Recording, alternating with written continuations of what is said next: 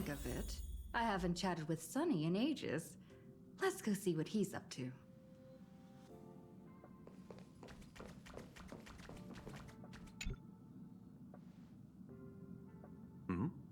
Miss March 7th is looking for you everywhere.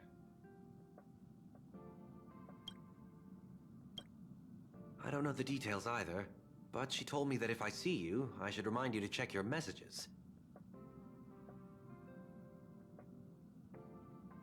She also said that some things you missed are actually extremely important.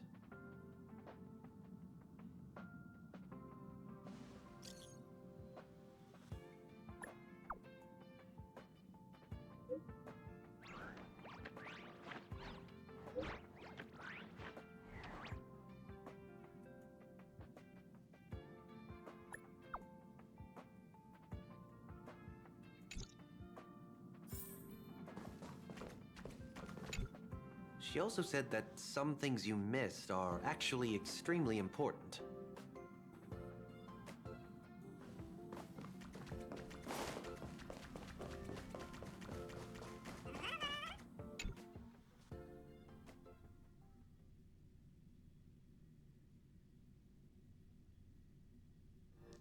Of course I like it.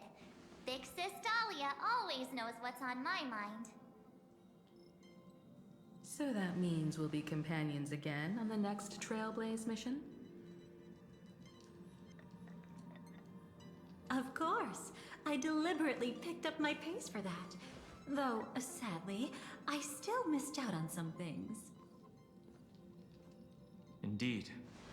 Had you joined the Amphorian expedition, it would have made a lot of things easier. Oh, you're finally here! Big Sis Dahlia has been asking about you non-stop!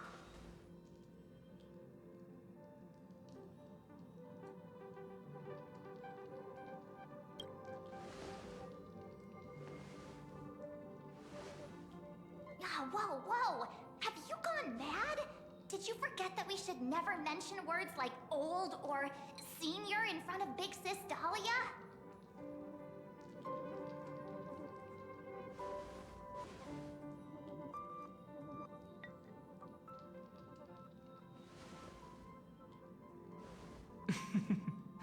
She's just been on a roll with these kinds of jokes lately. No worries. It's okay if she forgot. She's always preferred the latest new thing. Maybe she picked up that bad habit from me.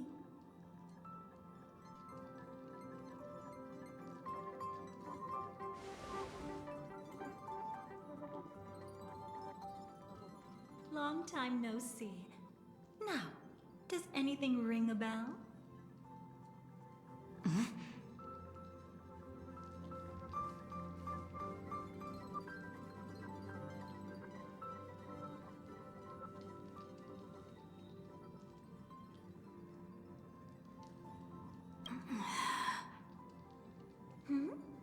What's wrong?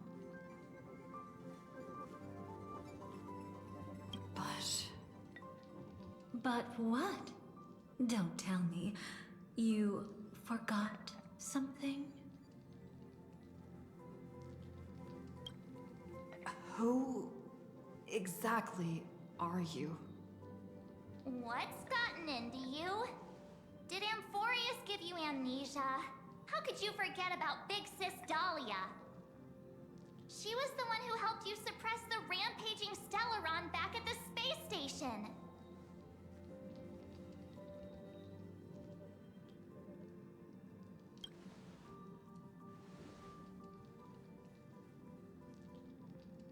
Exactly! What's wrong with you? Totally! It was Big Sis Dahlia who dealt the final blow to that Lord Ravager the first time we went to the Cienjo. You haven't forgotten something that big, have you? That was why Big Sis Dahlia had to go back to the garden to recover and couldn't join us in Penacony.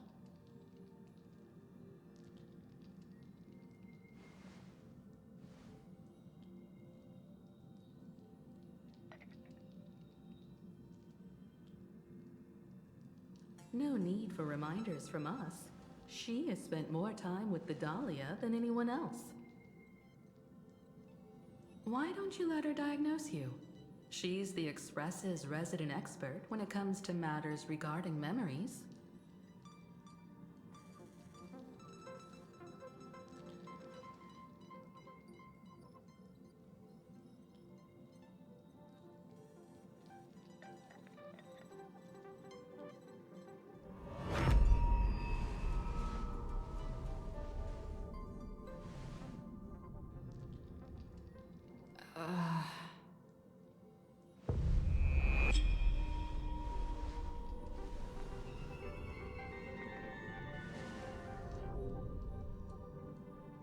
Oh, come on.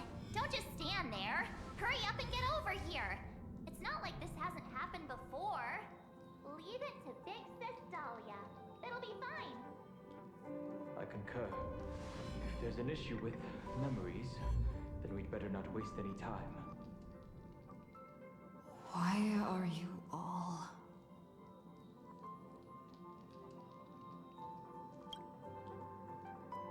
No.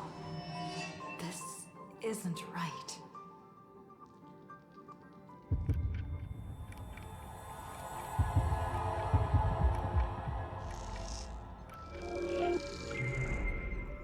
Listen.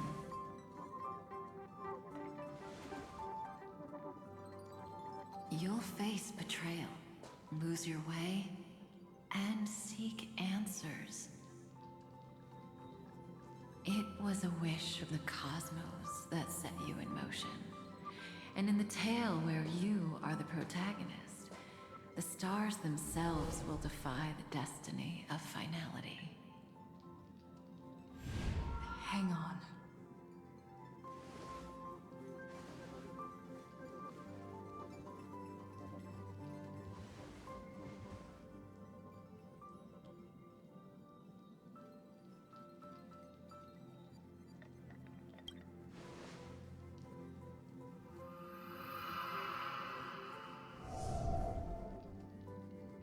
Well, this is quite unusual. Your memories are quite tricky. Is someone protecting those memories? Let's try again then.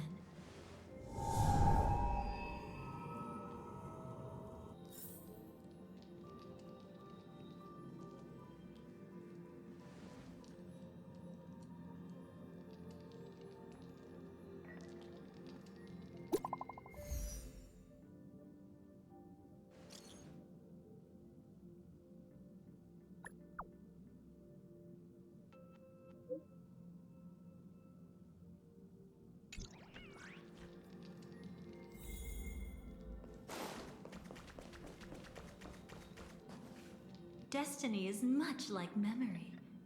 Since it twists and turns like a maze, even the vastness of the cosmos isn't too great for those fated to meet. Perhaps we'll meet again soon. You're finally here!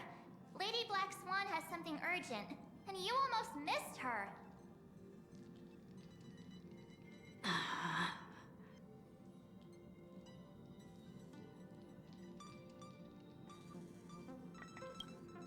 Now's not the time for jokes.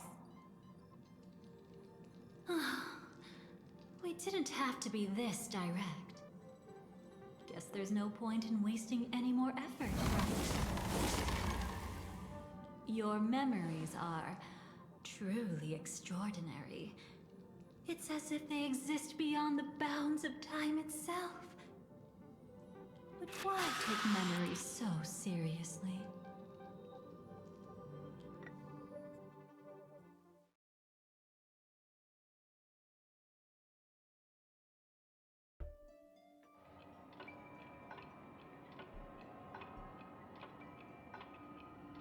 Welcome. Would you like me to dim the lights more? Don't worry, I haven't harmed your companions. What you've seen stays between us.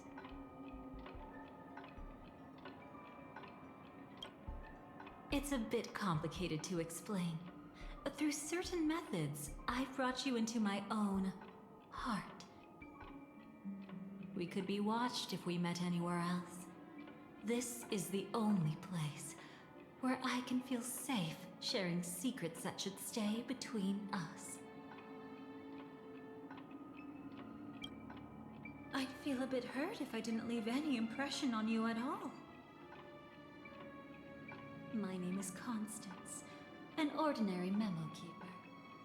If you'd like, you can do what everyone else does and call me the Dahlia for now. Let me apologize. I thought that becoming someone you are familiar with would make things easier, or simpler.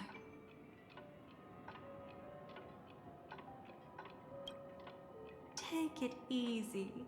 That's exactly why I came to find you. All your questions will be answered. Let's start with the first question. Now, slowly turn around.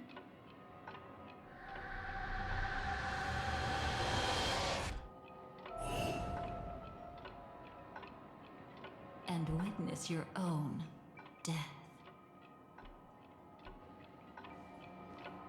How does it feel to see your own corpse like this? I know death doesn't faze the nameless. It's practically just another day at the office for you. So don't worry. This scene isn't real. It comes from something you're all too familiar with. This was foreseen by the script. It's another possible ending for you in Penacony, but it was prevented by the Stellaron Hunters long ago. It's a tomorrow that never came. In other words, it's a non-existent memory.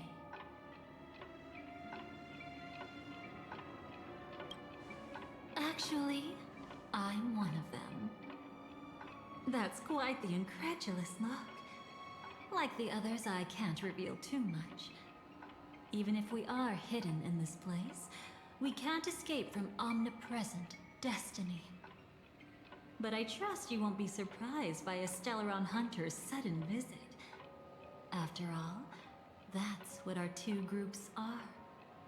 The Astral Express travels in pursuit of the light, casting long shadows in its wake. I'm here to tell you only one thing. Your memory of Penacony is incomplete. A part of it has already been stolen.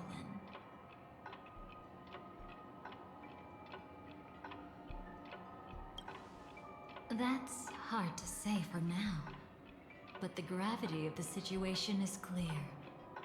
Someone might have made you forget some critically important information. Either way, I must help you recover everything about the finality.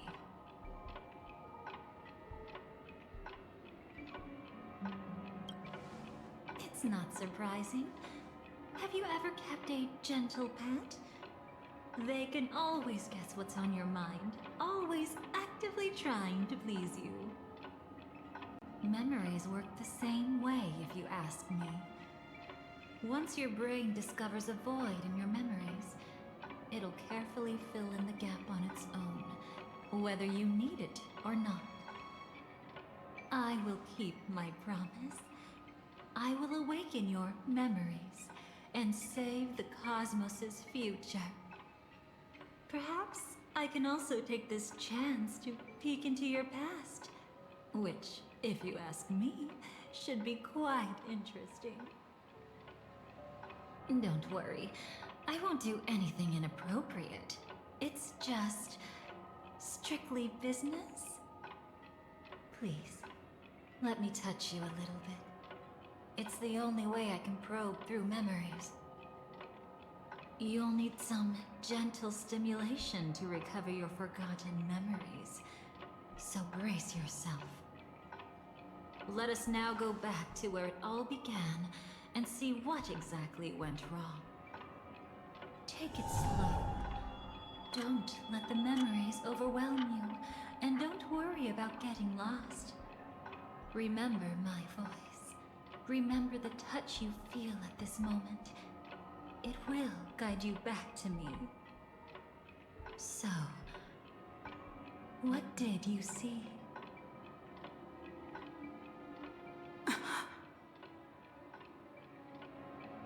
Seems like a rough start. Don't worry. Chaos is pretty normal in the beginning. Can you still remember where this journey began? Penacony, the land of the dreams, located in the Memoria-rich Asdana star system. At that time, a grand celebration of the Harmony was about to begin, and as fate would have it, an invitation found its way into your hands. The family's esteemed guests are cordially invited to Penacony to participate in our grand celebration. Witness the impossible in the realm of dreams. Find the legacy of the Watchmaker, father of Penacony, and thus the answer to the question, why does life slumber? There, you encountered Adventurine, an IPC executive who appeared to be answering the invitation alone, but was actually there to reclaim lost territory. He desperately sought allies, attempting to tip the family's scales with himself alone. And then, there was Sunday, the former head of the Oak family, a Pathstrider of the Order who would soon usurp the power of the Harmonious Choir and become your enemy. There was also his sister, the renowned Robin. She was meant to perform on stage, but got caught up in a series of unfortunate events, and in the end, found herself as lost as any bystander. Oh my! Have there been gaps in your memories from the very beginning? This is quite troublesome. Where should we begin? All right. Let's start with her. You must remember. That girl who called herself an artist and was hunted down by the family. Of course, her true identity is no longer a secret. What you see as a first encounter is actually a long-awaited reunion for her. Let's begin our story here. Think of that girl who could neither enter dreams nor wished to wake. Why did she slumber with you?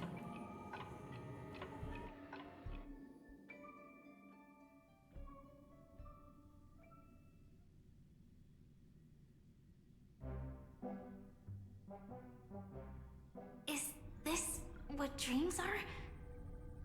I can't see anything. Can't hear anything. Nothing exists except darkness. I don't understand. Why do people long for this darkness? Don't move yet. It's going to hurt real bad. Is the surgery over? Yeah. As expected, you can't recover the ability to dream. Even after paying such a heavy price, we only get one shot at this.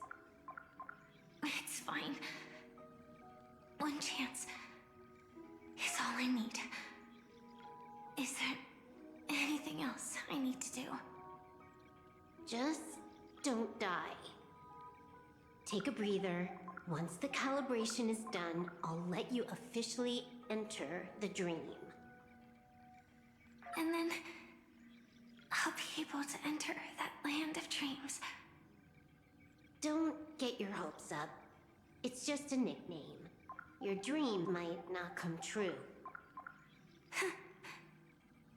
I've been waiting for this day. People always describe it this way. Once you wake up, it vanishes without a trace. That's why sweet dreams are so precious. Sounds like you're just trying to make yourself feel better. Maybe. But when the day we cross paths again arrives, I think I'll pretend we've never met and get to know you anew, as if starting all over. I made a promise with her. Our reunion is right before us. I have no reason not to give it my all. Even if she's already forgotten it? But I won't forget. No matter how this story ends, I want it to begin with a smile. In the future that Elio foresaw, we never had an ending.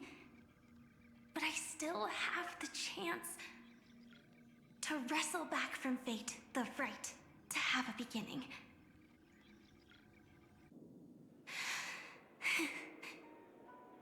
Thinking hard over there? Just spacing out for a while.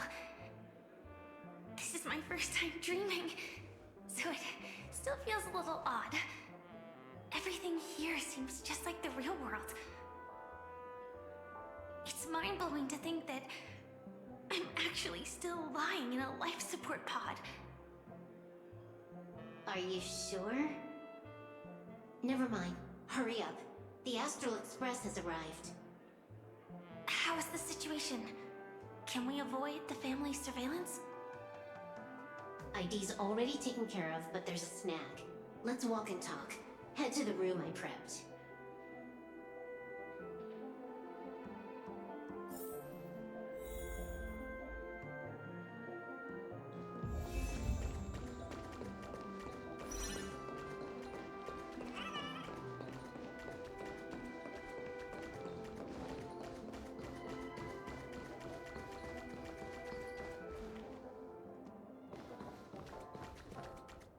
This time, I should be on the right path.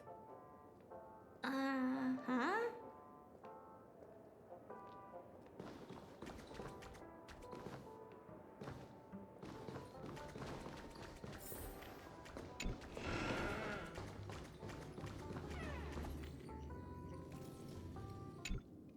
So, what's the problem?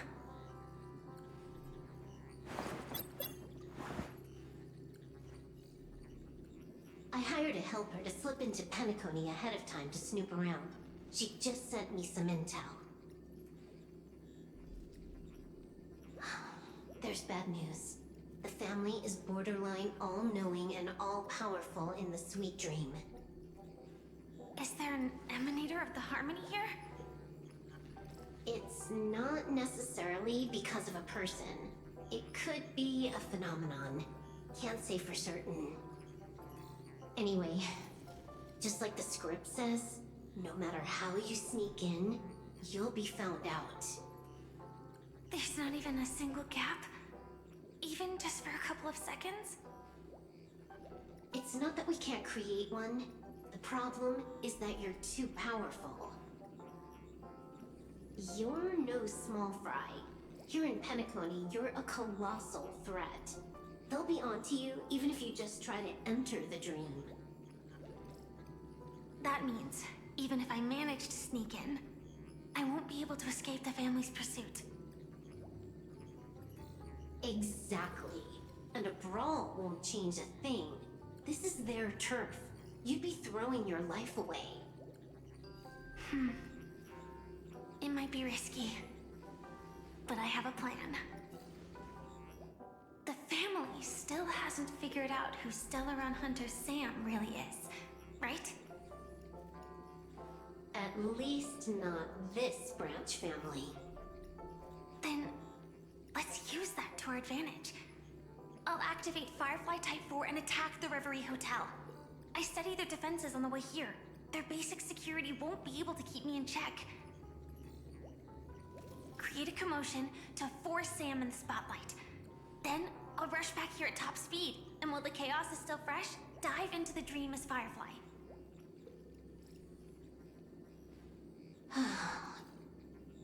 Too risky.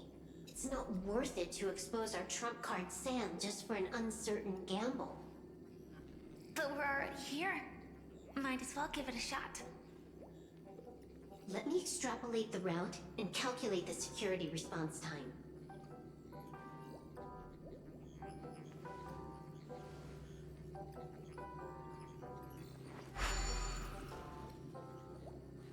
Hold on.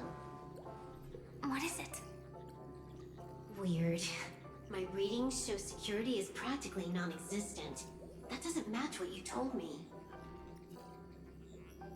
Describe to me what you see, just to be safe. Describe?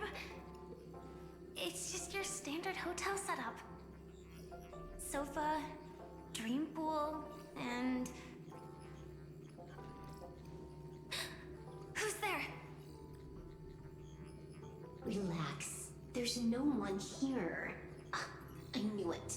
What you're seeing isn't quite the same as the surveillance I see. That is weird. How does that work? Let me fix it.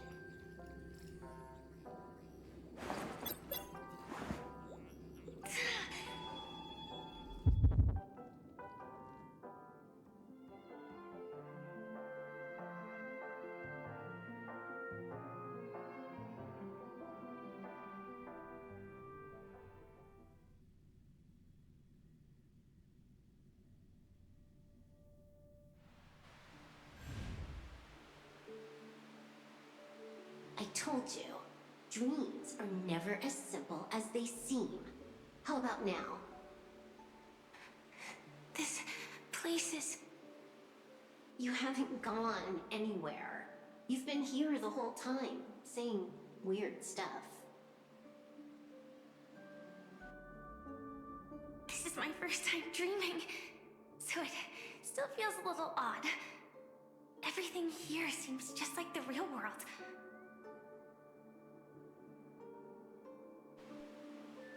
And here I thought you were just being stubborn. Sorry.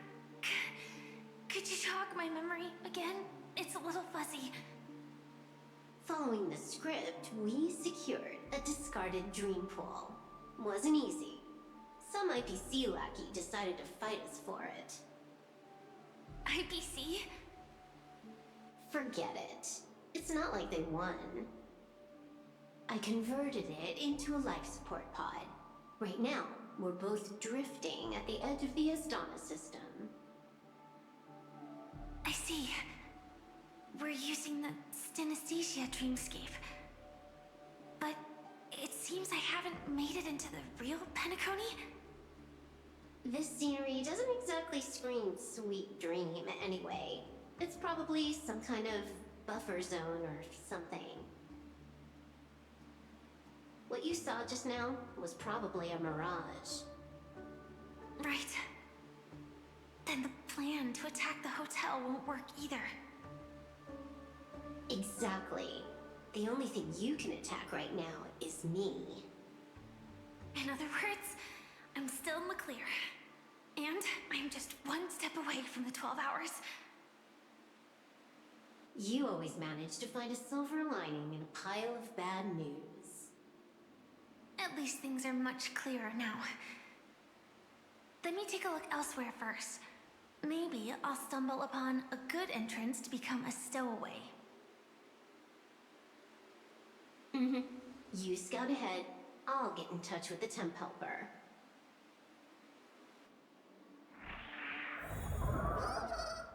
Silverwolf, did you hear something? I didn't notice anything. Strange disturbances in the memory zone are nothing unusual. They say many memories of the past will replay over and over again.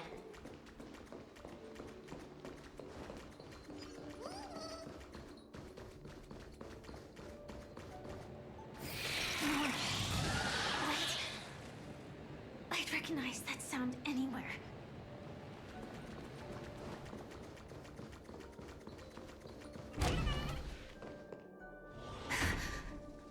Just as I thought. But why? Shouldn't you take cover first? No need. I know them too well. It's not necessarily the real propagation. This star system went through the swarm disaster long ago, remember? And it was anything but small. Are you saying this is just an echo from the past? Ideally, yes. But it might also be more like a meme. A fear buried in the Asdanians' hearts like a nightmare. So this dreamscape really isn't under the family's control. Maybe you're right. Let's keep searching down this path. As for what they really are... Let me try it out. Then we'll know.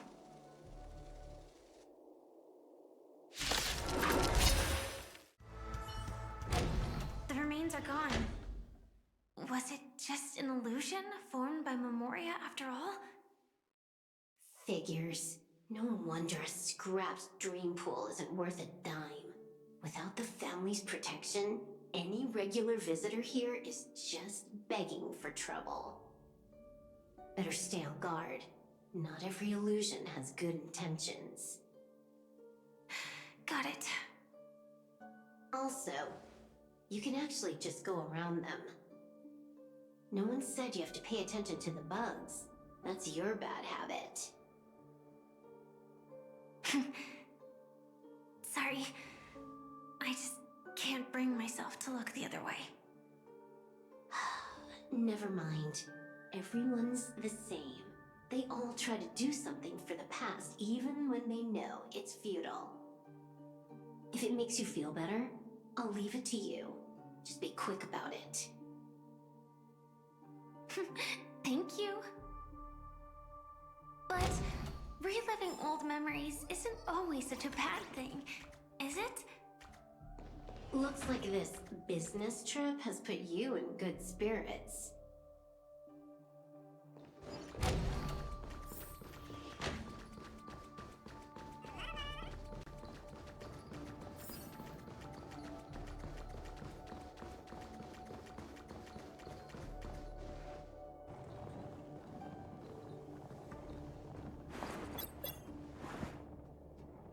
Oh, got a response from our helper. Head to the main lobby. She'll send someone to meet you. But watch your back. That one's a masked fool. Who knows what they might... Hello?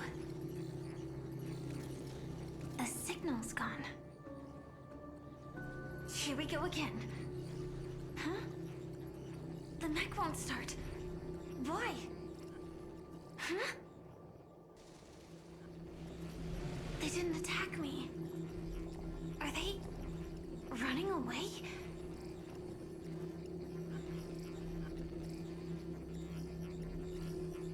What lies at the end of this corridor?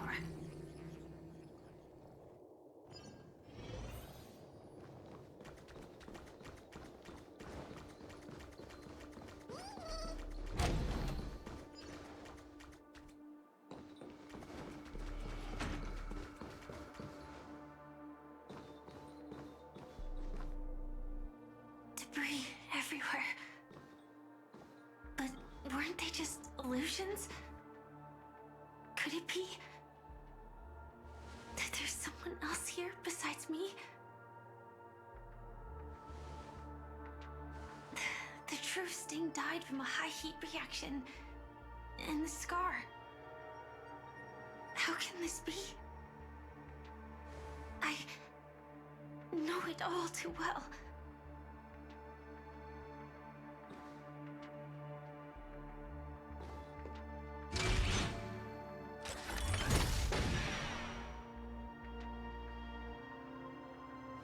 The swarm is one thing, but even for Memoria, why would Glamoth's Iron Cavalry appear in Penacony?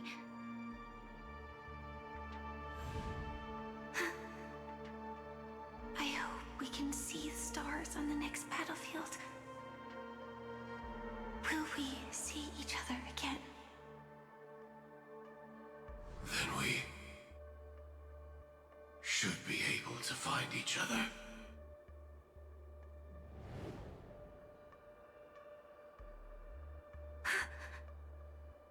AR-214. Where dreams are? Is this nightmare your memory? All right. Not the best timing, but that's as far as this first try goes. So, how are you feeling? Any discomfort? Strictly speaking, these are my memories. I can't presume to speak for others. You had just arrived in Penacony at that time, and were checking in at the hotel. By now, you should know that memories are both precious and dangerous. I must be extremely careful in allowing all the details of the past to come to the surface. If too many memories come flooding back at once, it would be too much for you to bear. Relax. The dust is being swept aside, speck by speck. Look.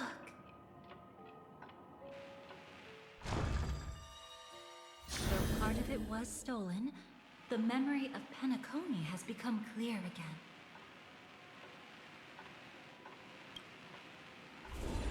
What you just witnessed was her beginning. This dream diverges into two parallel paths. Yours, named the Trailblaze, and hers, named the Finality. These two paths will eventually intersect. And to reach that moment, we must find more contradictions in the memories. You still remember her, don't you? Robin, known by all. You encountered her early on at the hotel in reality. After you entered the dream, she was using the Harmony's power to help you adjust to the sweet dream. Oh, it's just that. After your farewell, she had already become a victim of a sinister plot when you saw her again. What did she discover during that time that would make her suffer such a terrible fate? Be careful. This time, we're going to dig deeper into a past utterly at odds with the memories you hold.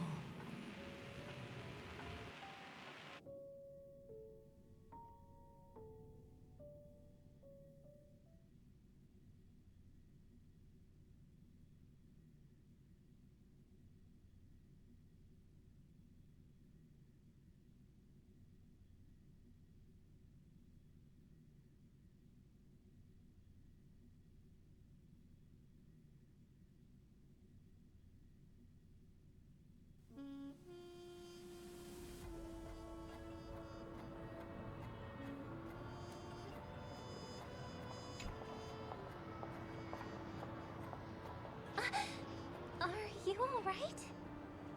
Surprisingly, I don't feel anything. Well, you are in the dreamscape after all. Seems like our guest here hasn't gotten used to the transition. Fret not. Feeling a sense of weightlessness is normal for new visitors. Robin, please guide our friend in getting more comfortable with the new environment.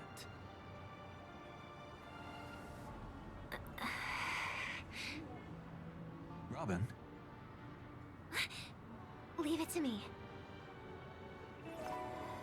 Don't worry, just relax. You'll be feeling like your normal self in no time.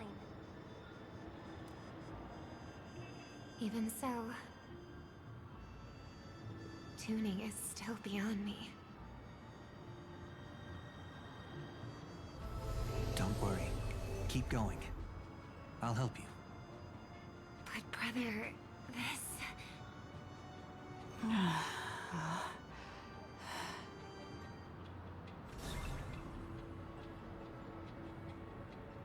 What did you do to me? Relax. Just did some tuning on you with the resonance of the harmony. to allow you to control your limbs freely in the dreamscape. Essentially, the dream of Penacony is a world formed by memoria. Only by fully understanding its nature can you move freely within it. Unless you're one of the memo keepers of the Garden of Recollection, it can be difficult at first to manipulate the memoria as you wish. But once you've been tuned by the harmony, you can use the same laws of physics from the real world to understand how the dream world works. Oh, oops. I've fallen into my professional habits again. I just can't seem to shake off this urge to be a know-it-all.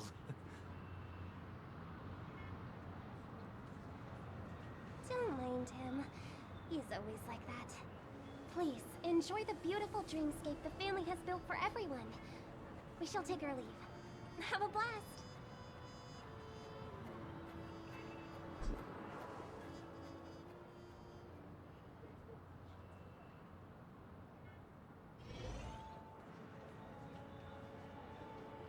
Sorry, brother. I'm the one who should apologize. I knew you weren't feeling well, yet I made such an unreasonable request. I should have known. Losing your voice was just the tip of the iceberg. The real problem lies with the harmony, doesn't it? Just as I thought. You figured it out too. Your letter. I've kept it with me all this time.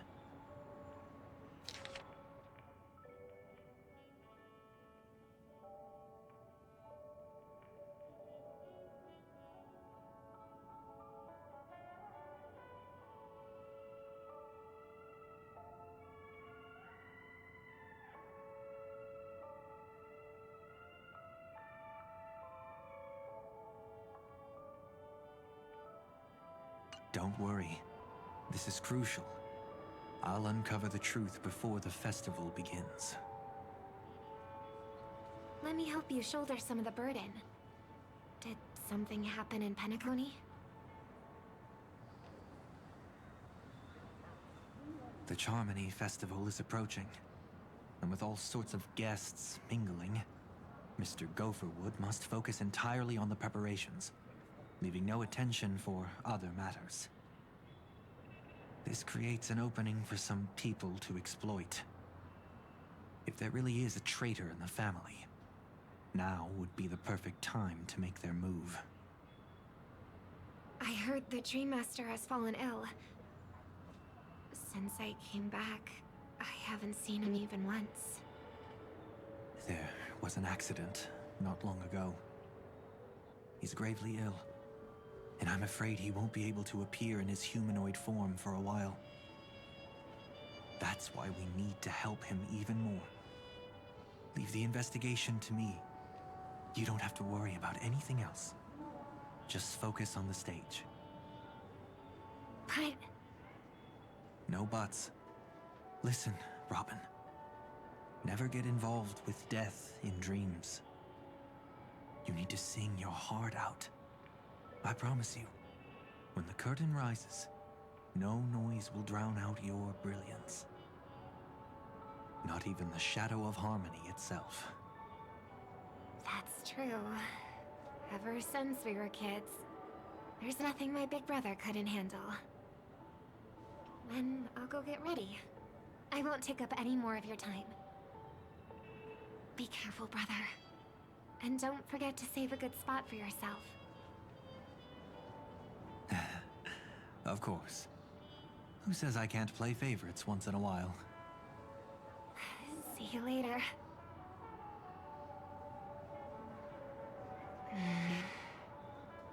Big brother, you're always hiding your true feelings like this. You're acting like everything's fine. I saw you at Daylight Pavilion.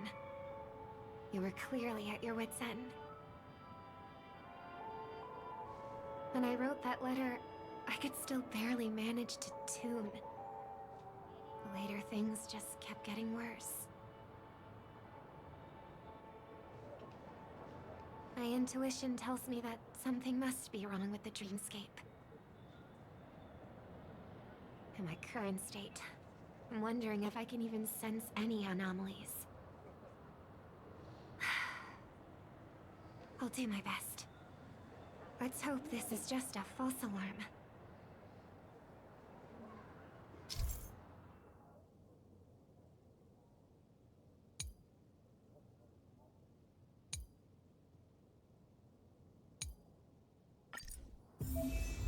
I've been wondering about something from just now.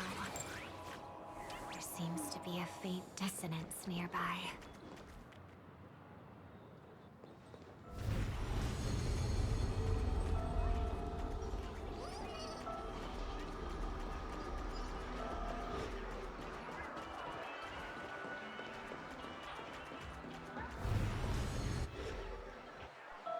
Is that her?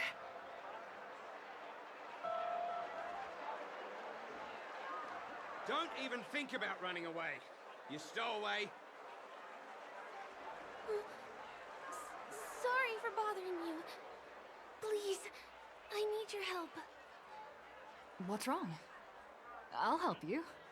I can't possibly ignore a beautiful lady in trouble. Hey, look! She has an accomplice. Ha! Good work! Now we can nab them both in one go! Stowaway? Seems it wasn't a coincidence. The Bloodhound picked up that strange noise too, just like I did.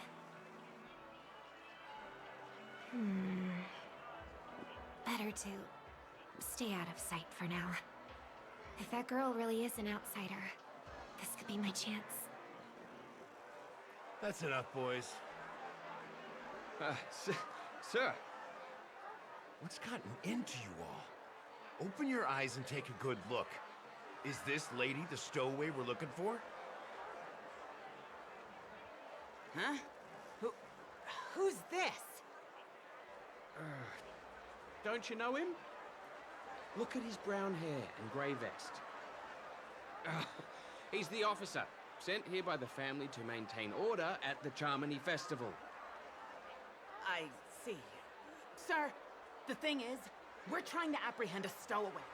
And that young lady there looks very suspicious. We're sure she's the one.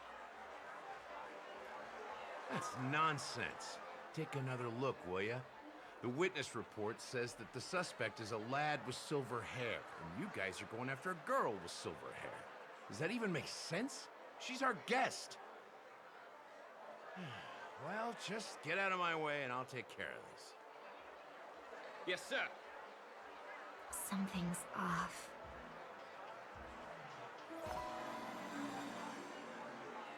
He's not lying. But why? An officer from the Bloodhound family shouldn't fail to sense something is amiss. Don't worry. I believe this is just a misunderstanding. How could such a lovely girl like you be a stowaway? Thanks. Without your kind help, I wouldn't know what to do. Just part of the job. I need to get going. If you need help, you can reach out to me through the young bloodhounds in this area. I wish you an enjoyable experience in this land of dreams. Too many people know me. It wouldn't be wise to follow them so openly.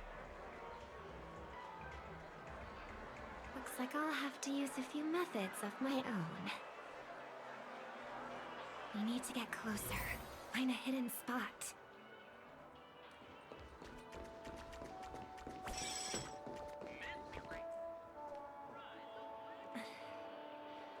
I hope I still have the strength to do this.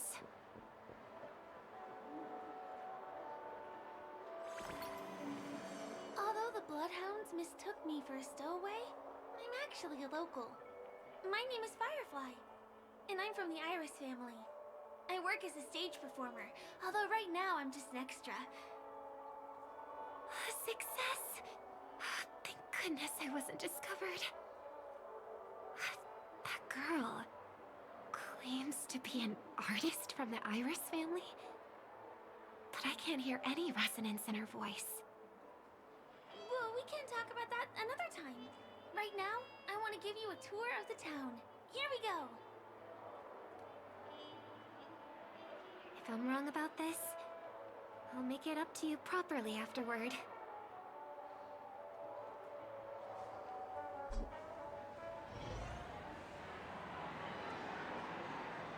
Since this is your first time here, I say we start with the easiest games.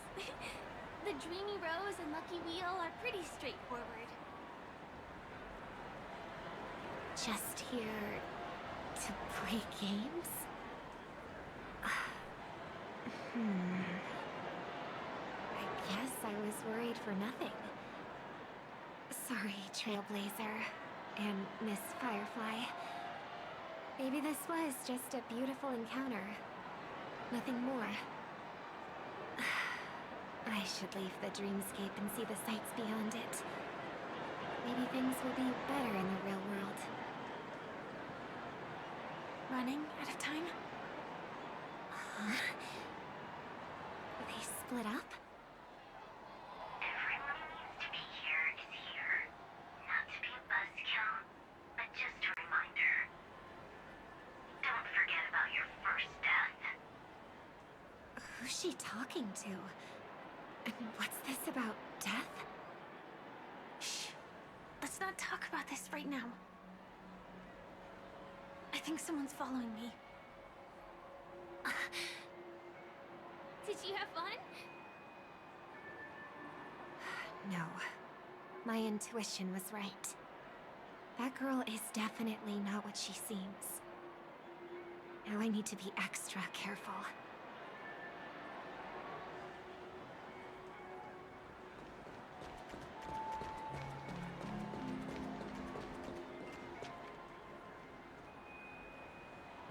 He's coming our way.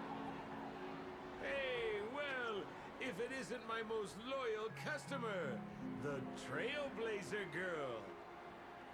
It's been such a long time, old friend. And who's this? A companion? I feel like things are getting more and more chaotic. Long time no see, superstar. There's someone else. Oh!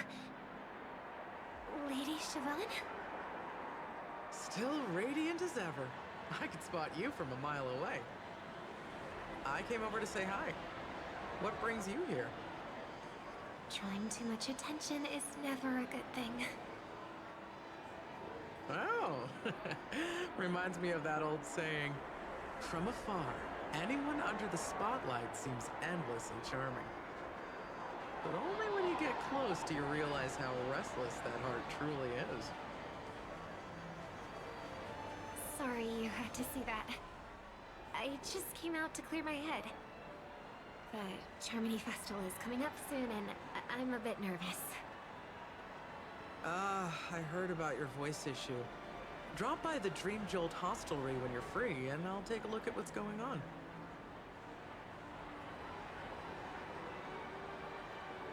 Thanks. I never thought even after all this time, I'd still be troubling you, Lady Siobhan. You must be pretty nervous if you're being this formal with me. Looks like my analysis is spot on. Follow me, you two. Let me give you a taste of the adult world. I'm afraid I'll have to take my leave. I'll come visit you properly. It's just that, right now... You need some alone time, I get it. It's a date then. Catch you later, superstar. It's a deal. Right. It is the Charmony Festival, after all. As people say, you'll be performing for the Harmony. Remember? Before one of your tours, I asked you a question. It's been quite a while since then. I wonder if you found your answer. Robin, what do you sing for?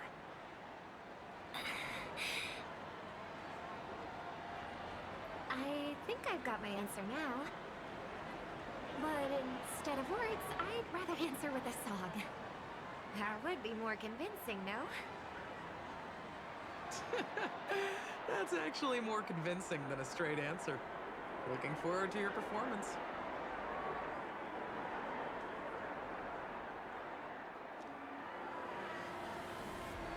Sorry, Lady Siobhan. If there was more time, we could have had a proper chat.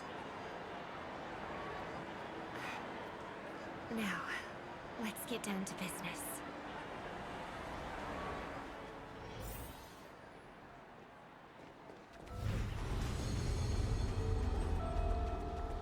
The distance. It's so far. Just where did they go?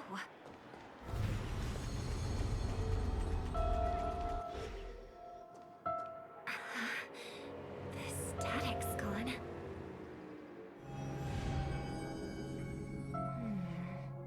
They passed through the commercial district.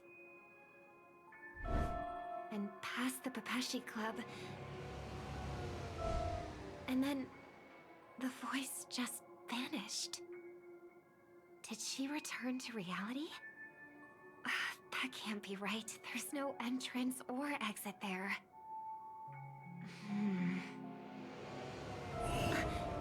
Again?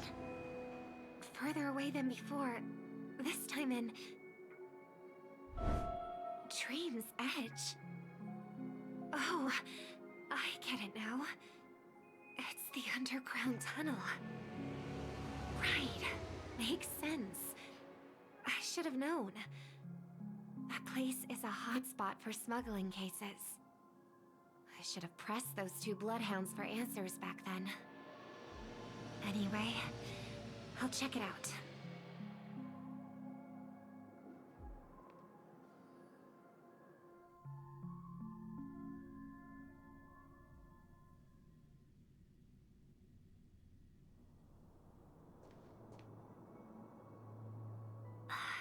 Can't navigate any further from here. Is it because the dreamscape construction isn't complete yet? The family never stops weaving their sweet dreams.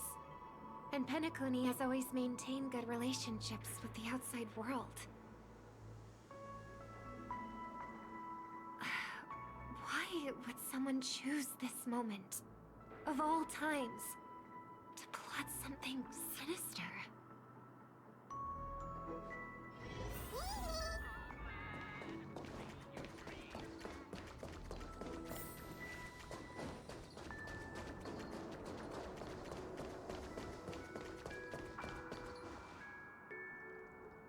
Excuse me, ahead is... Is that... Miss Robin? Hello. I never thought I'd meet you here. When I joined the Bloodhound family, you were the one who delivered the family's greetings.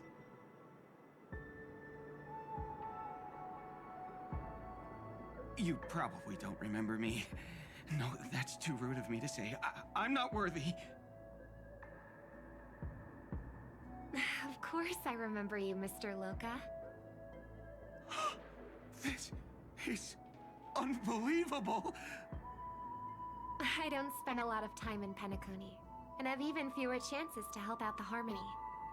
If I'm willing to go, I always make sure to get to know everyone beforehand. After all, family greetings can't be mere pleasantries. They must be heartfelt blessings for each and every family member. Miss Robin, you're absolutely dazzling. By the way, what brings you to Dream's Edge? Do you have anything you need from us? Pardon me, but have you seen two tourists? They both have gray hair, and one of them is a young lady wearing a hair clip. You're looking for someone? I don't really recall seeing them, but I can keep an eye out for you if you like. Oh, well, Don't bother. Mr. Sunday, what are you doing here? I heard someone's up to no good.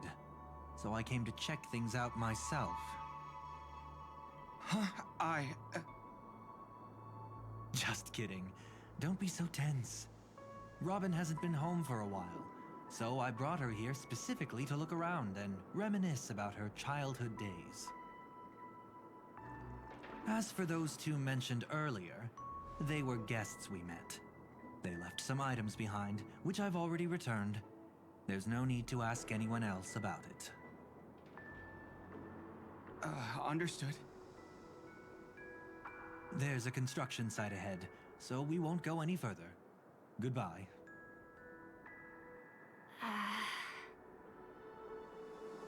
Thanks a lot, Mr. Loka.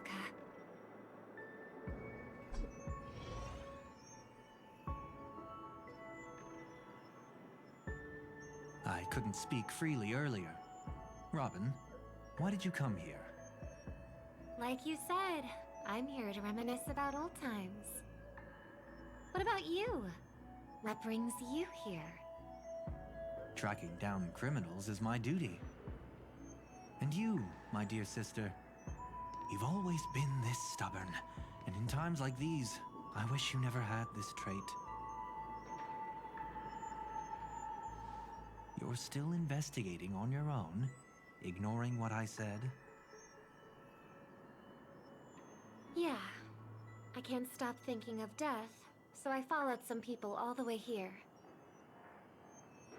After all, I witnessed that horrific scene at the Dewlight Pavilion with my own eyes. I can't let you bear this burden alone.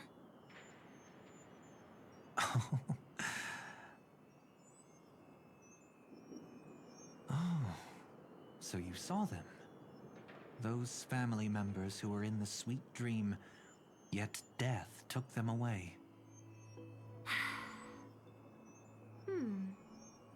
I only saw documents strewn on the tabletop. If my brother had even an ounce of energy left, he would never have tolerated such a disorganized sight. Just like now, if it weren't for getting the truth out of you. I absolutely won't tolerate your arrogant and disrespectful facade.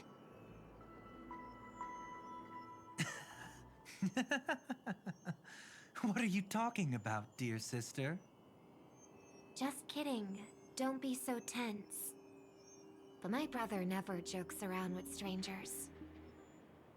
I watched as he smoothed away the sharp corners of himself, bit by bit, hiding them in the deepest corners of his heart.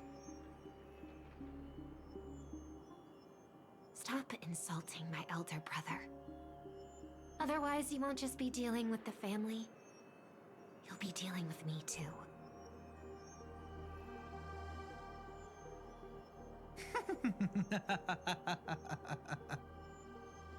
And here I thought you'd enjoy my little creative spin I put on him. Don't you think he's more likable that way? I trust you're mentally prepared to face the consequences of posing as a family head on Penacony.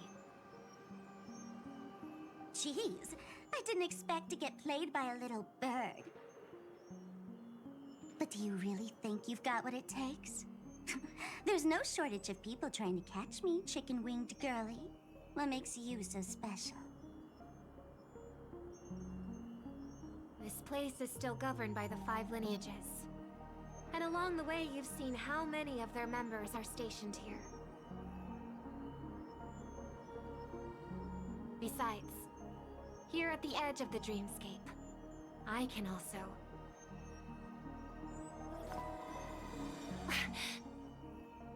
What do you mean, can? You think you can get your lost power back? I'll give credit where it's due. You must be quite talented to have been chosen as a chord master for the Charmony Festival. You're also quite clever. You almost got everything right, except for one thing. Silent little bird. Have you considered that maybe your sweet dreams never changed at all? They just stopped welcoming you because you grew up. Like a mask. Once you wear it for too long, you can never take it off again.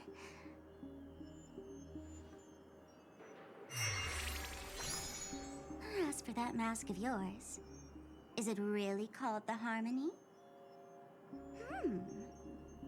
The Twin of the Order?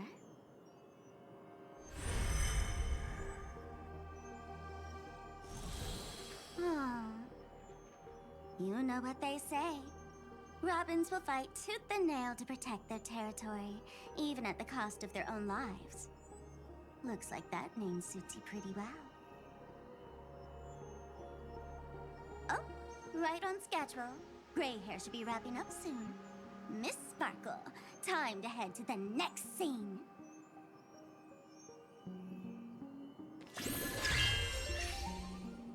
Let's roll! Oh my! I thought I could fool your eyes at the edge of the dreamscape. But I guess there's no hiding from you on your home turf. What? You want to settle the score with me for messing with your people? Why don't we sit down and have a chat? You seem like a patient one to me. So tell me, what exactly do you want to take from me?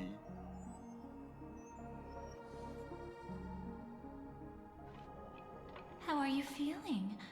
Need to take a break? The fool killed her, and the crime scene you witnessed was staged by her. Of course, there's no such thing as true death on Penacony. For Robin, this is just a minor setback. That stage is called the Sweet Dream. Everyone upon it carries their own desires, striving to see them fulfilled. Yet when those desires intertwine and collide, the sparks that fly are dazzling, and clarity itself becomes obscured. Before we continue, I have one more question. We've spent some time together, so at this moment, how do you feel about me?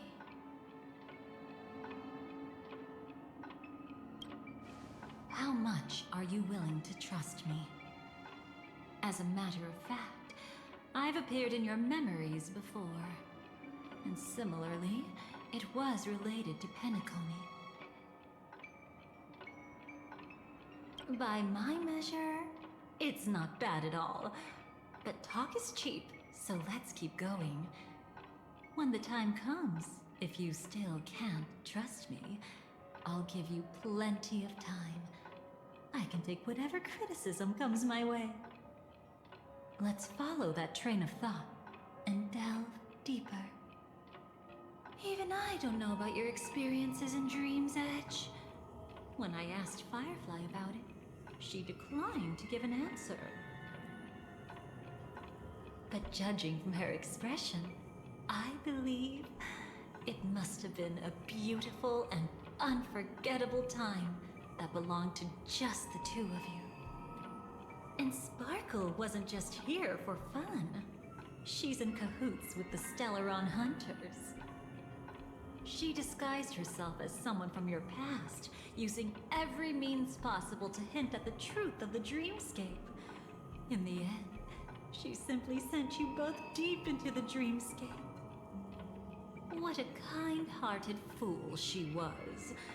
Thanks to her, you and Firefly managed to uncover a piece of Watchmaker Mikhail's past. And the dangers that lurk within.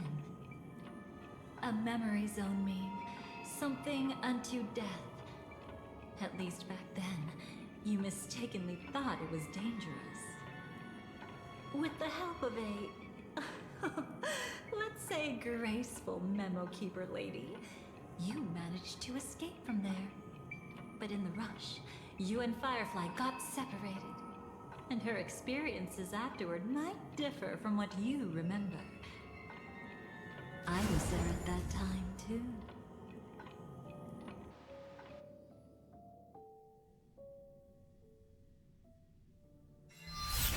See you next time. Hurry.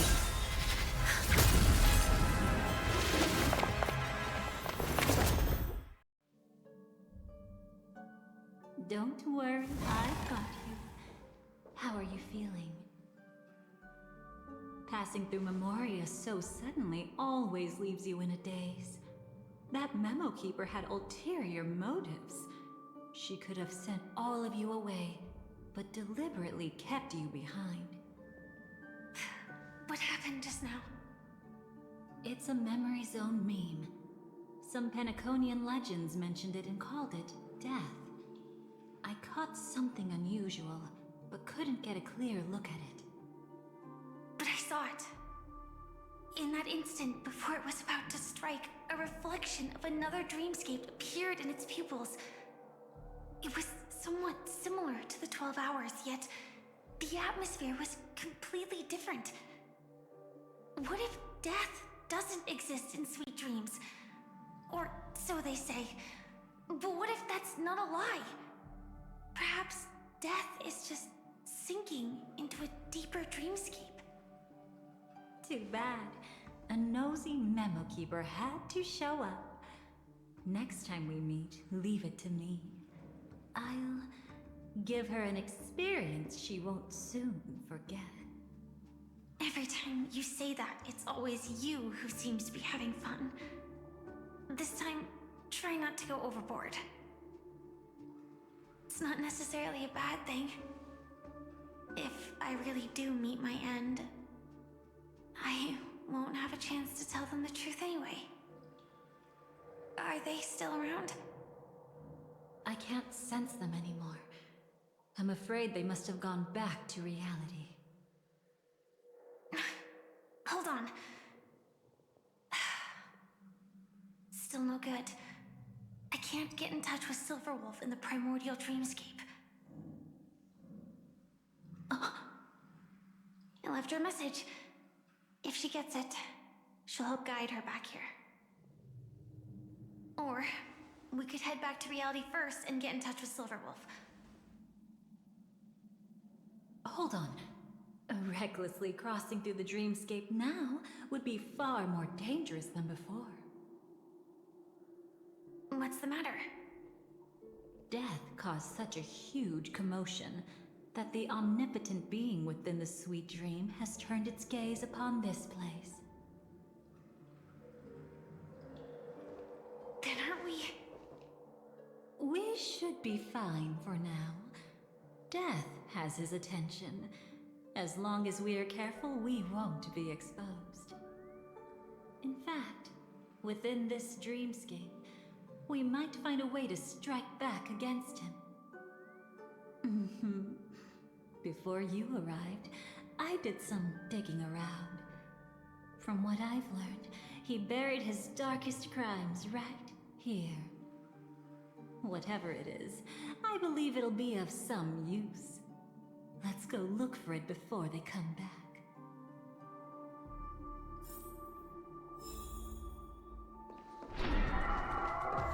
It's that Memory Zone meme. Be careful. What's that? Firefly, let's go and check it out. From the traces nearby, it was Death's doing. But did they really die? No, your conjecture is right. It's just that these birds weren't welcome in another dreamscape. You've seen them before? Yes, but that's what makes this so intriguing. The outcome of the battle was the complete opposite of what I expected. That reminds me. There's something important I still haven't asked you yet. Would you like to die together with me? Today? Not really. I just love catching you off guard like that. It's adorable. Then, take a few steps back. I have a few conjectures. There might be some risk. If anything happens, don't worry about me.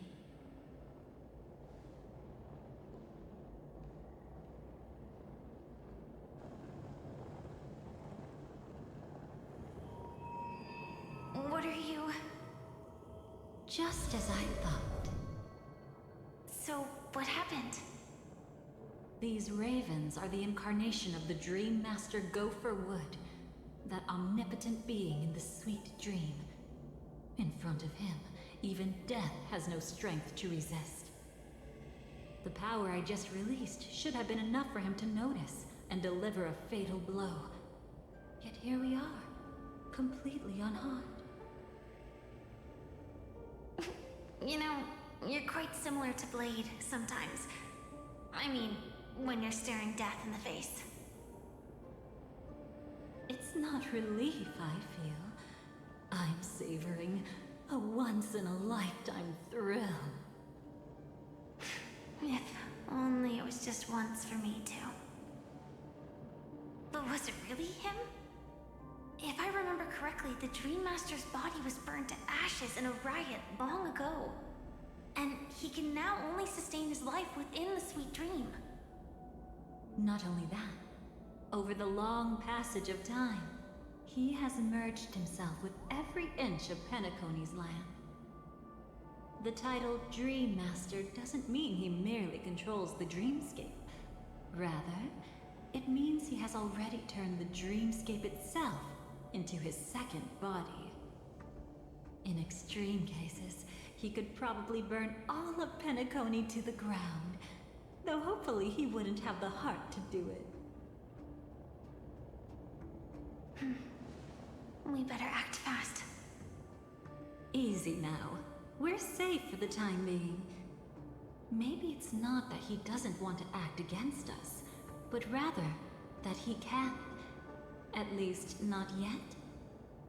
Lately, Gopher Wood has been claiming to be ill, never appearing in the 12 hours.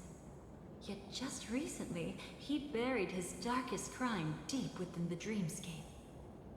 So, you're saying that burying this crime took a heavy toll on him, leaving a flaw in his supposed omniscience and omnipotence? That does sound plausible. Could it have something to do with the Watchmaker's legacy? I don't think so. After all, that secret was branded as the darkest. And perhaps the legacy is not one alone. Only by seeing it for ourselves can we know.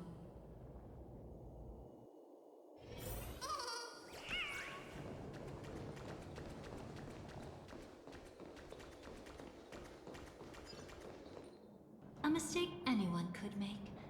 Setting up layer upon layer of security around a secret only ends up exposing its flaws. Why don't we give it a shot and build up some experience dealing with memes? There won't be any new experiences. I'll activate Firefly Type 4 and end this quickly. What a pity. I would have much preferred to see you in a pinch, so you'd have to rely on me all the more.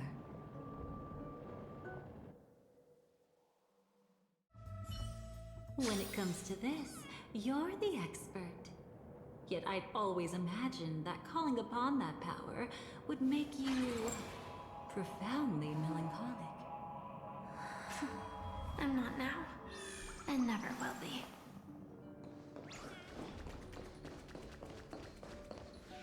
Is this it? An entrance? It only looks like an entrance. That crack doesn't lead anywhere. It's a lock of memories. And the key is a light cone carrying specific memories. Clearly, Gopher Wood had help from a memo keeper. And since that light cone isn't in our hands, I fear we'll be returning empty-handed. Is there really no other way? We could try our luck. Perhaps the memo keeper helping Gopher Wood shares the same habits as me. I'll take a look, but don't get your hopes up.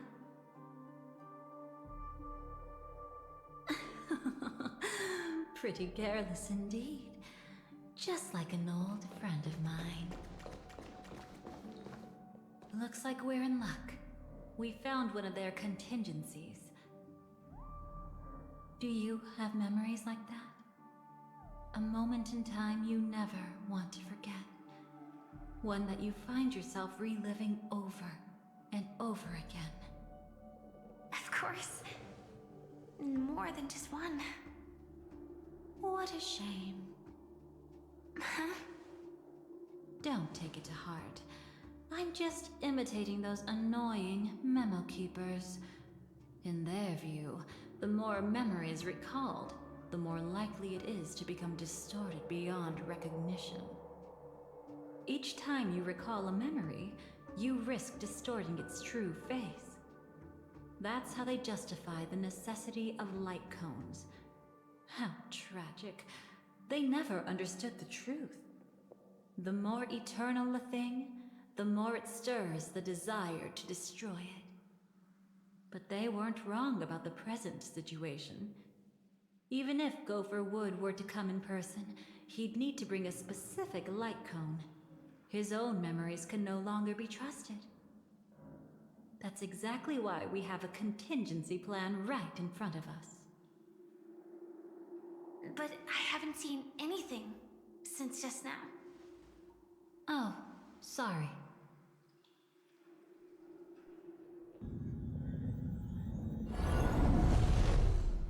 Inside here, there must be some kind of gentle trigger that would help him recover his memories before they are subjected to distortion.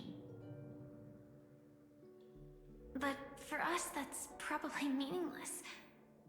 Whatever triggers his memories would just seem bizarre and random to us. Still, let's go take a look inside. We might pick up some clues at least. That's right. Go ahead. Every action brings joy. And a price to pay. Paradise shall fall into this world of sorrow. And once dawn breaks, it will shatter in the light of day. How could anything golden abide in glory forever?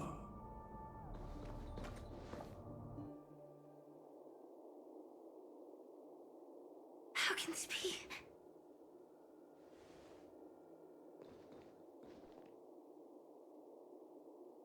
AR 214. Is that really you? You don't have to force yourself. I can take care of it. No, it's okay. Was it her that you saw when infiltrating Penacony? Yes, I saw her fighting off the swarm. But it was just Memoria, and it vanished quickly. Silverwolf mentioned that Penacony had also faced a swarm invasion before. I kept telling myself that she was just passing by and lending a helping hand. And after everything was over, she had already left, safe and sound. So this time, do you still want to know the answer? Would it be any different? I really want you to tell me that this is not real. It's just Memoria. But thinking about it calmly, nothing can change it. A memory is ultimately something that's already happened. You're more composed than I expected. I wish I wasn't like this. She and we could be called friends. I wish I could just break down and cry for her, like any normal person would, to mourn her loss. But what surfaced in my mind was that one sentence. This is our predestined fate, and one day, I too shall meet the same end. One day. Not today. Though it's already too late, there are still other things I can do for her. Maybe you should calm down first. Unfortunately, this isn't Memoria, but a real Glamoth Knight. Clearly, Penacony was her final destination. I'm surprised she made it to Penacony at all. Oh, the Glamoth regulations. She broke those prohibitions? Worse than that. She was the first and only deserter of the Glamoth Iron Cavalry. The Empire hadn't fallen yet, but she didn't want to accept a fate of dying in battle. So she left on her own. She said she wanted to choose how she would die. We had a brief farewell, but I didn't stop her. I couldn't. Leaving the Glamoth Empire itself would quickly drain her life away. If we can't change the outcome, why should I stop her from making her own choice? Quickly drain her life away. Oh, entropy loss syndrome. Yes, just like me. Leaving the cockpit without permission is strictly prohibited. Surviving knights must actively return to formation. These aren't just military regulations, they're the terms of our survival.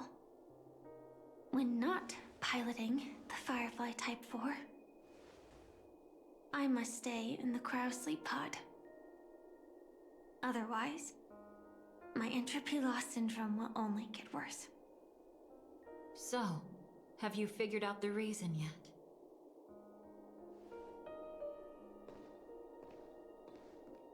When she and Kafka found me, I had just finished my duties as a Glamoth Knight. My final battle as a Glamoth Knight. The Empire fell, and all restrictions vanished. For the first time, green flames ignited upon my body. And for the first time, I touched the true path power that the Glamoth Knights wield. That's when I realized entropy loss syndrome is a death called living. The propagation? That's the true source of the Glamoth Iron Cavalry's power? Yes, I've seen it happen. When the Swarm King dies, the Swarm completely loses its vitality and falls into silence.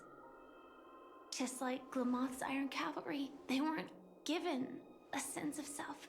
The moment they stray from the hive, they're already dead. The same goes for entropy loss syndrome.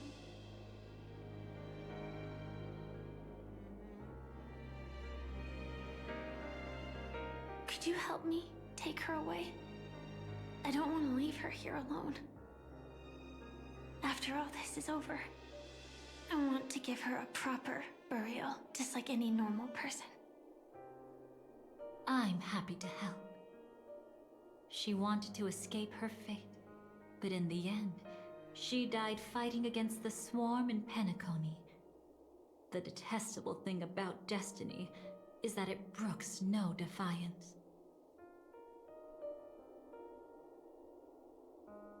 Do you know her name? When we parted, she had no name, just like me.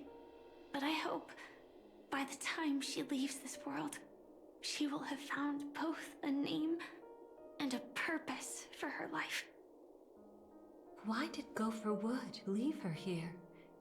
No matter how much I think about it, everything he's scheming couldn't possibly be connected to the propagation.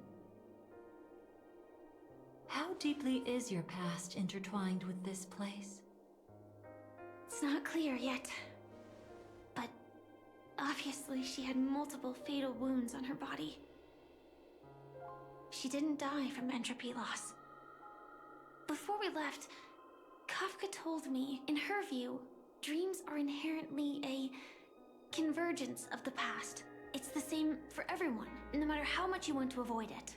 No matter what you're seeking, you can't avoid it. Perhaps she was right. However, the Dream Master's weakness has also given us an opportunity. Good. Now then... Oh? Good news. It Seems like we've got a few intruders in this dreamscape. Looks like Silver Wolf can still pick up signals from here after all. That was fast. Must be that Memo Keeper's guidance. Either she's lost her sense of restraint or got something nasty up her sleeve. Let's go check it out.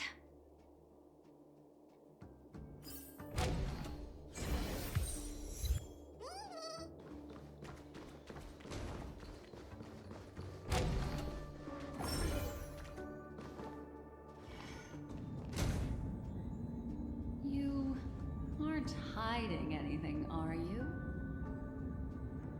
Great. She's okay too.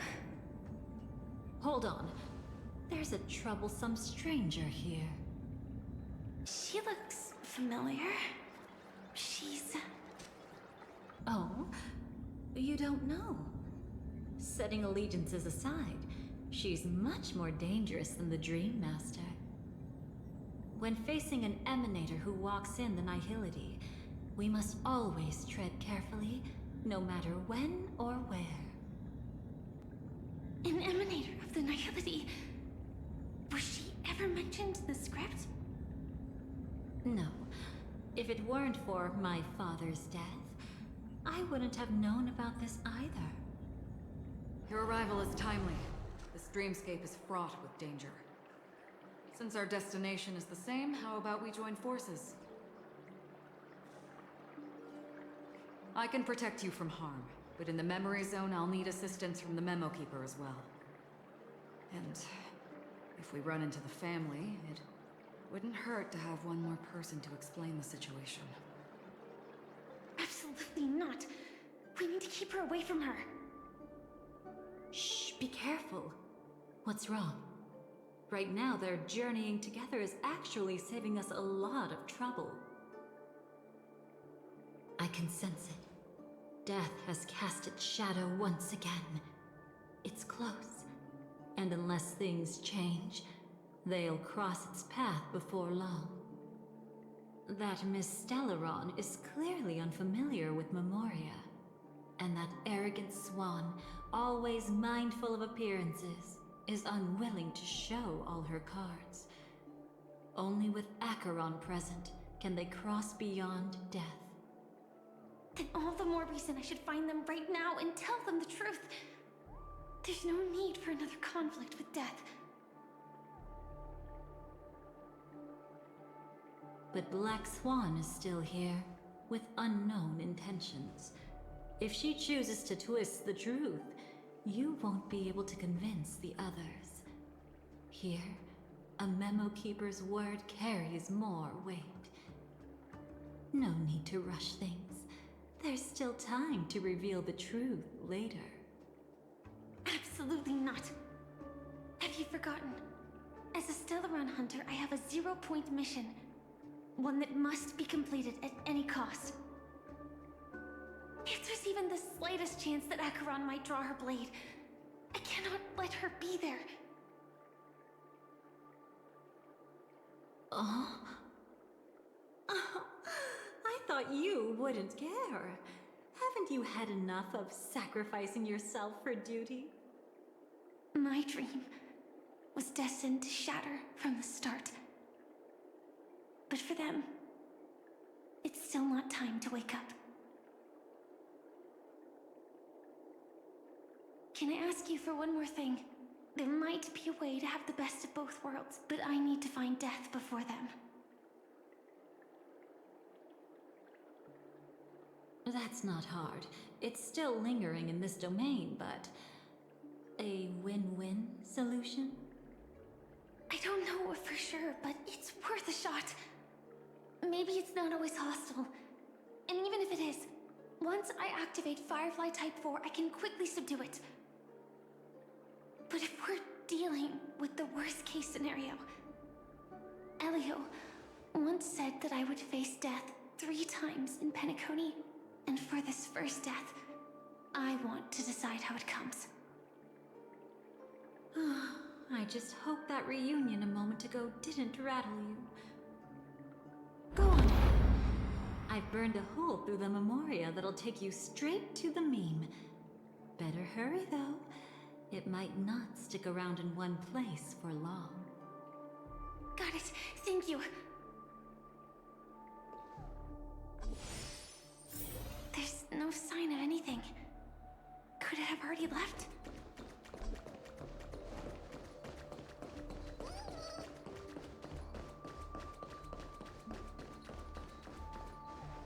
Nothing strange here either. Wait, it's right here. I need to end this quickly. Watch out! A dangerous presence lurks nearby. Already? There's no time. Then I'll... It's fine, it's fine. At least I get to choose how to die. That alone is great. Besides, this is just a dream. So it won't hurt that much. This is just my first death. I still have plenty of time to fulfill the promise we made together.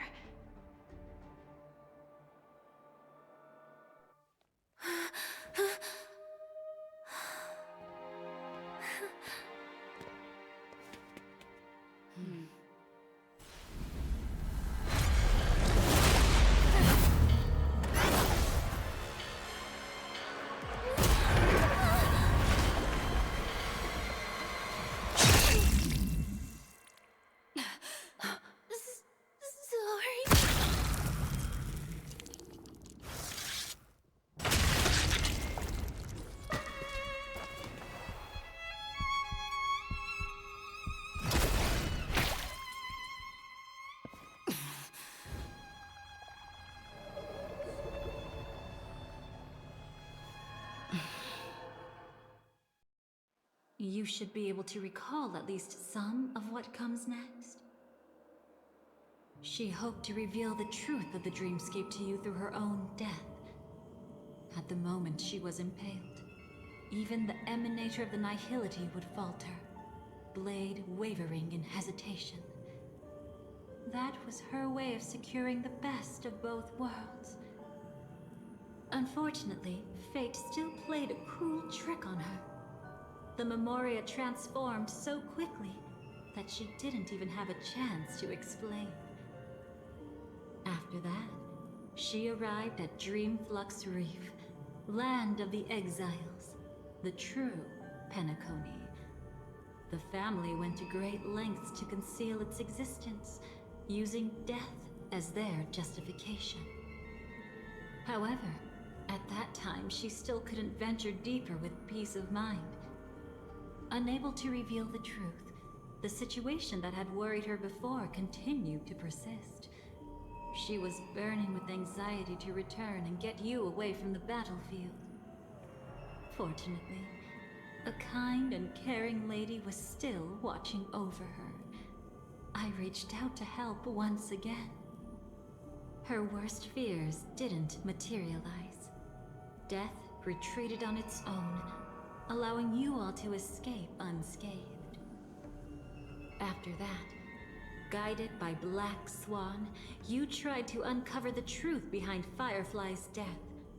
However, as you must have noticed, be it losing contact with her companions, or the embarrassment of being unable to activate her mech, those Memoria illusions were clearly left behind when she infiltrated Penacony from the memory zone. But that hardly matters. Because of Black Swan's blunder, Firefly gained the precious time she needed. When she appeared before you again, she was already using a different identity. That encounter stirred the whirlpool of destiny, causing many paths to converge. And after you left... Do you still dream, Hunter? Of those slain by your hand?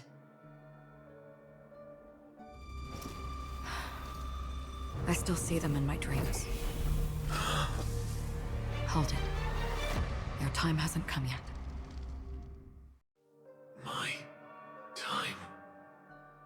I've seen many clever disguises that can conceal appearances, but they can never cover up who a person really is. and you're no different.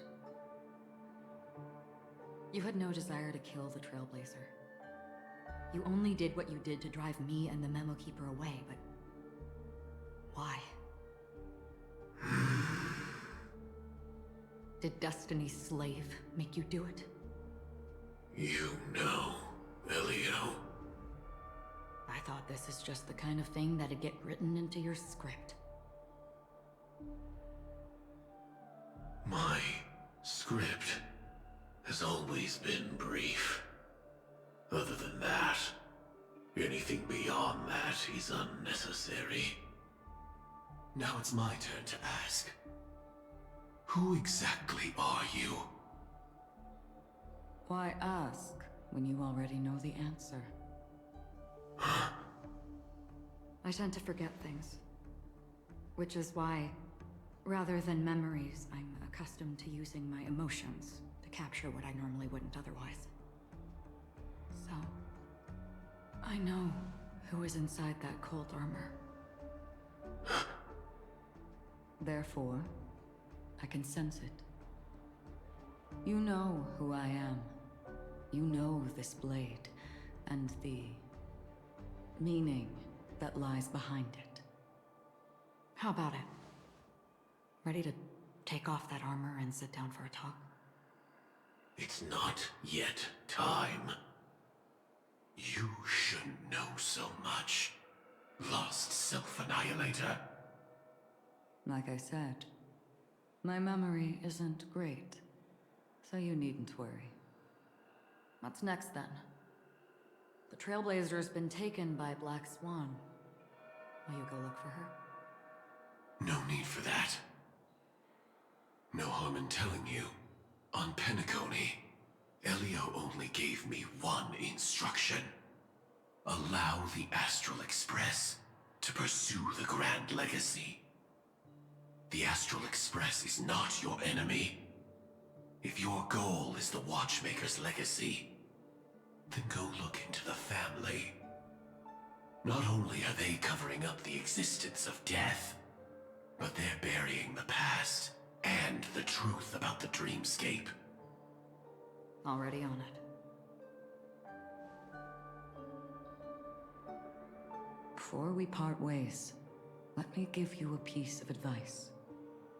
No matter which path you and I walk, death is the inevitable finale. Even if we say farewell in the mortal realm, we shall have one final reunion when Terminus ascends to godhood once more. And the same holds true on Penacony. I've already been to the Dreamflux Reef. It's not a secret that's hard to uncover. Well, I'm afraid you have yet to realize just how awake you truly are. It is precisely because life dares to slumber that they can awaken. Ascends to godhood once more. Even if she's an emanator, she shouldn't.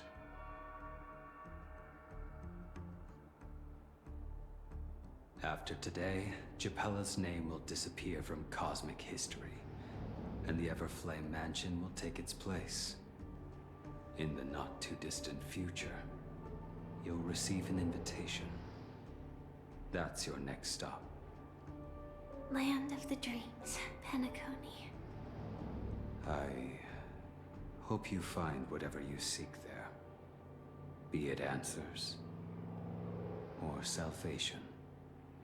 Thanks. I hope. Huh? A phone call? At a time like this? You can turn him down. You know what I mean. But Elio said I'm the perfect candidate. Candidate? So Elio finally came to a conclusion. Yes. He said he saw the fourth fate clearly. There won't be any more surprises. He also chose me as the last survivor. Just like her. Which path is it? The Nihility. After it engulfs everything, I must be the last survivor. Giving my all to turn the tide. How ruthless. However, it's a bit different from the other three. Before that, I have other matters that need my attention. If possible, I must prevent her from being tainted by the power of nihility. Even the slightest trace of it. After all, everything she carries is not only heavier, but also more precious. If possible is a bit vague. I suppose, if it comes to that, even if I have to die for it, I cannot run away. In the future that Elio foresaw, we never had an ending.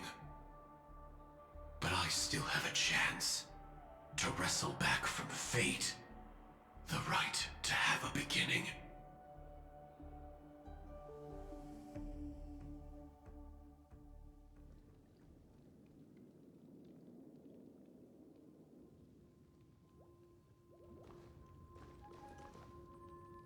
Your guest room in reality is surprisingly modest. An aesthetic you share, Miss Acheron. It's a cinch, this music box. The invitation received by the Annihilation Gang. There are latent memories that linger on it yet. You see, memories of you are not yours alone. They travel in other people, other things.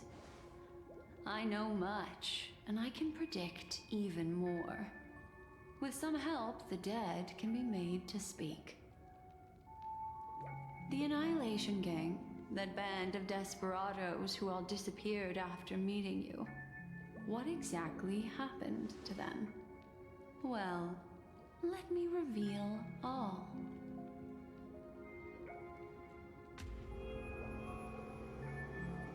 Gradation 12.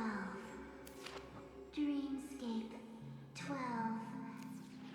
Father, I dedicate this to you. Well done, Dubra. Wherever they go, shall be met by annihilation. There it is. It's hazy, but it's Ifrit's voice. The other one is probably his progeny. This is the residual memory from when the invitation was first delivered. They were abruptly interrupted. Then, what happened next is...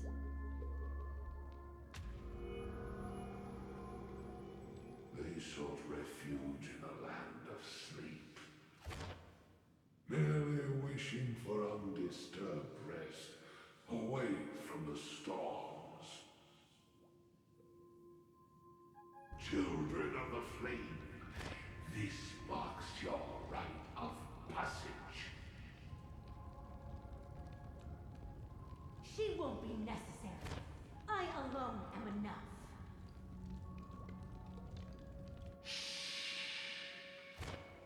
When have those on the path of destruction feared death? The Everflame Mansion has set out on a journey. Those poor people, they have no idea what lies in wait ahead of them. Memory recovery is going well, but slowly.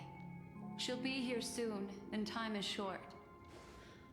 There's nobody else here, so there's no need to be delicate. In fact, I think I'd better go all out.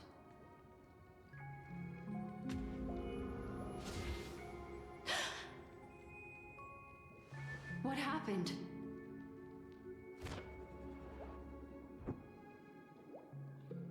The memory after that is blank. How is that possible?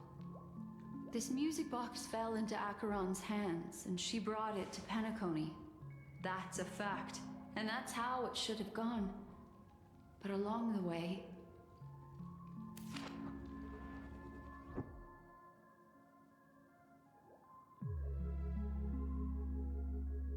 It's like it's been erased. Who's done this?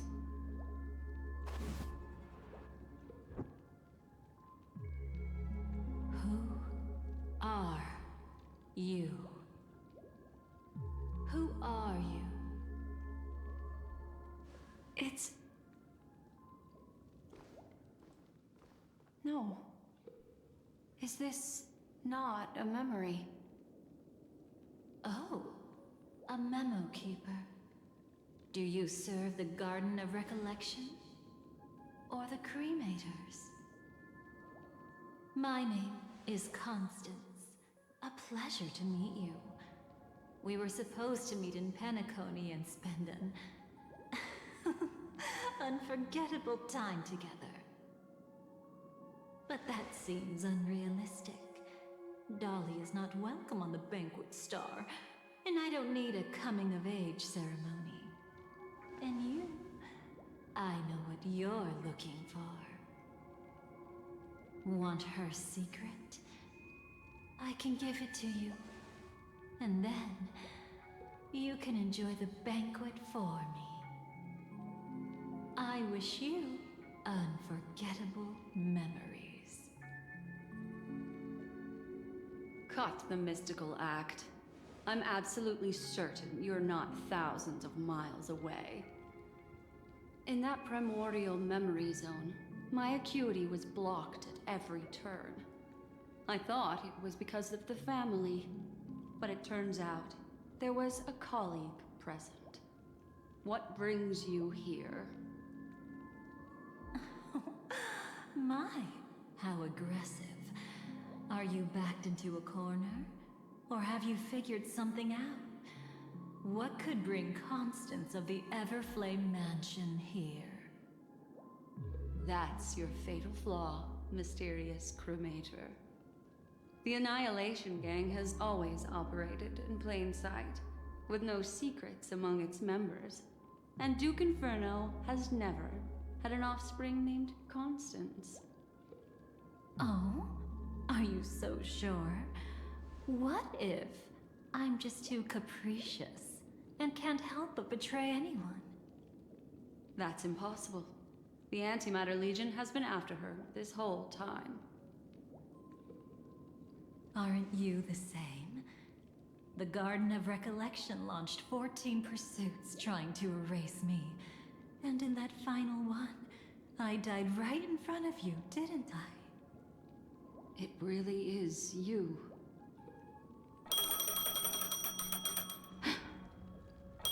To interrupt another's reunion. Such a graceless act. But by all means. After this, we'll have ourselves a nice long talk about your ingratitude, my dear cellmate.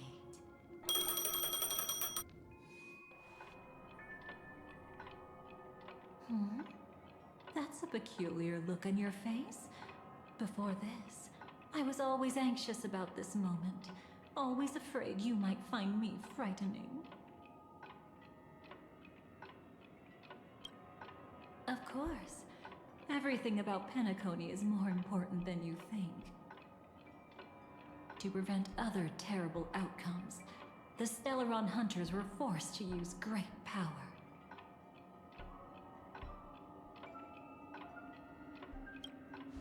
If you're willing, and if you can endure it, I can keep going. Or perhaps... would you prefer to indulge in my double standards?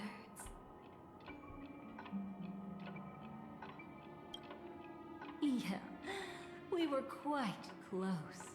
Don't get the wrong idea from how I phrased it back then.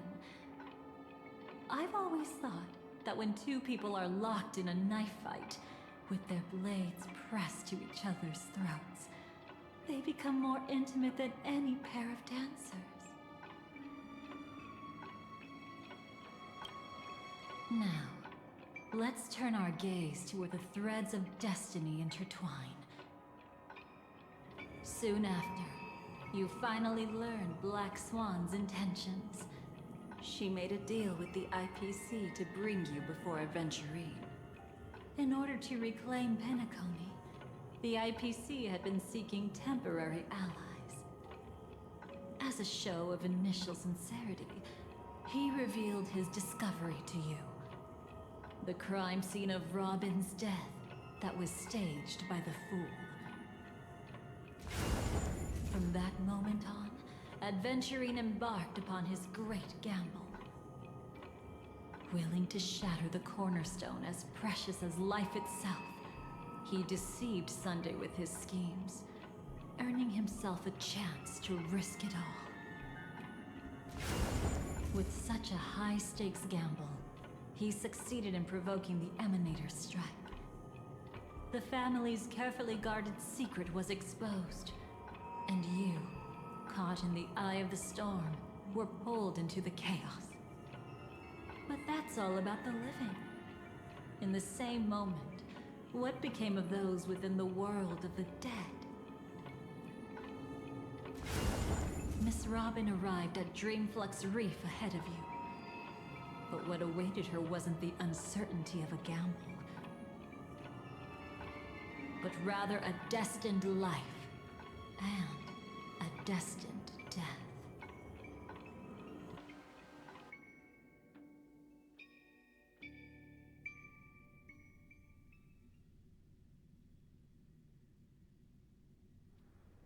Brother, I don't understand. For a bird, does flying also need a why? Since it falls to us to decide whether to release it back to the sky, we must take responsibility for that choice. That really sounds like Mr. Gopher would. But I've made up my mind. Let it soar free and wild. If I had feathers and wings like it does, I definitely want to fly. Even if just to try it once. Besides, Big Brother will help it, right? But It's truly reassuring to hear such words before parting. Come, Sunday. Your little sister will be walking ahead of you now. Mr. Gopherwood, how did you... The gods bestowed upon us heavenly fire, and with it divine tribulations. Let them be, for we are all mortals, born to love and to suffer. Today, more than one little bird will embark on their long journey. How could I miss the moment of your departure? Come here, child. I've prepared a farewell gift for you. What did she give you? Miss Robin? Sorry. Where was I? In Dream's Edge, a masked fool attacked you and left behind a parting gift? Oh, it's hard to call it a gift.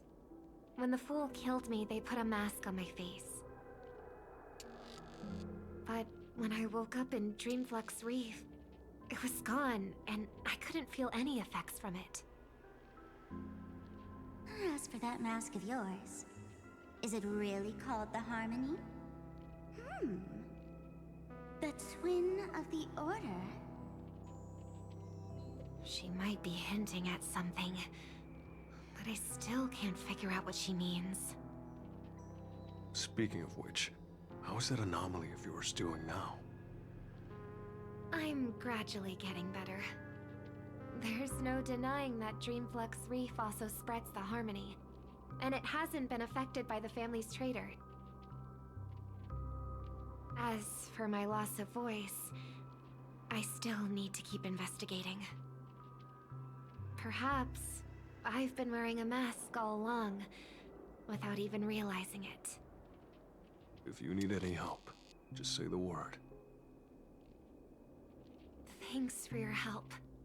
I'm starting to get familiar with this place. But Dreamflux Reef is so isolated. Is there any way to know what's happening outside?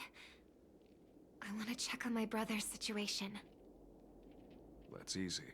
Just head to where all the action is. Want me to show you the way? I'll take a walk around by myself. Thanks, Mr. Micah.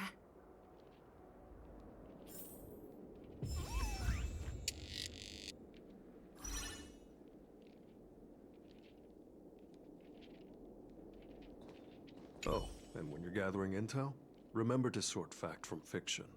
Rumors do pop up from time to time. I'll keep that in mind. Thanks for the heads up.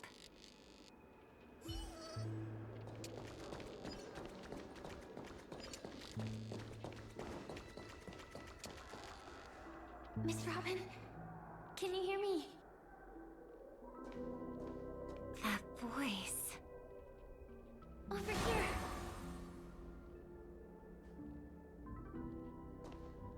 Are you Miss Firefly? So you did notice me after all. Sorry, but I can't show myself right now.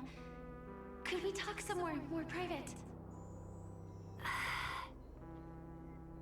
To be honest, I have no reason to trust you. I get it, but I can assure you this isn't a trap. If you really need a reason, there are anomalies in the 12 hours. We are suspicious of the Dream Master's true identity. Lead the way. But let me be clear. Agreeing to me doesn't imply anything about my stance. Understood.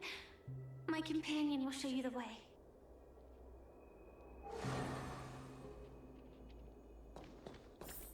Blue flames.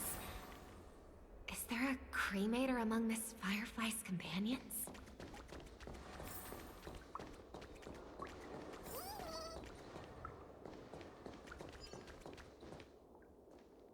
Miss Firefly, you can show yourself now. Sorry, just a moment. My companion will bring you this way shortly. This way?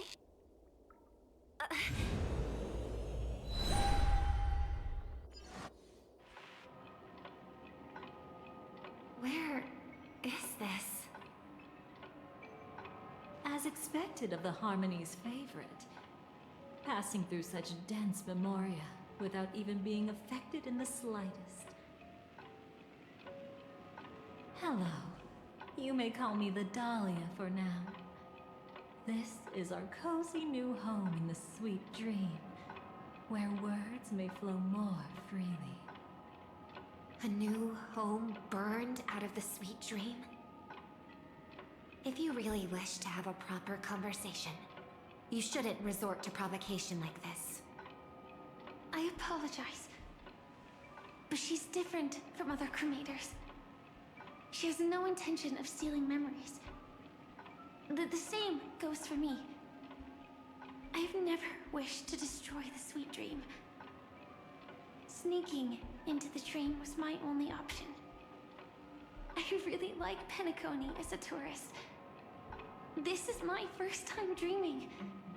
And Penacony is more wonderful than I imagined. Thanks. So, what brings you here? I'm sure you've noticed it too.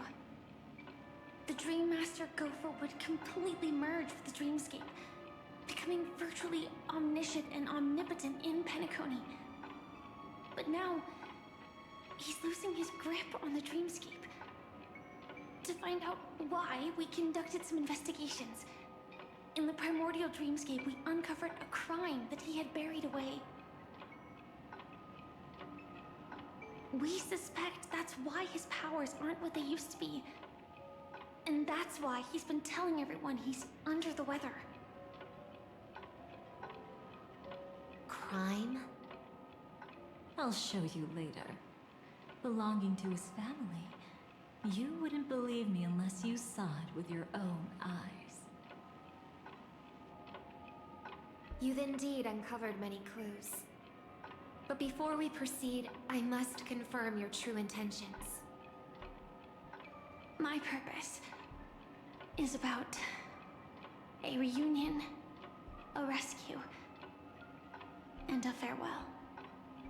Will you believe me?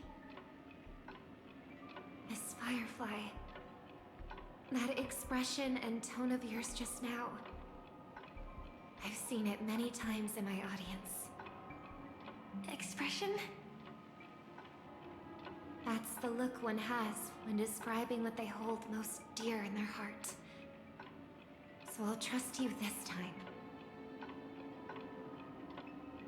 When I first left Penacony, the Dream Master gave me a parting gift. A divine law, so to speak. For a leader of the 5 lineages, that's pretty cheap, isn't it? Since then, I've walked the path of harmony as a Pathstrider, wielding its power. Until I returned once again for the Charmony Festival. In the 12 hours converged by the Dream Master, I developed symptoms of losing my voice, and the strength of the harmony began to wane. Yet in Dreamflux Reef, I wasn't affected at all. I believe that the path he once pointed to might not have been named the Harmony. That's why I gradually became incompatible with the sweet dream. In the past, the Dream Master would harmonize for me. But when he was too busy to tend to me, I finally noticed something was wrong. So, which path did he choose to walk? It's not clear yet. There aren't many clues about this, but I suspect it's the Order. Thank you, Miss Robin. You've helped us clear up many of our doubts. However, regarding the Dream Master's path, we have different conjectures. What is it? Come with me. It's time to see it with your own eyes.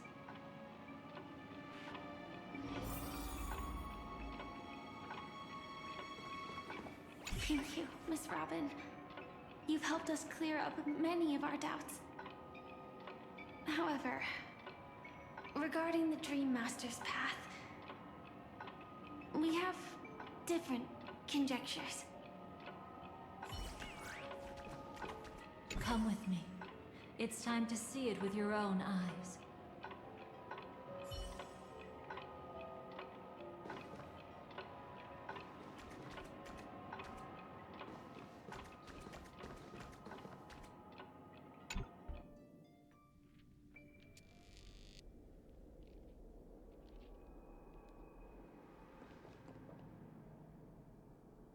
Here lie secrets that the family tried to conceal, and a long, romantic tale.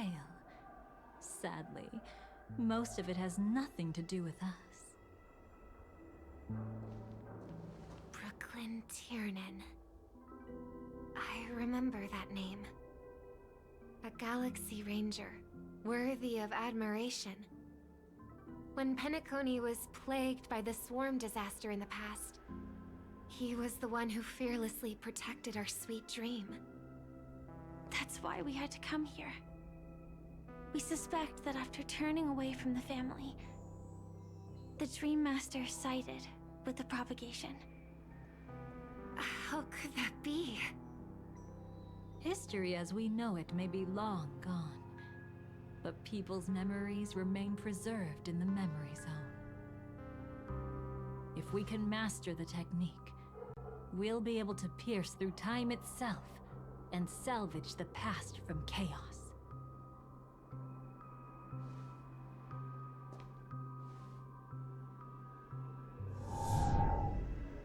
Is this Memoria?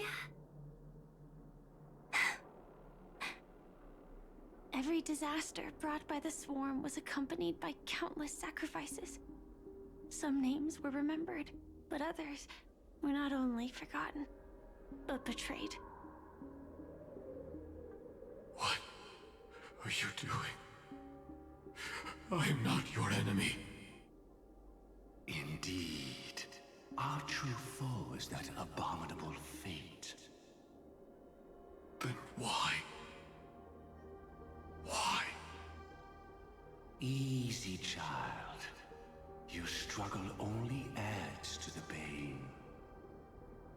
The strike I just delivered, dishonorable though it may be, did not miss.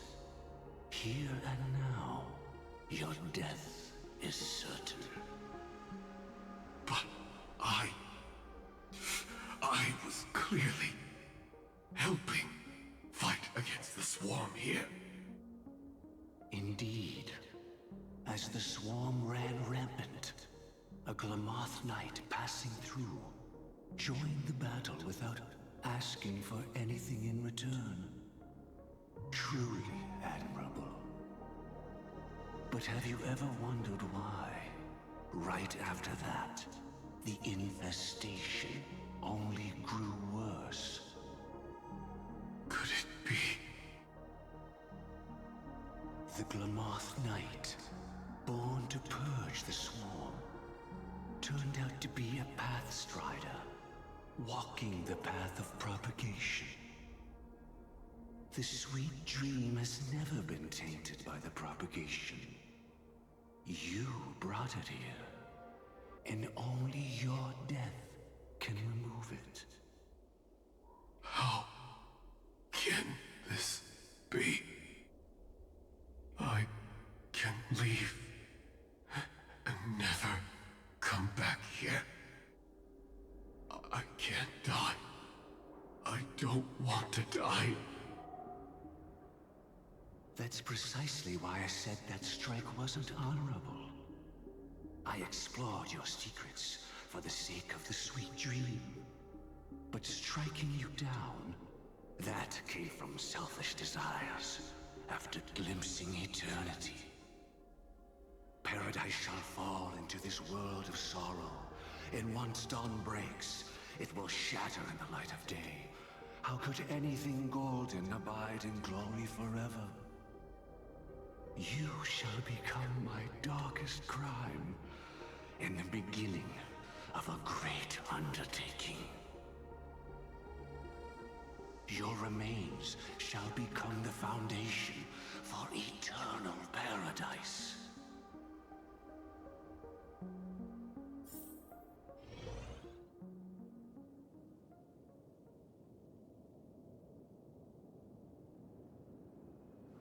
You're quite familiar with the Memoria, so you should be able to tell whether this memory is fabricated or not. Laying the foundation for eternal paradise?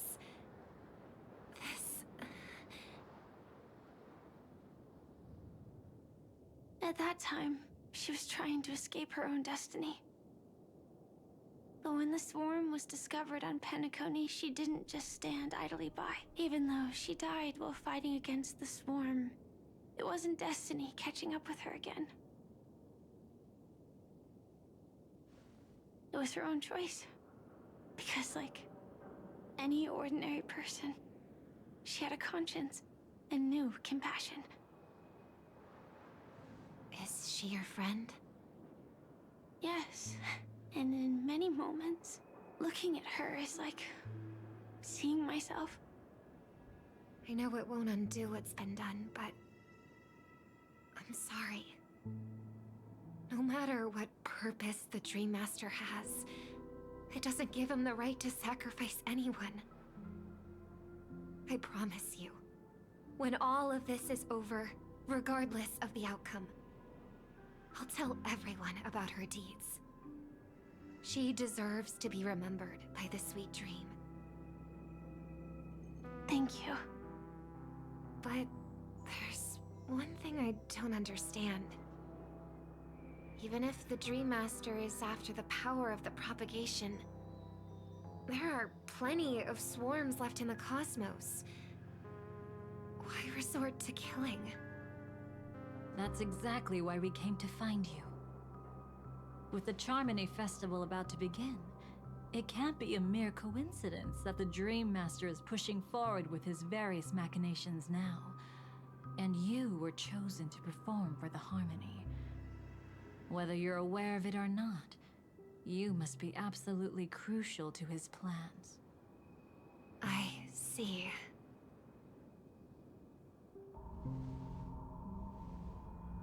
You want me to become the conduit to retrieve the past from the memory zone? What exactly do I need to do? I'll need to temporarily take a piece of your memory. By letting it stir up the memory zone, I can follow the flow of memoria and burn a path through, retrieving scenes from the past once again. Whether I succeed or not, I'll return your memories to you safe and sound. Let a cremator access my memories? I also think it's too much to ask. If you deem it necessary, you can use tuning to leave a safeguard in our minds, preventing any ulterior motives.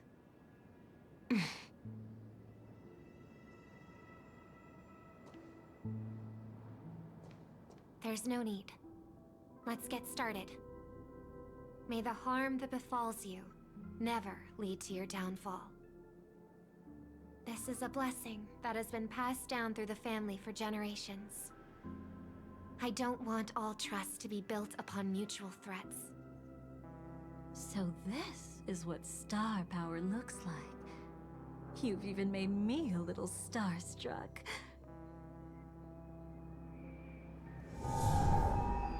All right. Looks like we got lucky. Oh? What's this? A piece of worm-eaten oak? Found something new? This time, I'm afraid we've uncovered quite a disaster. Let's go see it with our own eyes.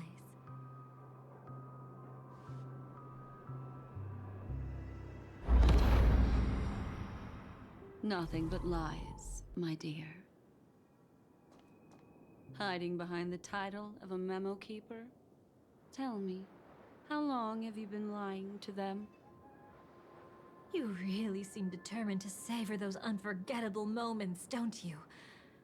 Be smart and take a hint. I don't have time to entertain you right now. Oh, because you're busy, pretending to be a Stellaron hunter? Who are you talking about? Quite the clever move there. Miss Firefly, if you're willing to take my advice, why not make a trip back to reality? Ask that Silver Wolf lady carefully who your true companions really are. How did you... All right, you. Still can't help sticking your nose into everything, huh?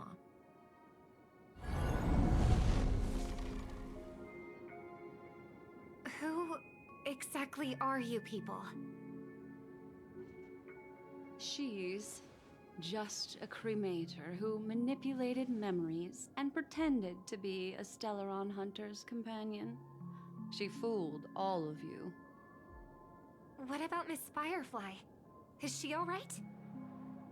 She might get lost in the memory zone's turbulence, but don't worry. She's quite something. She'll only be stuck there temporarily. I'm here to bring you back to the Oak family. Mr. Sunday is worried about your safety. He tasked me with finding you in the dreamscape. As for this Dahlia, she cannot be trusted. To extract specific history from the memory zone through just one memory? While there might be memo keepers capable of such feats, they certainly wouldn't be mere pathstriders. Seems you've been watching for quite a while.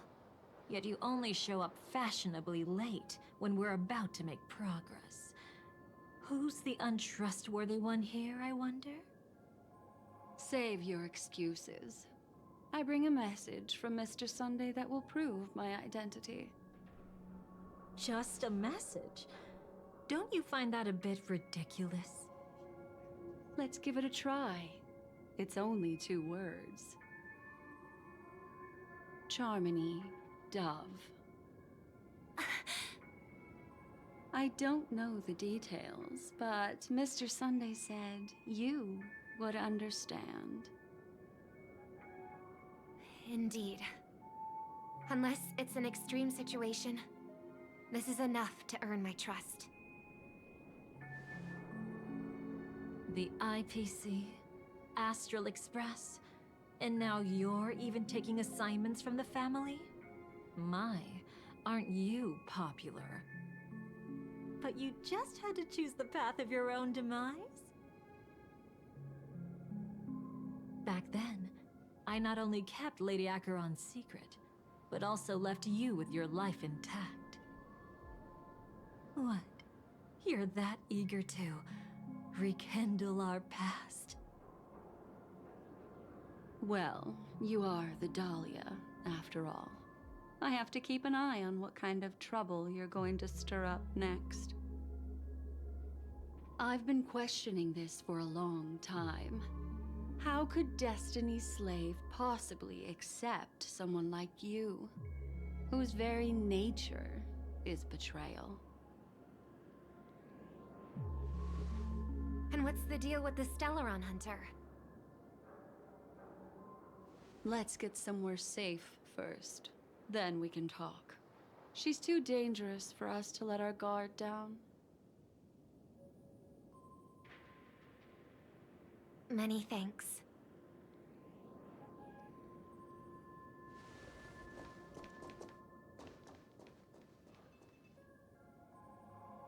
You've gotten more composed. Or have you just gotten slower? She's already left this area. There's no way you can catch up to her now. Catch?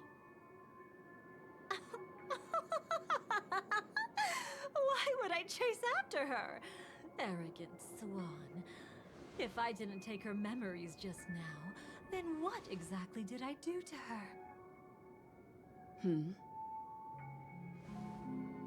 I might as well tell you.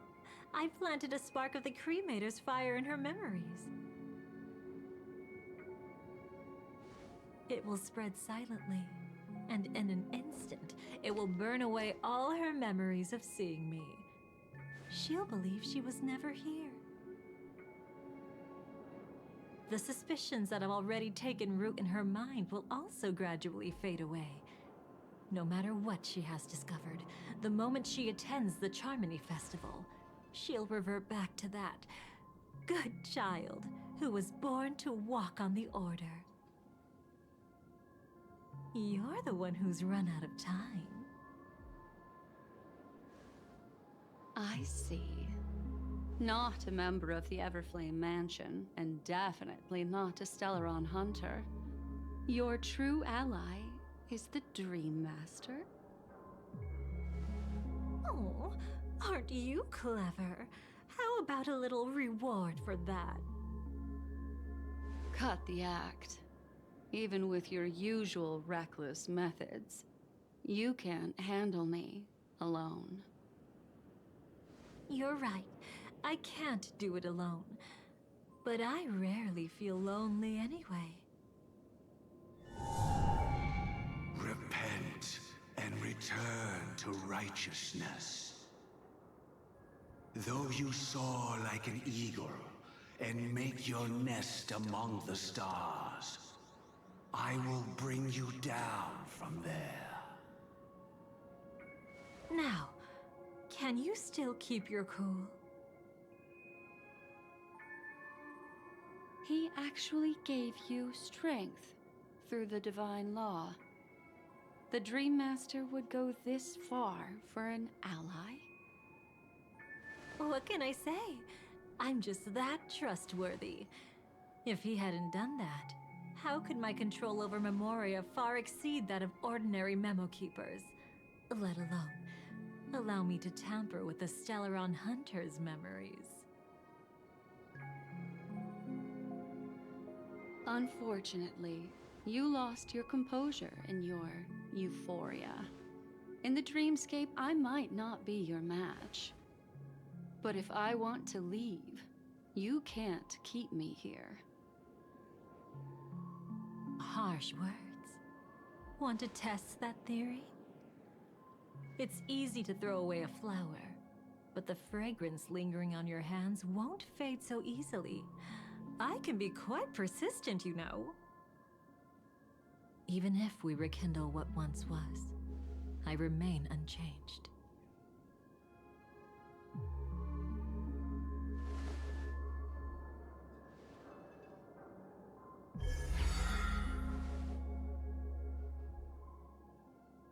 Run faster. I love watching people resist. Love watching them flee. Let's savor this moment a bit longer. After all, for us, this will be an incredibly crucial moment. No matter where you run, I will always find you.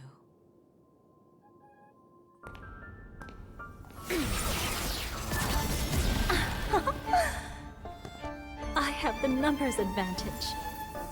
You have no chance of winning. I don't want to use the cremator's tricks. Not that I can't. I knew it. Your ever-shifting morals. Never changed.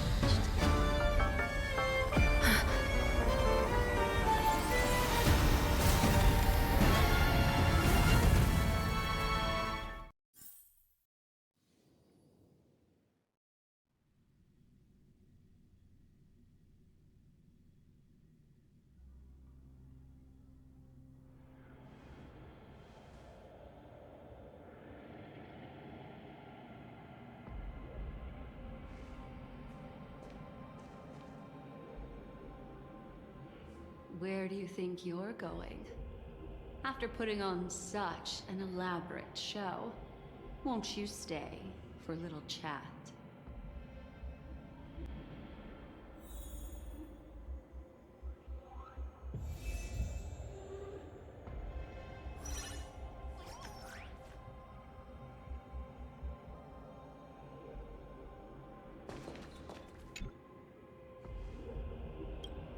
The most trustworthy thing about you is that you're never to be trusted, darling.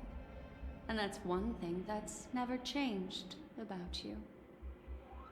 When did you figure it out? That the divine law used to share power with me was also the shackles he placed upon me. The moment you admitted to being the Dream Master's ally, I began to suspect your true intentions.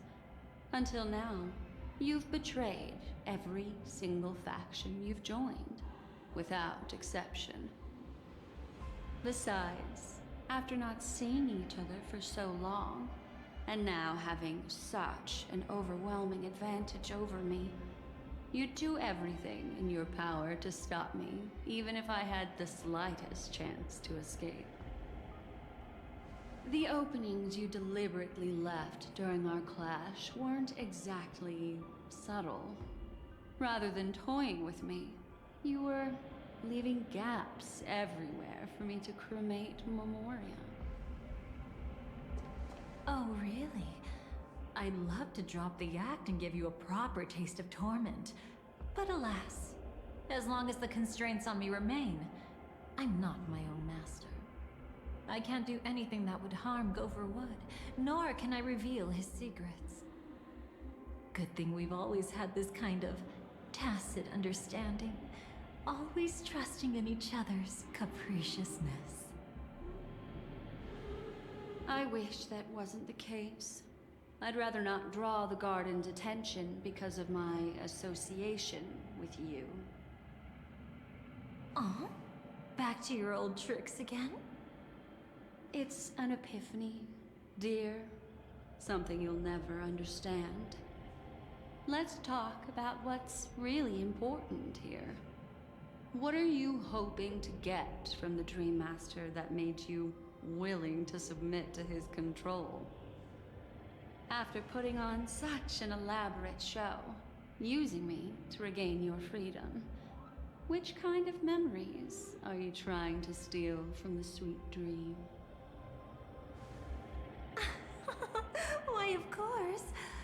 The destructions. Stop joking around. You abandoned that path long ago. You're still as charming as ever. So, let me show you a glimpse of the past. Just this once, Weren't you really interested in the Everflame Mansion? So you were the one who erased the memories from that music box after all. That's right.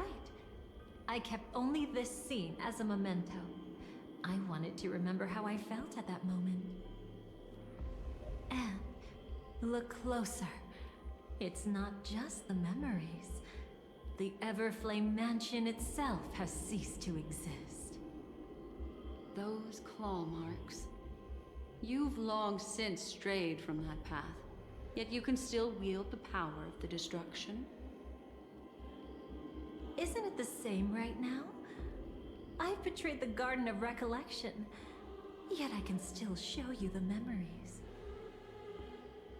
If you have time, I can help you savor the memory of our first encounter. Go ahead and savor it on your own. I want to put it behind me. The sooner, the better. But can't you tell me something I don't already know? You betrayed the Everflame Mansion. Is that really supposed to be surprising? Destruction is a glorious moment. As Duke Inferno's daughter, I will see his last wishes carried out to perfection, even if my role as such is only temporary. And besides, who said I betrayed them back then? I came here to fulfill Duke Inferno's last wishes. This was his command to me. Make the Knights of Penacony crumble and wither. Leave naught but a tomb of remembrance. In other words, everything on Penacony related to the Remembrance was my target for destruction. But this was already a world of Memoria. How could I possibly accomplish this without any help? Working with the Dream Master may be like dancing with the devil, but I have no better choice. Oh yes, everything tied to the Remembrance includes you, of course. Grateful? You should be. My whim is the only reason you're still alive. I won't be grateful for that. You couldn't have done it anyway. Filial piety has never been one of your strong suits, so drop the act. That's exactly why I'm saying, you only think you understand me. Think about it carefully. As a Stellaron hunter, didn't I work my hardest to help Firefly get closer to the truth? As an ally of the Dream Master, I also helped monitor the dreamscape. And when a hunter infiltrated Penacony, I seized the chance to pose as her companion and trapped her in the memory zone. As for Robin, whom he chose as his songstress, I burned away her doubts too, leaving nothing to chance. Like the destruction, betrayal is but a fleeting moment. And before it came, whether with Duke Inferno, Gopher Wood, or Firefly, I wasn't pretending. I truly, wholeheartedly became their companion. What about Robin? Those sparks that burn through memories. Don't you think that was a bit too much? Oh my! I thought I could fool your eyes at the edge of the dreamscape. But I guess there's no hiding from you on your home turf. What? You want to settle the score with me for messing with your people? Why don't we sit down and have a chat? You seem like a patient one to me. So tell me, what exactly do you want to take from me? Don't worry, I only went with the flow, suppressing her power a little to make it easier for you. I trust. You're someone who knows how to return a favor, right? There's this thing called the script. Now that, I find quite intriguing. Stellaron Hunter collaborator. Soon, Robin will understand the true purpose of those sparks, and thank me for it. I can hardly wait. Even though I'm not a Stellaron Hunter, this time, I might have a chance to betray destiny too. So stop thinking you've figured me out. I don't want to miss out on any possibility life has to offer. Betrayal isn't in my nature.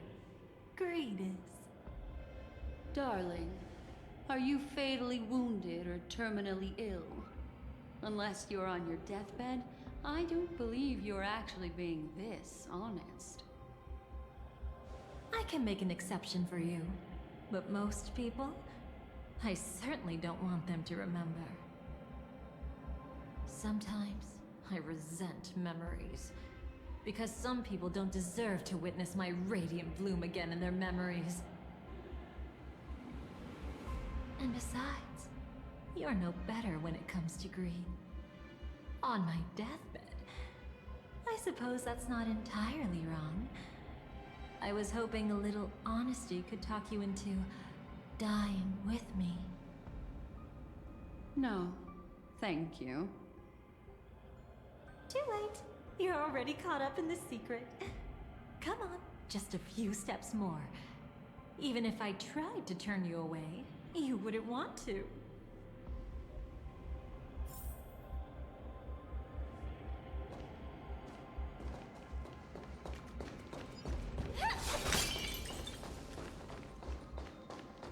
I see now. A piece of worm-eaten oak. You weren't just making that up. Oakwood is prone to insect infestations. Nothing surprising about that.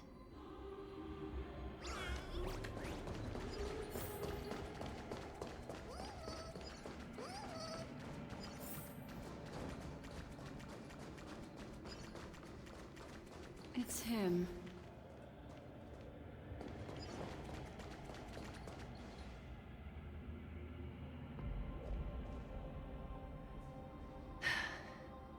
Just look at this place. Shouldn't be this lively here. Ladies, which one of us would you say is the uninvited guest? Mr. Aventurine, what are you doing here? Well, the game's over. And I scored a big win. Oh, what did you get out of it?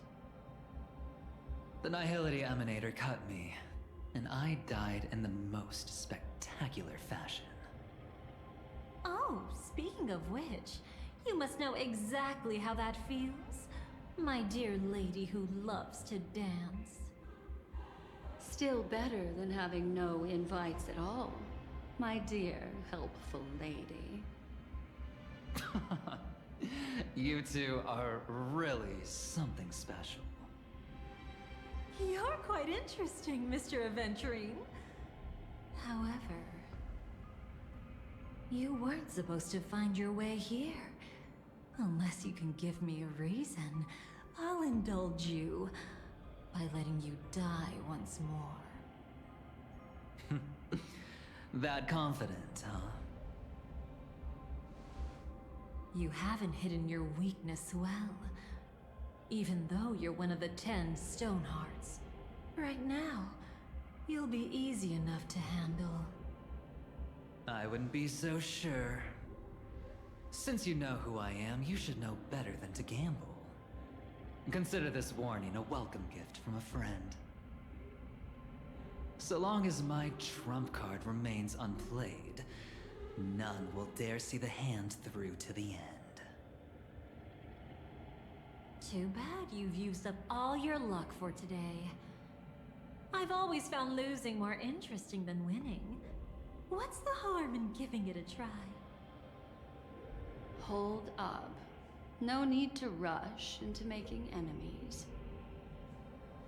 Mr. Aventurine, congratulations on uncovering the truth behind death. But from what I know, you should be at Dreamflux Reef instead. Well, after taking a solid hit from the Emanator's blade, I never got the chance to enjoy a good nap. Thus I sank into the chaotic memory zone, and then my desire led me here.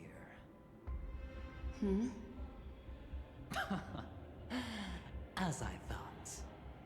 You two haven't noticed. The answer was right under your noses this whole time. You can traverse through Memoria without relying on roads, which is exactly why you missed it. Ladies, you didn't think the IPC would enter Penacony unprepared, did you? Backed by a most attractive package, I quietly assembled a team to research the memory zone. And I only asked for one thing in return. How to escape alive if I accidentally got lost in Penacony's Memoria. To be honest, they didn't contribute a thing. But they did help me discover a certain legacy. Rosalina Jane Estella, the former undertaking once belonging to this Nameless. She once boarded the Astral Express as an outstanding surveyor. Years ago, in pursuit of the primordial dreamscape secrets, she ventured alone into the memory zone and was never seen again.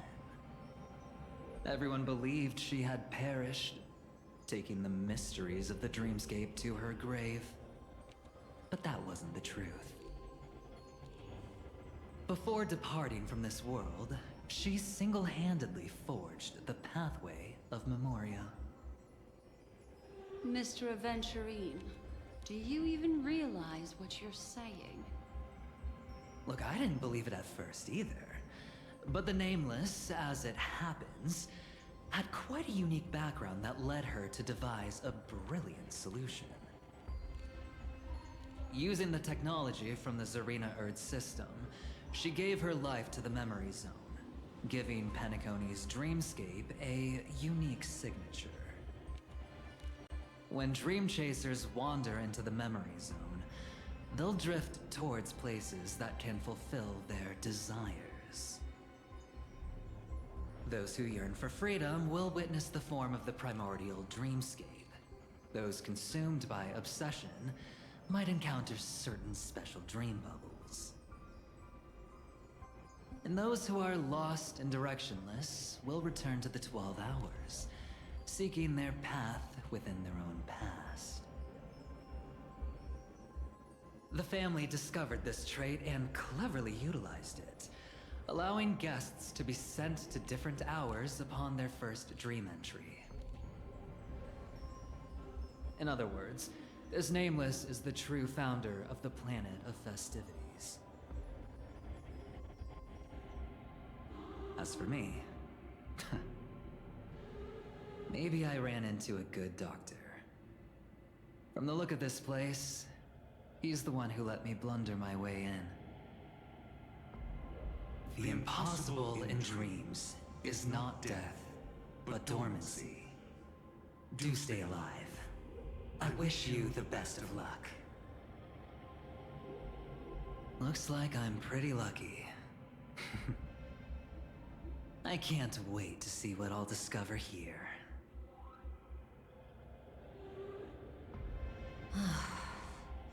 It would seem luck favors you still, Mr. Aventurine.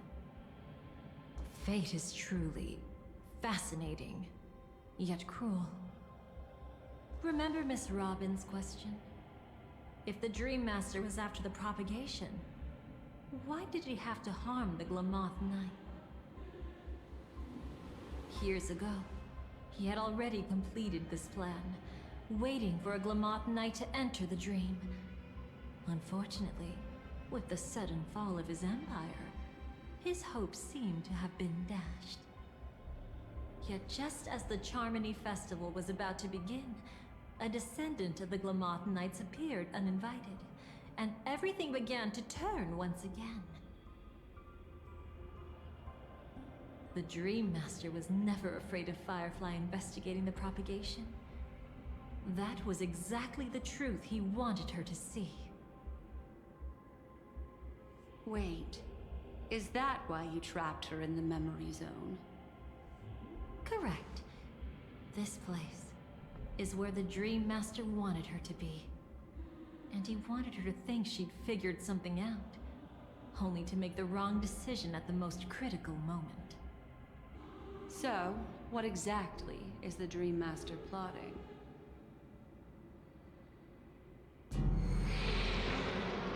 It doesn't matter anymore. We've missed our chance to stop him. Even if we catch him in person? From the very beginning, he never existed anywhere at all. When he attempted to merge with the dreamscape, he transformed himself into 4 primordial divine laws. The gods bestowed upon us heavenly fire, and with it, divine tribulations. Let them be, for we are all mortals, born to love and to suffer. The first law. As his parting gift, he bestowed it upon Robin, guiding her onto the harmony. Repent and return to righteousness. Though you soar like an eagle and make your nest among the stars, I will bring you down from there. The second law is the power he bestowed upon me as his collaborator. At the same time, it serves as a constraint to ensure I won't act recklessly.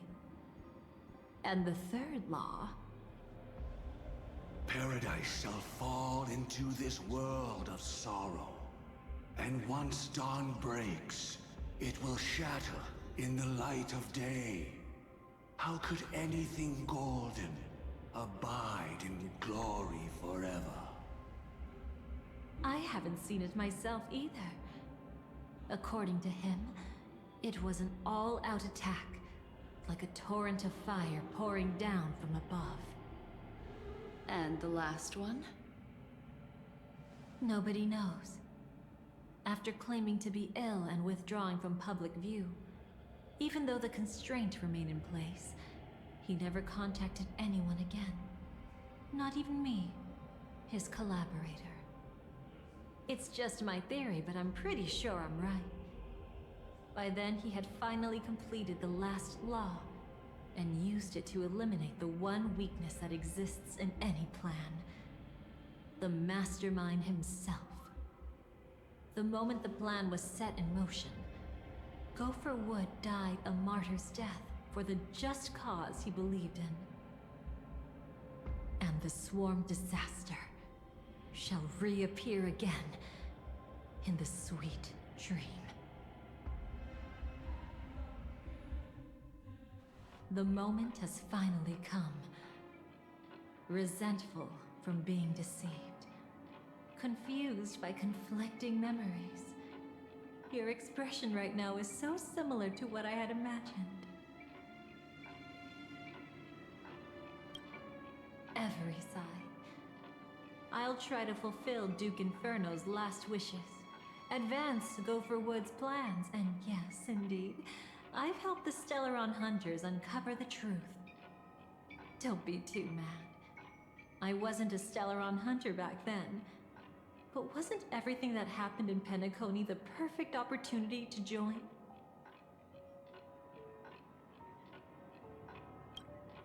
Though it wasn't my original intention, I wanted to help her. To keep her from getting caught up in Gopher Wood's schemes and facing such a detestable fate. Alas, I couldn't make it happen. The path your predecessor Rosalina left in the Memoria pushed Firefly towards a new lease on life. Indeed, how could a nameless who walks the path of the Trailblaze leave behind a legacy built on evading destiny?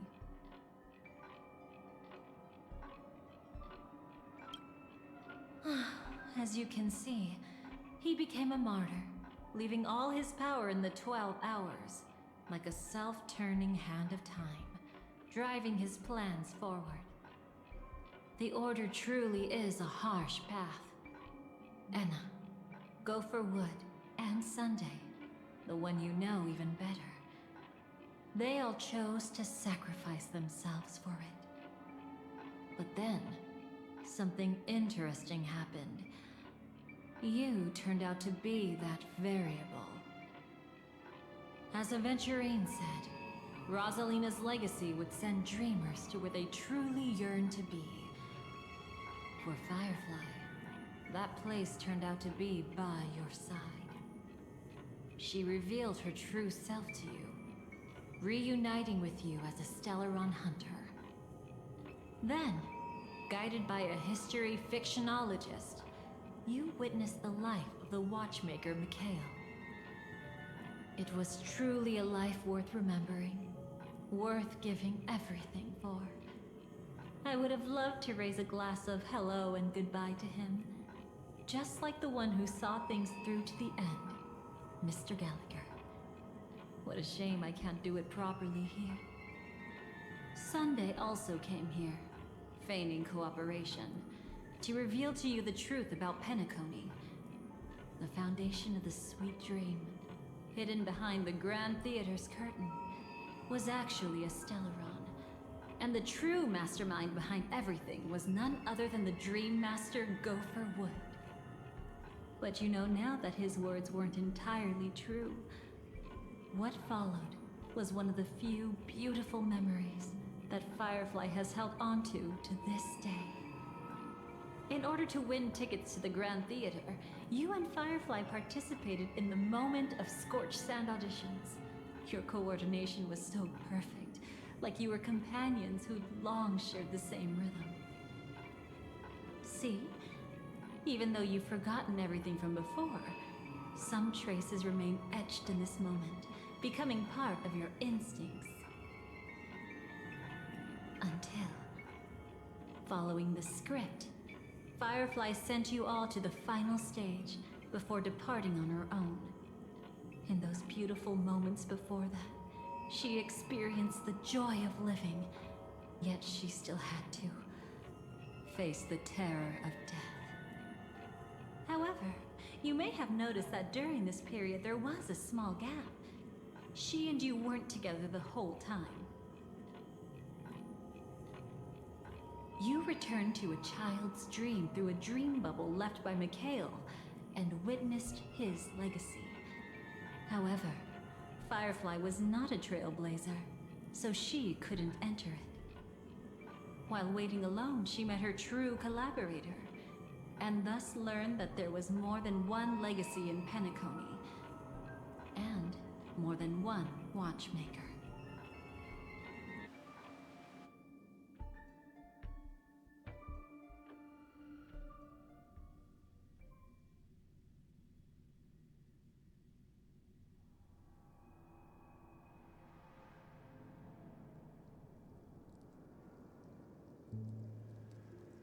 Did they enter that dream bubble? That's right. Unfortunately, you won't be able to follow them in so easily, even if you've traveled together as companions. That old man can be so stubborn sometimes. He'd rather have the Nameless be the ones to witness his legacy.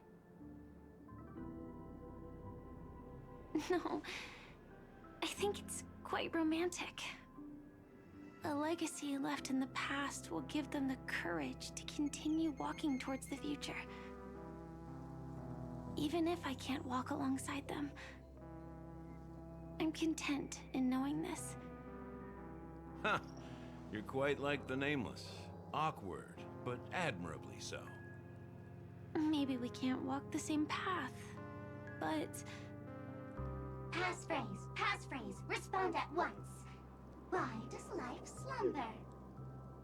Huh? Ignore that. Must be some meme. How did it end up here? Sorry, I want to go check that out real quick. Be right back.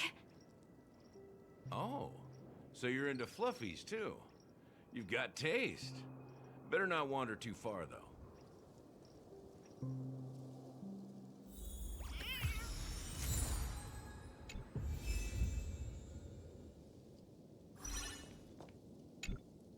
That old man can be so stubborn sometimes. He'd rather have the Nameless be the ones to witness his legacy.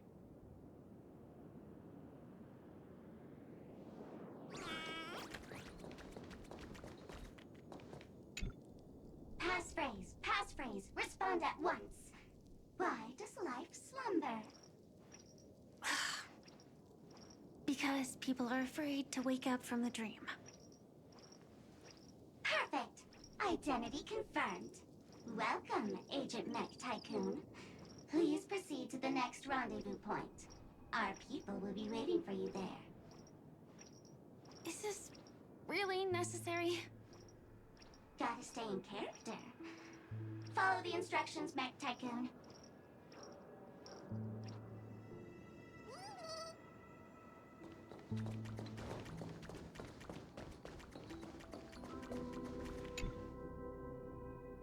Hello.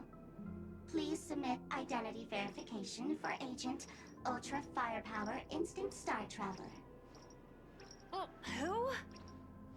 Mech Tycoon wasn't cool enough, so... So, Miss Sparkle went ahead and changed it. Masked fool. You shouldn't be here. Well, someone's been kept in the dark this whole time, completely oblivious to their real body standing right in front of them. Buddy? Don't tell me you still haven't noticed. That memo keeper has already stabbed you in the back once. No way. Silverwolf never mentioned me? But she's the one who invited me to team up. The family's omnipotence in this sweet dream, that was my intel. Now you all are going back on your word? Your intel? With Kafka's spirit whisper, my cognition shouldn't be susceptible to distortion.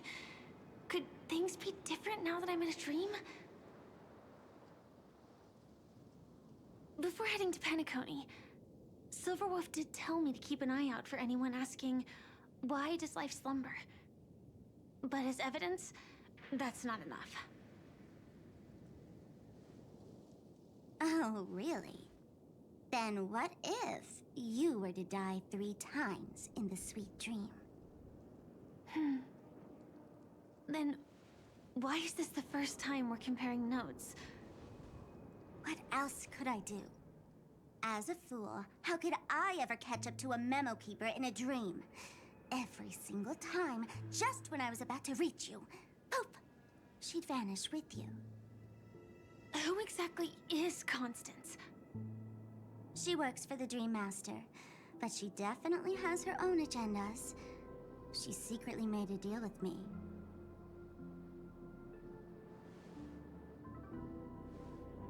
She pointed to a nightmare in which all the Dream Master's schemes would be carried out.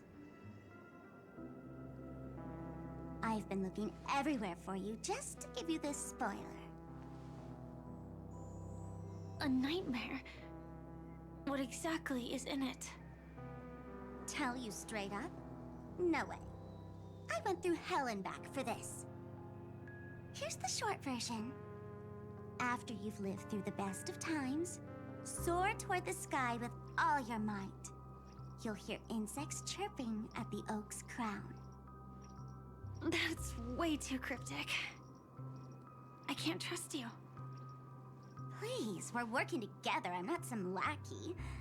Just because someone else fooled you doesn't mean you get to pin it on me. You're back sooner than I thought. Any results? Yes. And now, it's up to us to forge ahead. Sorry, I'll catch you later. But thanks. At least you brought good news. Which part was good news? The best of times.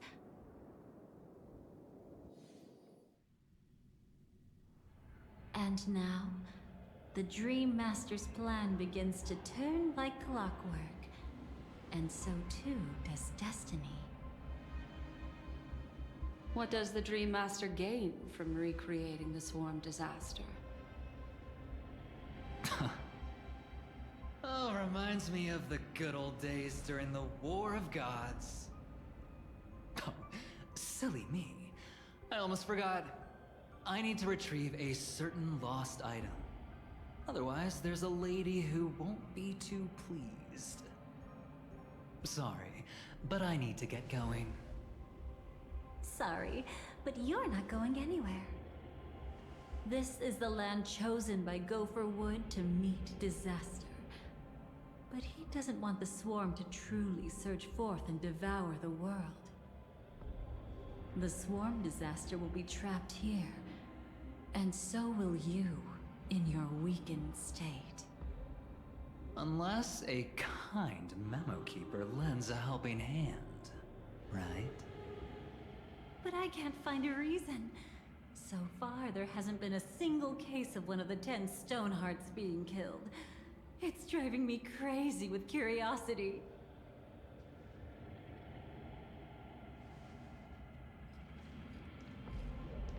Glory above all! My friends, in the face of the omen of evil, we must stand united more than ever. Allow me to prove our resolve with my spear and pierce through this darkness. Huh? Whose backup is this? Pardon my late introduction. I am Argenti, of the Knights of Beauty, traversing this cosmos to eradicate all that is unsightly in this world. In the name of beauty, the one and only has brought me to this place. Perhaps it is destiny's guidance that led me here. In this dreamscape tainted by the propagation, I shall uphold the name of beauty and clear the path for all of you. Ah, passing knight. You found just the right person. I am an IPC envoy trapped here. Lend me your aid. For Adrilla the Beauty is the most peerless beauty of them all. Someone's a quick learner. Nothing else to say. This is far too much of a coincidence. What else is there to say? Would this Sir Knight even listen to us try to reason with him? That's the fascinating thing about destiny. Some people are just born lucky. Let them be. We should get moving now.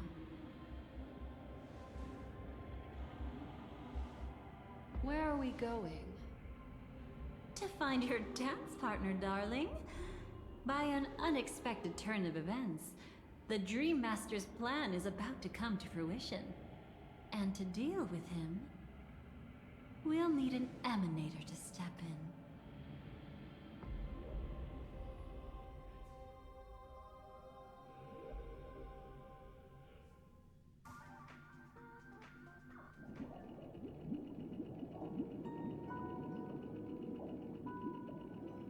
Since the future of the Stellaron, Penacony, and even the entire cosmos is at stake, let's draw a conclusion there, in all fairness.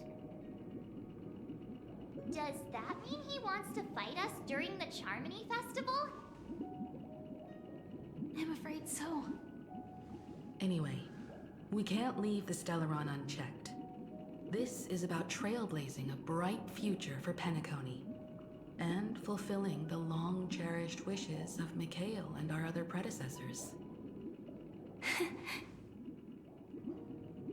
After you've lived through the best of times, soar toward the sky with all your might.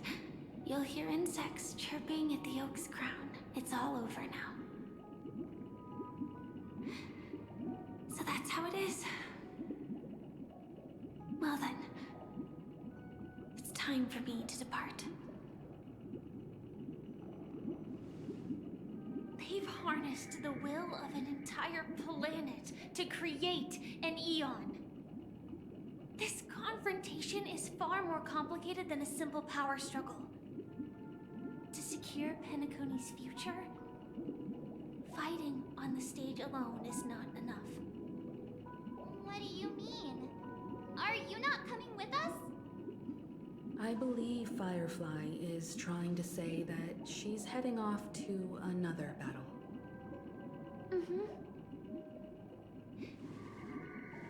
Before I left, the Destiny Slave told me that this journey would bring unforgettable rewards. Even though the script he gave me only had a few lines, I couldn't ignore them. Because one of the lines said, "I'll experience death 3 times in the land of the dreams." 3 times? This can't be serious, right? The first time was a painful death when I was stabbed by the Blade of Dormancy, which led to all subsequent events. The script will always come true, but in a way that will only be revealed when that page is turned. But the death granted to me by the planet of festivities was merciful enough. For my first death, I chose how it would come and what it would change. For the next 2, I want to try my best to achieve the same outcome. Have you made up your mind, Firefly? Yes. Otherwise, I wouldn't be here. Thank you again for your assistance for the Astral Express. May we meet again, in reality. Yeah. Farewell, everyone. May your trailblazing expedition never end.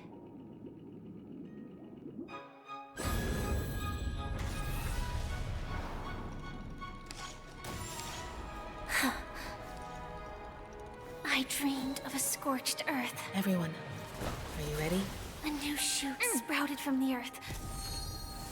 It bloomed in the morning sun and whispered to me.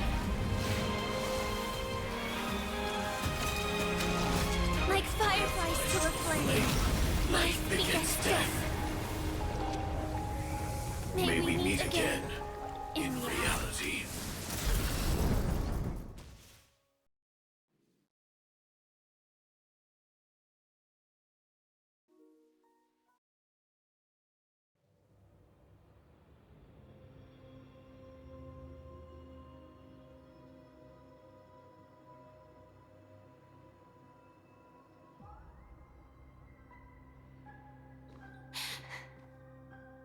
Is this the place where the Dream Master executes all his schemes? Or perhaps it's the place where he'll find redemption. Dream Master? No. Just one of his divine laws. Don't think I'll let my guard down. I know your true nature. Whatever your goal is, I will stop you. No need to be so tense, Miss Firefly. I am but a thought, formed from memory. Feel free to strike me if you wish to verify this. But his actions aren't baseless. There's a reason for my presence here. Please continue. Thank you for your openness. I'm equally unaware of the Dream Master's malicious plans. But he's been waiting for your arrival. That Glamoth Knight he killed with his own hands, through me. He hopes to restore justice for her. And you, her friend, are meant to witness it. Justice? Indeed. I'm quite familiar with this place, and can guide you. This has its own significance for you, too. Witnessing his confession, is tantamount to unveiling his crimes. I don't need your guidance to get this done. But you need someone to decipher the truth. Force alone won't solve anything. It's not like you'll stop here if I refuse. Lead the way. But I'll be keeping my eye on you. What is this place? Oak Manor. Once part of the Dewlight Pavilion. Before becoming the Dream Master, he used to hold family councils here. But it's been abandoned for years now, sinking into the primordial memory zone.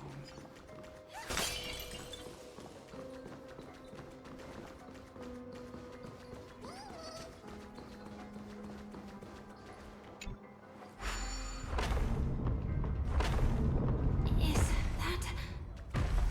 I'm afraid it's pain.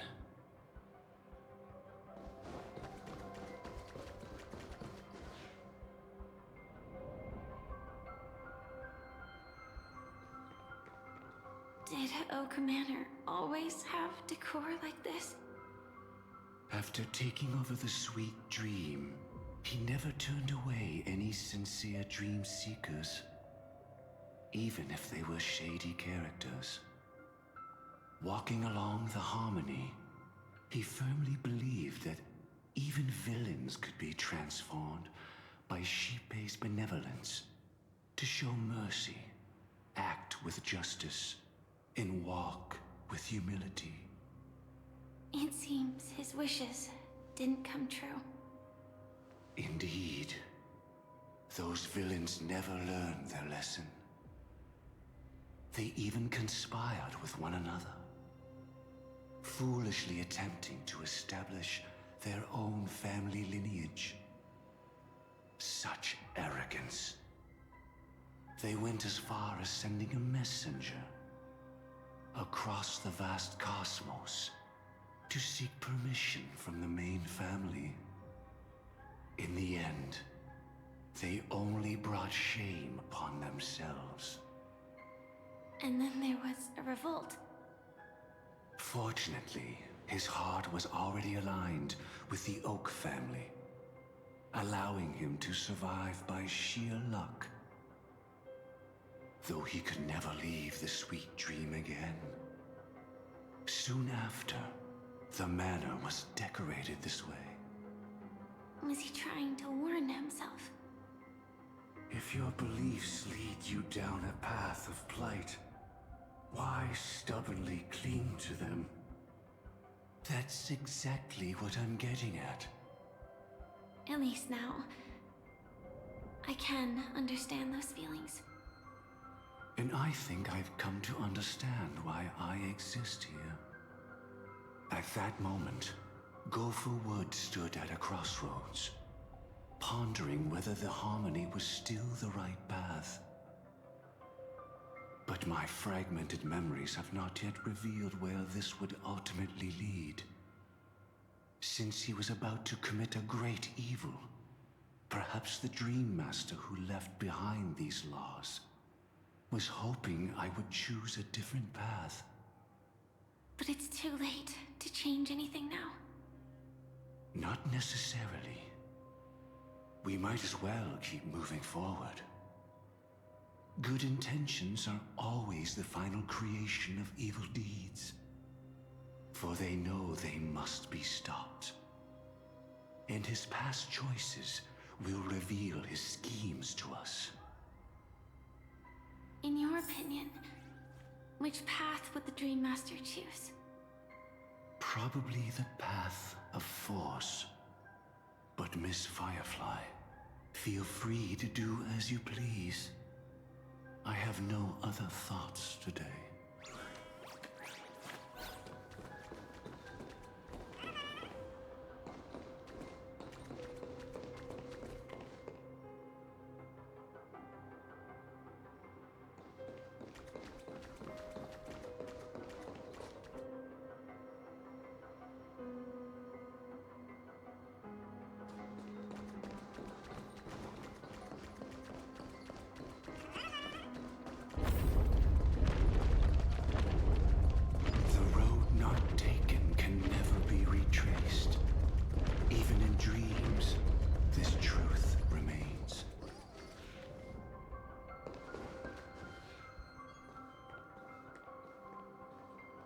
In the end, all paths lead to the same destination.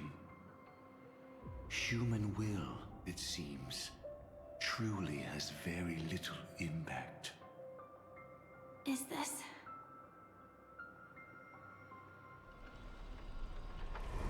The manifestation of Nanook and the fall of the Eternal Centurion. Such news has shaken the universe, and I've long since known about it. So why would a messenger of the main family take the trouble to visit this frontier? Just so you know, I'm here to deliver punishment, and you're the guilty one. I barely escaped death, and I still can't reveal my true form. Tell me, why have I been branded a criminal upon returning to this place? You've already confessed to your crimes.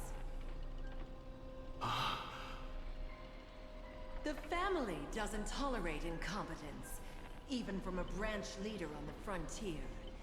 Not only did this one fail to quell the situation, he was even murdered. If it weren't for Nanook's manifestation, the Eternal Centurion would have descended upon Penacony to eliminate these villains. But you survived by sheer luck, and I set out for this very reason. You must settle this matter yourself and reclaim your lost respect.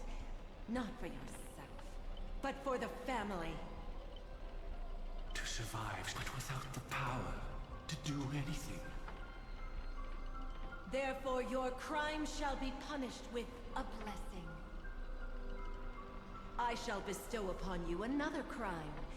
Its evil reaches even the heavens, and once known, the name Gopher Wood will lose all meaning. You will be alive in body, but dead in spirit. I know my sins. Please bestow your punishment. Here and now? That's not possible. Before I lead you to that honeyed fountain, I shall tune you, so that you can no longer speak out. People believe it to be a creation of the destruction, for it always arrives coupled with calamity. I shall clear the shadows before your eyes, so that you may once again behold that almighty force that giveth and taketh, and worship the mercy bestowed by the triple face. The harmonic cancer, the Stellaron.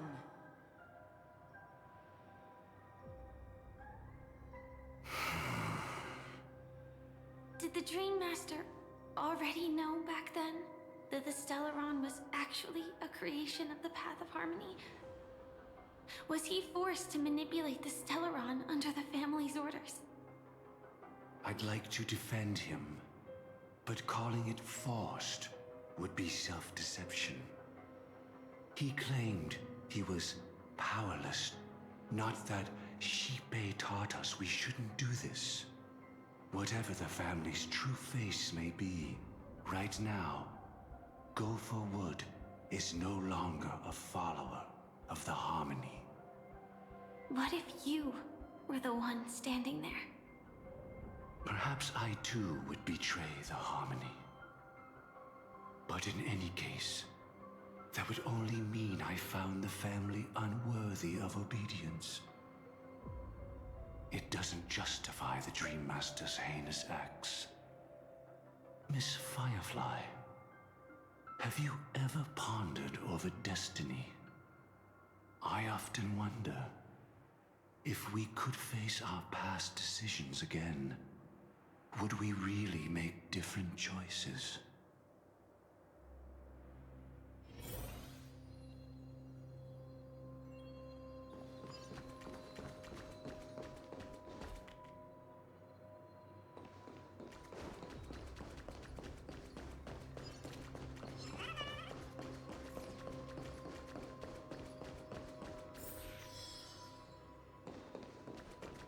It's in that puppet's hand, Lady Firefly.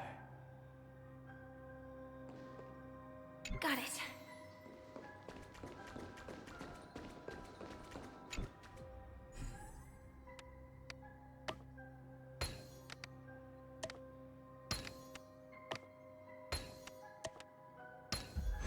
Mechanism deactivated.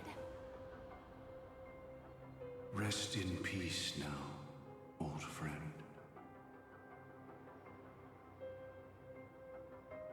Mikhail, was it you who killed him? Is that what you think of the Dream Master? Someone so unforgivably evil. He was once the Dream Master's closest friend, but they ultimately parted ways due to their differences over the sweet dream. Mikhail once gave the Dream Master a wristwatch, and even though it's broken now, he still treasures it to this day. I came for a confession, old friend. I wonder, what did death feel like to you? I died once, yet returned to the mortal realm. If you were as fortunate as I was, would we still walk different paths? In my eyes, you can still hold on to hope precisely because you've never faced inevitable death. Would you blame me? Would you, Mikhail? I tried to unveil Xipe's third face, but I was wrong. It wasn't the propagation. Yet destiny was so merciful, making me realize the propagation was able to continuously evoke people's prayers for the Order through the fear brought by the Swarm. When the Swarm disaster ravaged the universe, that was also when the Order reached its unprecedented peak. But after that, the Great One deliberately ignited a war among gods, leading to their own downfall. They would rather fall than let the Order ascend upon a staircase of falsehoods. They were wrong too. The Great One wished to restore justice to the mortal world. But what people prayed for wasn't justice. It was freedom from fear. Will you forgive me? Will you, Mikhail? I shall commit an act of transgression, mending the errors of the gods. I will restore the missing hand to the celestial clock and show mankind death. I know my sins. They are ever before me. But I shall never repent. Using the propagation to lay the foundation for an eternal paradise. So what he meant was recreate the Swarm disaster using fear to force people to pray for the Order's return? Perhaps that's why your friend was killed. The Dream Master wanted to find out how the Glamoth Iron Cavalry obtained the propagation's power. That's not a power that can be easily controlled. We need to pick up the pace.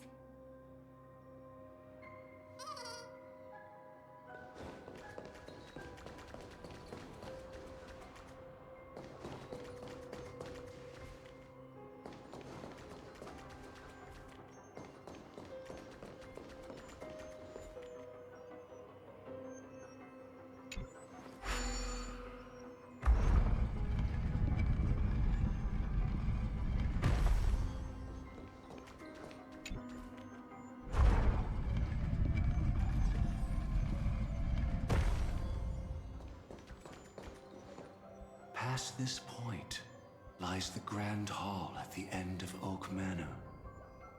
And before us lies his final decision. Where to go after turning away from the harmony. Since he wants you to choose again, which side will you take? Go ahead with whichever path you think is right. I'll take the other one. Don't worry. I can't change anything. Even if I have a sudden awakening, it would only give the Dream Master peace of mind. He deserves absolute punishment and must be brought to heel. So you made a different choice after all. I will stop him.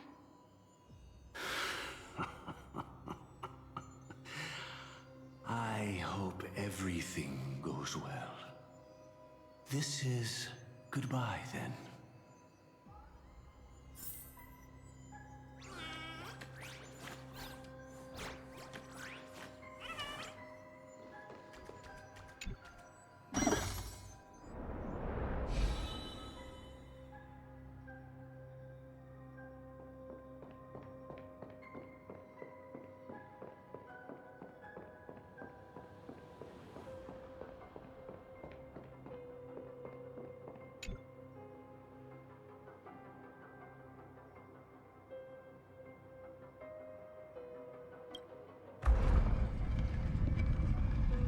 Let the propagation rain down heavenly fire once more, heralding the mournful cry of death.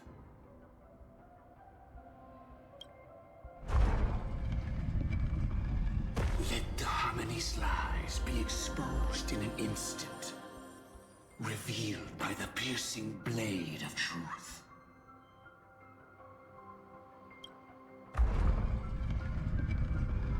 Even if you look back 1,000 times, the path you've taken can't be retraced, leaving only sighs of futility.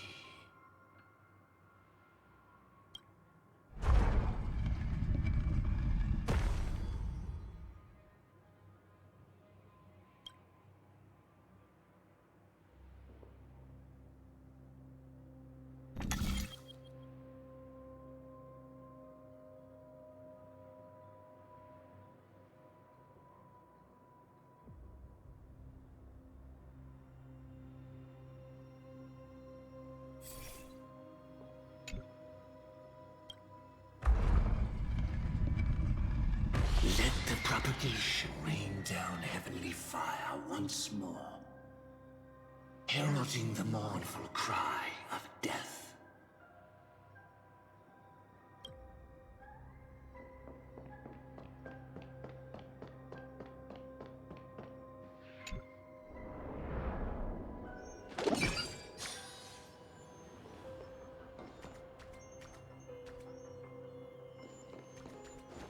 Well then, our paths diverge here. You go towards life, and I towards death. Which path is better? Only the gods know. So many. Could Gopherwood's plan already be in motion? No. Impossible.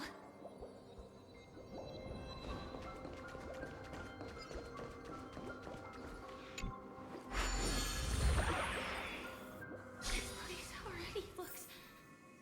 We need to hurry!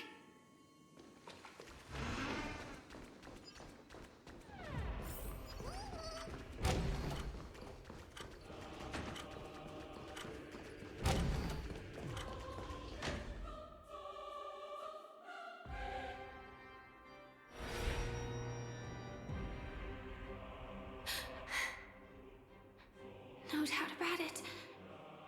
This is the place. My apologies for keeping you waiting, Lady Firefly.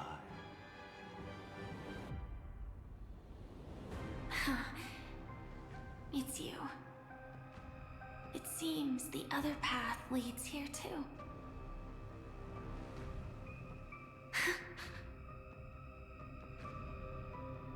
What is this? It's the terror that humanity dares not recall. The swarm disaster's chrysalis of extinction. The Dream Master's devastating strike, like a torrent of fire, lies hidden behind the stained glass, waiting to shatter it and unleash the swarm disaster once again.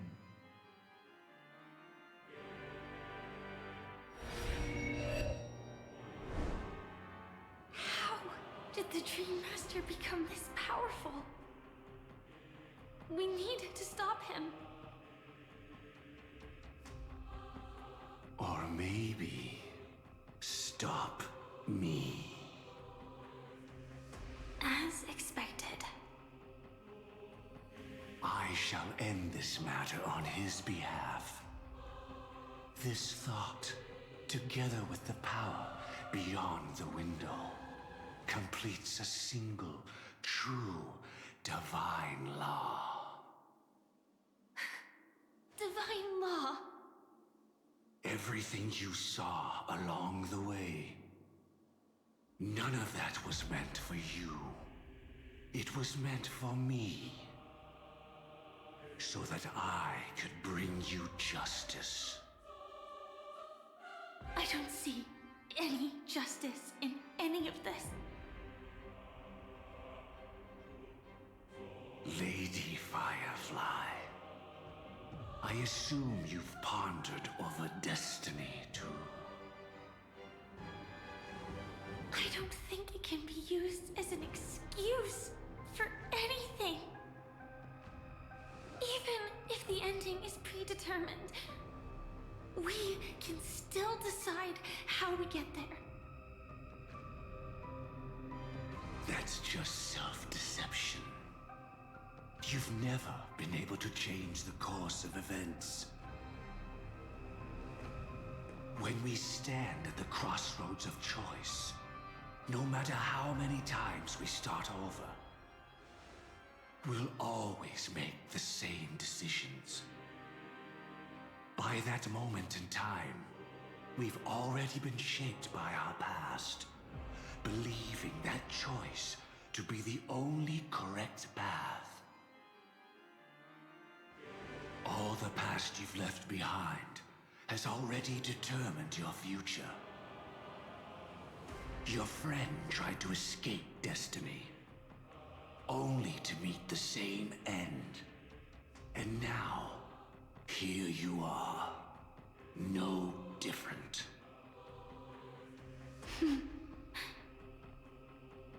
But the person you met today is someone who has rewritten their destiny.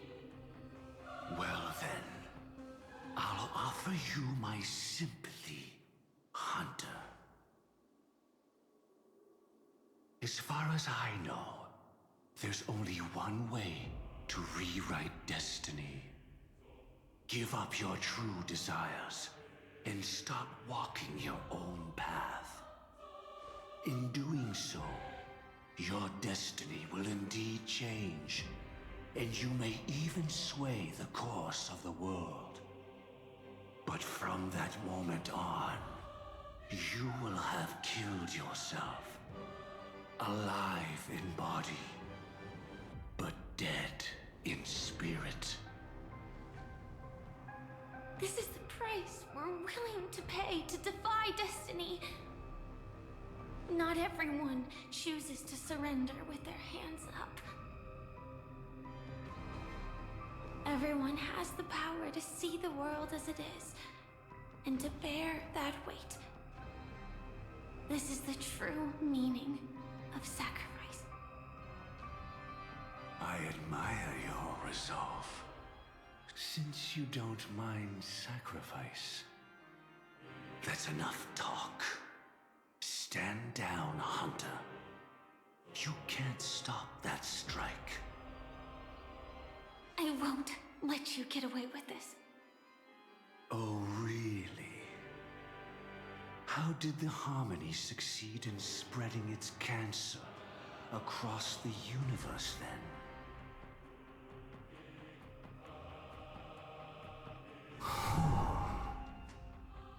though she wasn't my true companion. The cremator left me with a spark of her flame. I never trusted you. During our journey together, I planted it on you. And now, I'll let it reignite. It can burn away a thread of thought with ease. Impressive. But do you really think you can get ahead of me? If I can't, I still won't run away. If that strike is inevitable, I'll be the only one who dies in this nightmare. Your courage shines like pure gold. Even so, paradise shall fall into this world of sorrow, and once dawn breaks, it will shatter in the light of day. How could anything golden abide in glory forever? Come forth and present yourself, last heir of the Empire. I permit you to unveil the true face of order. I permit you, with mortal hands, to bring forth the Great One. The Swarm will again devour all things, and fill the hearts of the lost with terror. Someone must cast down rage in their stead. All that lives will one day die. Even so, I will still do as I've always done, and pray that I can stay alive. I can do it. Right? But death will come because you, out of all people, are the foremost in seeking life.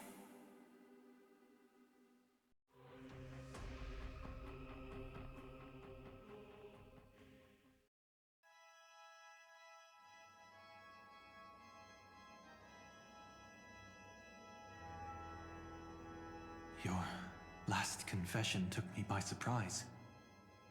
Mr. Gopherwood. No. The final divine law. I suspect there was never any chrysalis of extinction from the swarm disaster to begin with. Was there? What exists in Oak Manor is nothing but a disguise. The only thing hidden within is a Stellaron. True. I never unraveled the secrets of the propagation. Now, split into 4 parts. A single strike of mine cannot harm that hunter.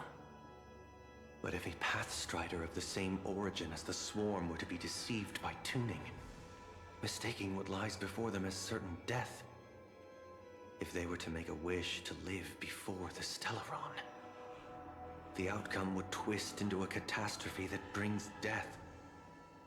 The Swarm disaster.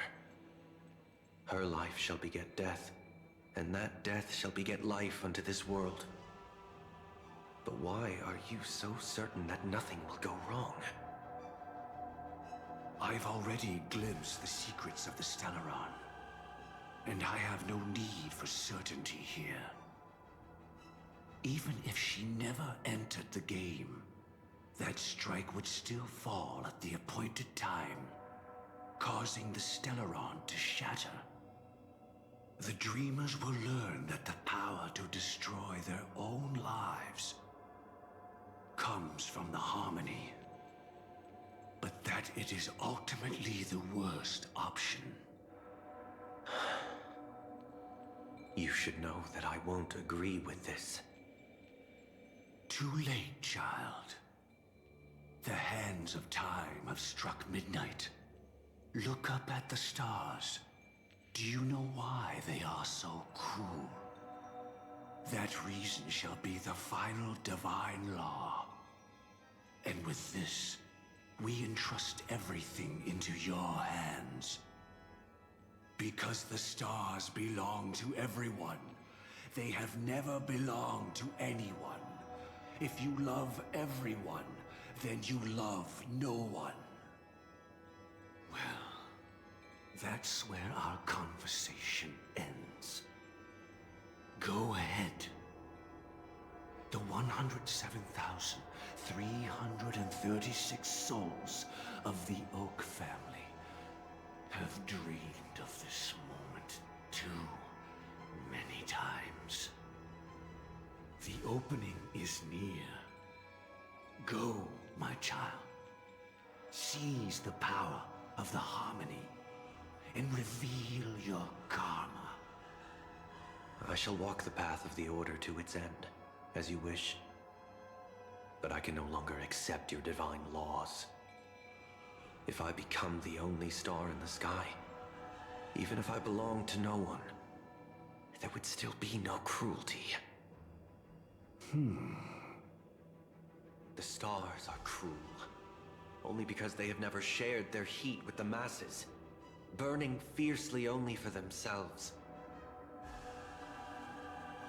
Well, there can't be two suns in the sky. I'll step up and take down the other sun if necessary. Moreover, how could I allow other stars to shine during the day? Paradise shall soon be created. Not at midnight, but at noon. I shall initiate the first and only divine law of the great Septimus. I shall ascend to the heavens, becoming the scorching sun. Bathed in my light, my people shall flourish, while all evil shall be eradicated.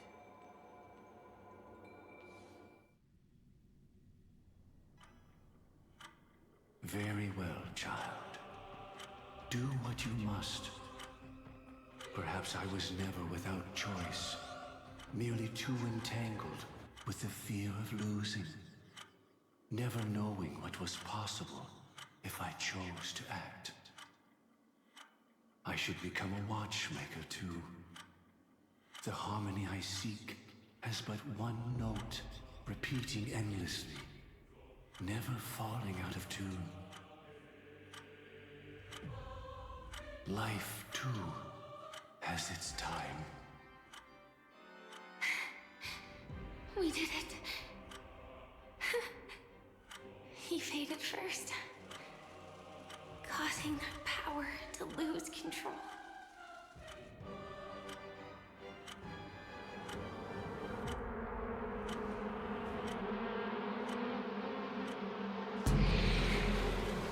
Is that...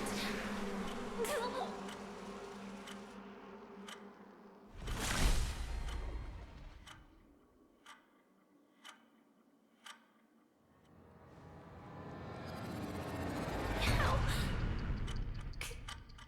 did you...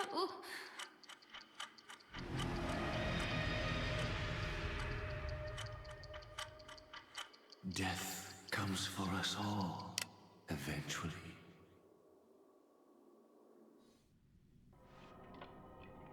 I'm starting to hate how powerless I am.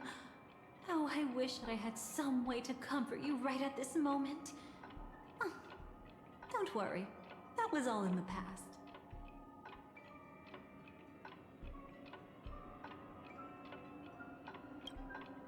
It was confined within the dream. Even a Stellaron could not truly revive the swarm disaster. The Dream Master's actions could only evoke fear in those already dreaming. Yet this swarm was frighteningly real when you consider the next steps of his plan. Enna's dream had enveloped the entire star system, which meant the swarm disaster would gradually become indistinguishable from reality. The propagation would awaken the most primal fears in all dreamers. Through their cries, the path of order would be sustained, until the entire cosmos drowned in a singular dream.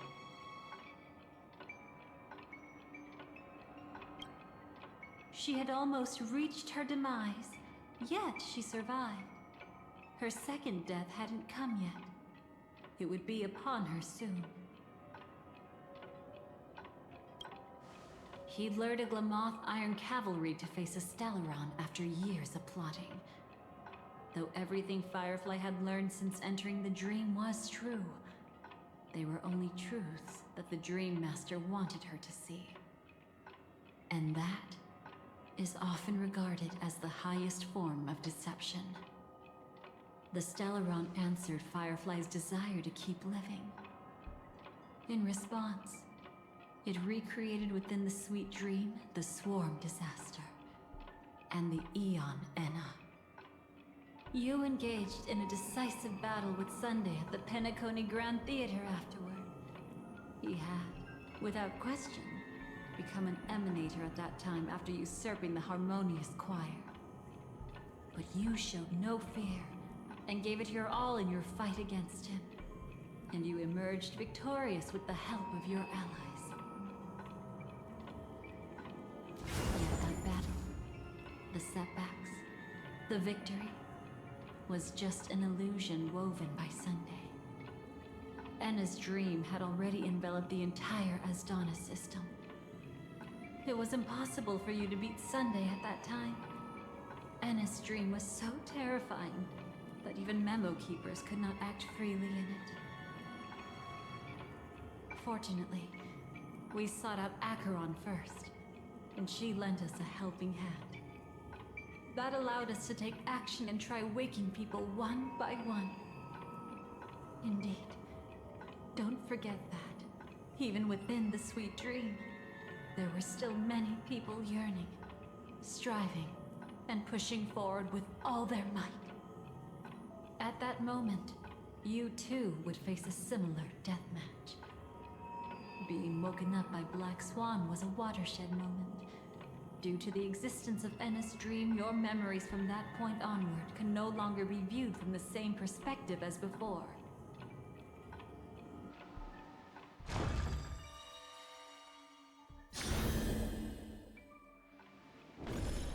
It's not that they're not real enough. Things always look different when viewed from different angles. Ever thought about whether we've truly seen our authentic selves in a mirror? And from that moment forth, I would also no longer be able to help you. Your memories belong to you alone at the end of the day. Destiny only allows me to intervene this far. However, you must remember this. How your memories manifest is ultimately up to you. People can't dream of things they've never seen before. They're afraid to wake up because the sweet dream is woven from their own past. A past they still can't let go of. It's just like your actions at this very moment. Only by embracing the past can you find the strength to walk towards the future. Firefly, me, the Stellaron Hunters, this entire world, we're all waiting for you to reach that moment. I can hardly tell if this is nervousness or excitement. You are different, unique, and worth waiting for. Go, and write a prelude to memories once more.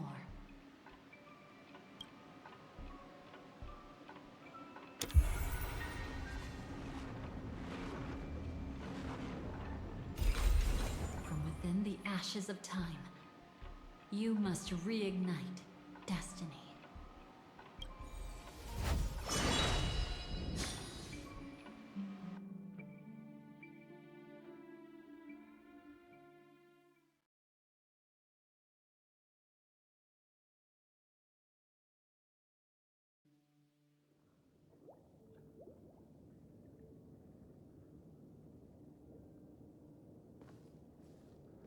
This way, darling.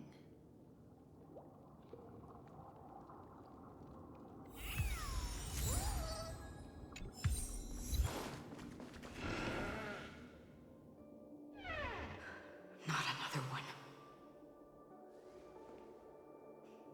Thank you so much, Black Swan. Finally, I can breathe a sigh of relief.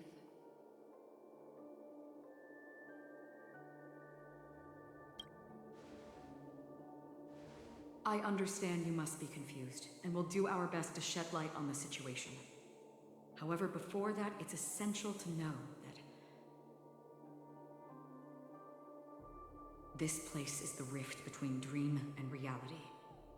A place reserved only for those who have awakened from Enna's dream.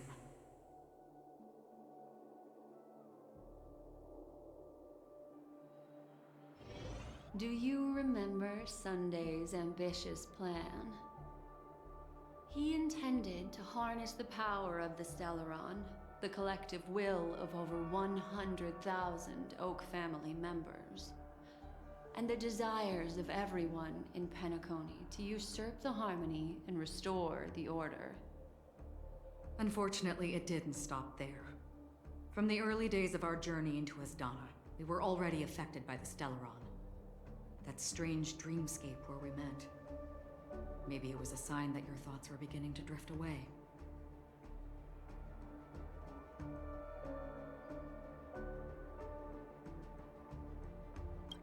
I don't think the goal of the Order was to put everyone into a deep sleep. Quite the contrary. They used the Stellaron to catalyze the leakage of Asdana's memoria into the material world, allowing the dreamscape to blend with reality. People think they are awake, but their spirits have long since stepped into the Temple of Order. This is what makes Enna's dream so powerful. In this paradise governed by the Order, everyone indulges in their delightful dreams and lives happily ever after. I believe what you experienced in the sweet dream, except for that flaw, was real. Only in this way could you reach the destination, lifting the crisis in Penacony and embarking on your next trailblazing expedition. If it wasn't for Acheron's plan, we might have been trapped in this dream forever. Well, I'm not as fortunate as she is. Even if I'm a memo keeper, I was still influenced by the power of the Order and fell into hallucinations. However, thanks to your memories, now we still have a chance to turn the tide. We still have a chance, though. To make it happen, please, Black Swan, guide us to those with a strong will. The truth of the dreamscape runs deeper. We must notify anyone willing to wake up, so we can end the long night together. All right, please come with me.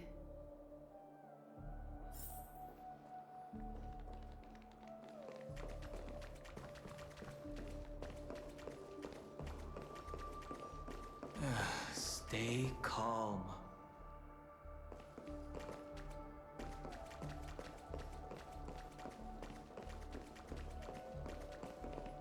I bet that even if I don't resist, you'd still...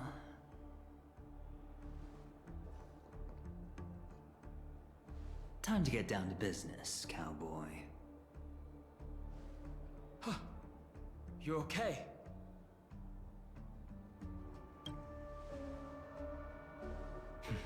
A memo keeper is looking for them. We must do everything we can as well. Quite the fateful encounter we have here, friend. Seems you're also a light sleeper. I'll send you some of the IPC's sleep aids one of these days. Unfortunately, we need to stay awake right now rather than sleep. We're still nowhere near capable of breaking free from Enna's dream. Let me break the bad news first. The enemy we're up against isn't just Sunday anymore, nor is it the harmonious choir that he's usurped. The Dream Master has awakened the swarm disaster within the sweet dream, and cast shadows into the hearts of all dreamers through Enna's dream. The primal fear taking root in people's hearts had led them to call out to the Order for protection. The path of order is gradually being restored, and this has transformed Sunday into Enna. Specifically, he's just one step away from becoming an Eon. The IPC starships converged here at an opportune moment, and the power of the preservation seeped into the sweet dream to prevent him from completely ascending. However, that is only temporary. With the IPC around, the cosmos doesn't need a second order. But it doesn't make much of a difference for us. Sunday's true form has broken free from the dreamscape, becoming as vast as an Eon. The Astana system is no more than a plaything in the palm of his hand. Indeed. Forget about stopping him. We can't even manage to face him again.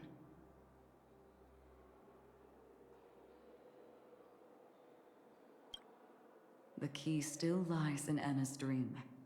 Fear and sweet dreams. He relies on these two lies to gather the dreamer's shared wishes.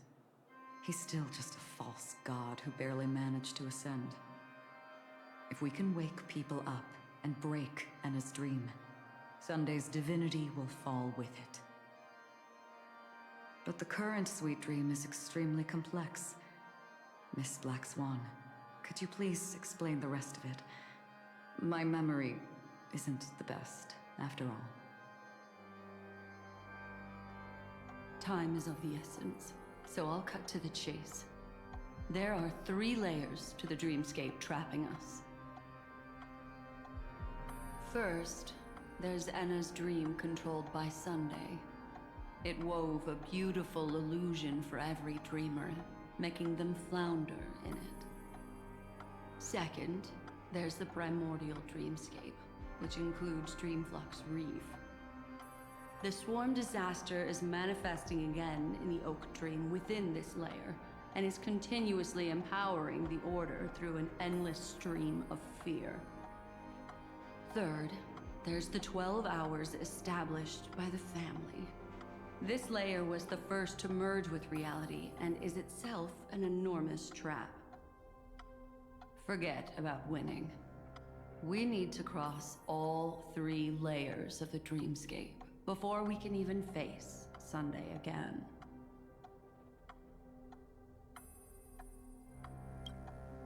Unfortunately, we're still in the first layer, which is Enna's dream.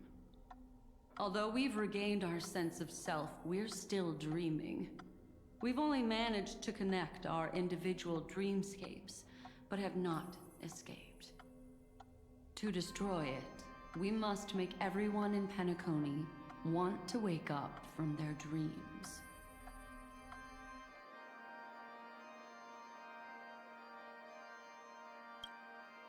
Humans yearning for sweet illusions borders on obsession, leading them to subconsciously resist the harsh reality. Therefore, I carefully selected a moment where she was completely unguarded, guiding her to uncover the truth herself to make her regain her consciousness. However, to wake up everyone in Penacony and get them to share the same determination, that would be nearly impossible. But we can't just stay here and do nothing.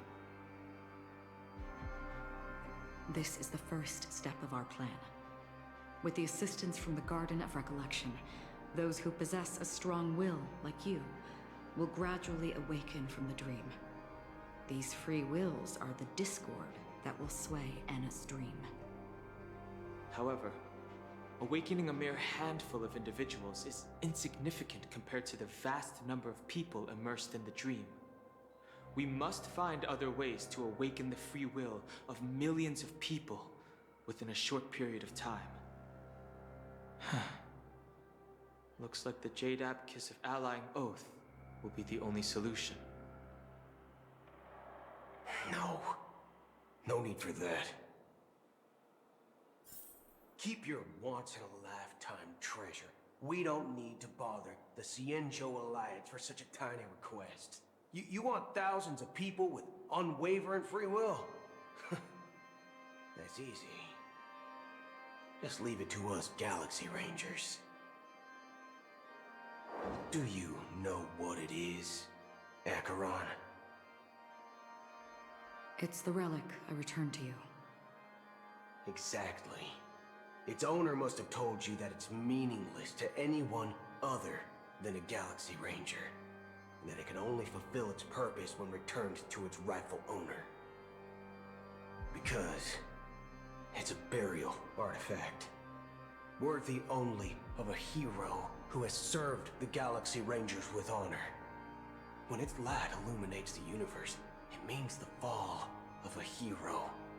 And in the direction it falls, countless meteors will streak across the sky.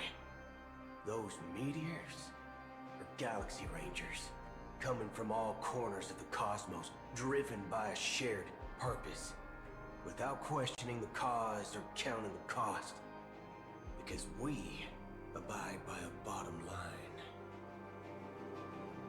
The shooting stars of the hunt only descend on the longest night, and with them comes the dawn. We've stayed silent for far too long. Now, it's time to remind all the cowards, oppressors, and villains of the universe of our presence. I'll be the one to ignite the first spark. This should be enough to delay his ascension to godhood. As for the foundation of Enna's dream, it would take an immense power to shake it in an instant. I think that shouldn't be too hard. So, you're the key in the end, I assume? Even if it is just a counterfeit god, we'll need an emanator to step in. Perhaps it's not about being an emanator. This is a different collective wish. I will do everything in my power to strike down that evil god for you all. What about the other two dreamscape layers? There's nothing we can do about them. They're even more dangerous. Unlike our current gathering, the dissipation of Anna's dream will take time, which will draw Sunday's attention. Exactly. Once we enter the next layer of the dreamscape, we'll be facing an eon's strength head on. But by then, we'll have played all our cards.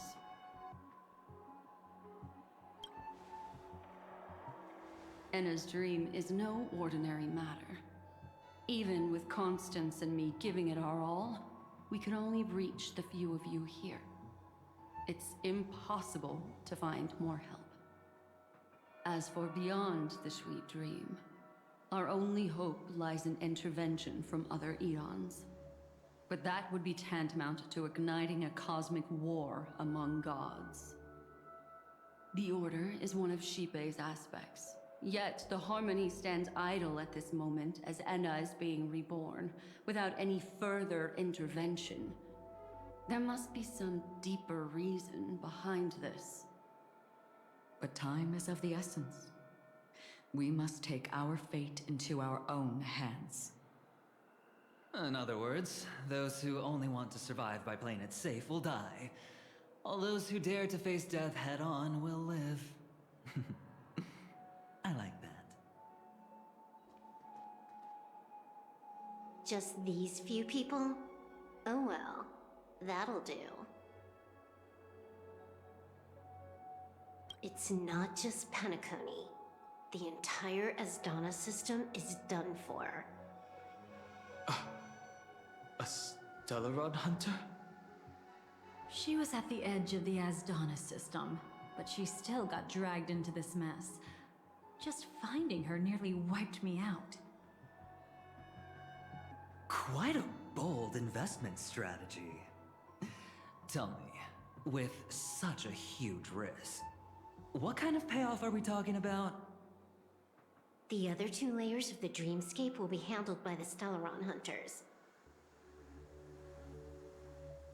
One of our associates is searching in the 12 hours for the other person chosen by the Harmony. Oh? Miss Robin? She broke free from Enna's dream through her own strength, and left behind a song for those in slumber. It's true that some people are born strong, and others are born weak. If the Trailblaze is the target of heroes, then the Harmony will guarantee that the strong help the weak. Only the people of Penacony themselves can be the saviors of their homeland.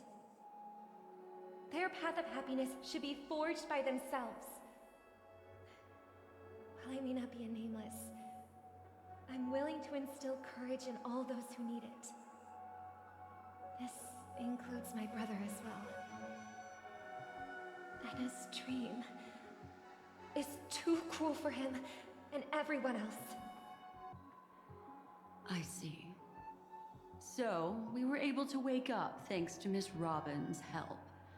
But the flaws rooted in human nature can't be eradicated overnight. Do you believe that these efforts alone are enough to convince everyone to choose the right path?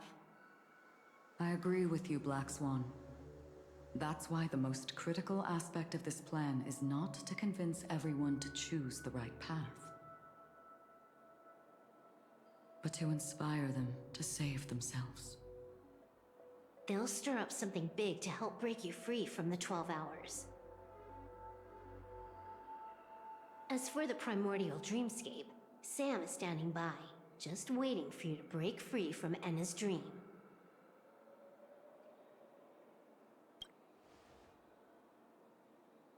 Now, I'll tell you, but don't panic. She will die. She will die a second time, facing everything she wants to run away from. But her fate will be determined by you. She will help you break through the second layer of the dreamscape. Then, she'll fall into Enna's dream, which hasn't fully dissipated yet. If you defeat Sunday and wake her from that dream, then her second death, too, will become nothing but an illusion.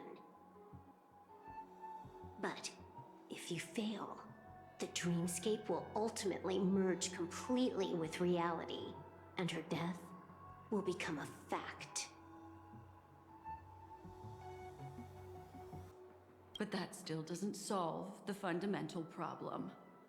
What about Sunday? He could wipe out all our efforts with no more than a glance the moment we cross the 3 dreamscape layers. Oh, Miss Memo Keeper. It's time for a game of recall. I once said something to you lot back in the Oak Dream. So long as my trump card remains unplayed, none will dare see the hand through to the end. And now, it's time to reveal that ace. Let me point out 2 mistakes. One of them is yours. Having personally been to the heartland of the Dream Master's plans, wouldn't I have already found a way to inform the IPC? The fleet's deployment was never meant for a direct confrontation. It was to seed the Preservation's heart into the dream. The other mistake was Sundays, and it was a fatal one. He should never have confiscated my cornerstone. He should have kicked me out right from the start. That's how every gamble with me goes.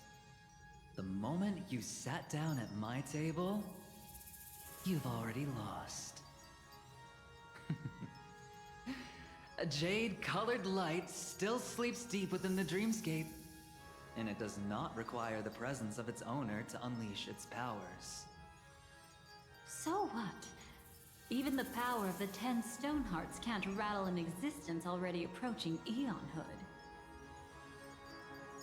That's why I said the cosmos no longer needs a second order. The Dream Master's plan is indeed flawless. However, when faced with the terror of the swarm disaster, how is calling for the preservation any different from calling for the order? The release of the Cornerstone's powers will absorb the Dreamer's desires and offer them the preservation's promise instead, guiding them to cry out these words. All for the Amber Lord. Is this the IPC's real goal? To completely take back Penacony on a conceptual path level? What, you think I'm also trampling over others' beliefs? Sorry, but that's exactly what the IPC believes in. Don't question your own ruthlessness. All that matters is profit. The new swarm disaster will end the same way as it ended before. The hammer strike will echo throughout Asdana, seizing the Order's powers on the level of paths to launch our counterattack, leaving Sunday powerless to interfere with your actions. But a new Amber Era will not arrive because of that. Today's hammer strike is not the wrath of an eon, but humanity's battle cry of defiance. I'll hold my breath and listen for that moment. Once our plan succeeds, we can strip Sunday of his godhood, but we'll be too drained to join the battle afterward. So...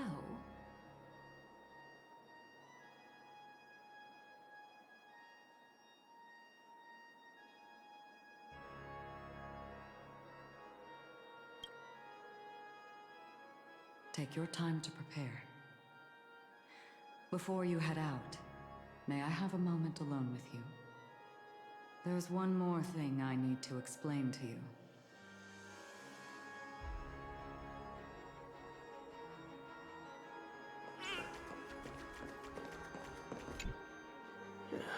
Now that our roles are assigned, let's get to our battlefield and pose a grand finale. Go.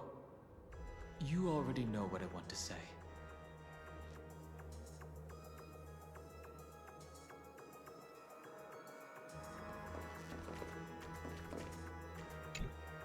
It's you. I've been wanting to meet you. I'm curious, why does she value your existence so much? Not now. This is not the time. I used to wonder about destiny, about where it's heading. But you can decide its destination, at least for today. The bigger the stage, the more you need to be composed when stepping onto it.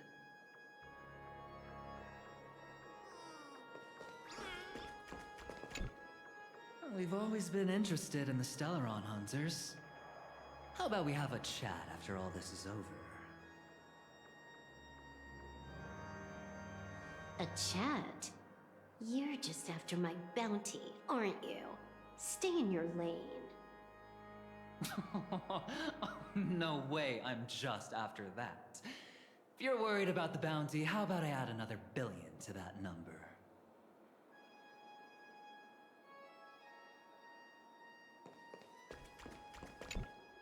This grand festival is drawing to its close.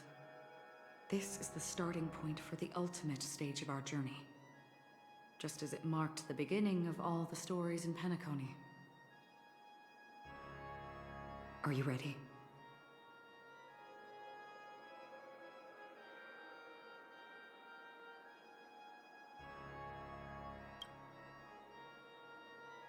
Very well. Now, please close your eyes.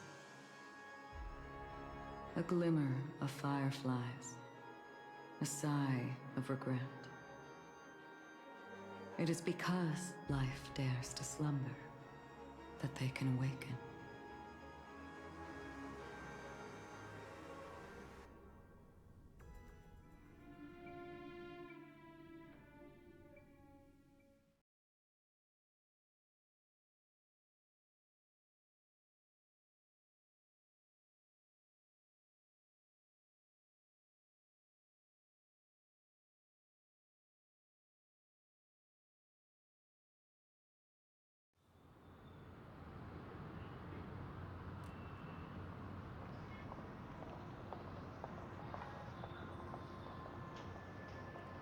Am I awake?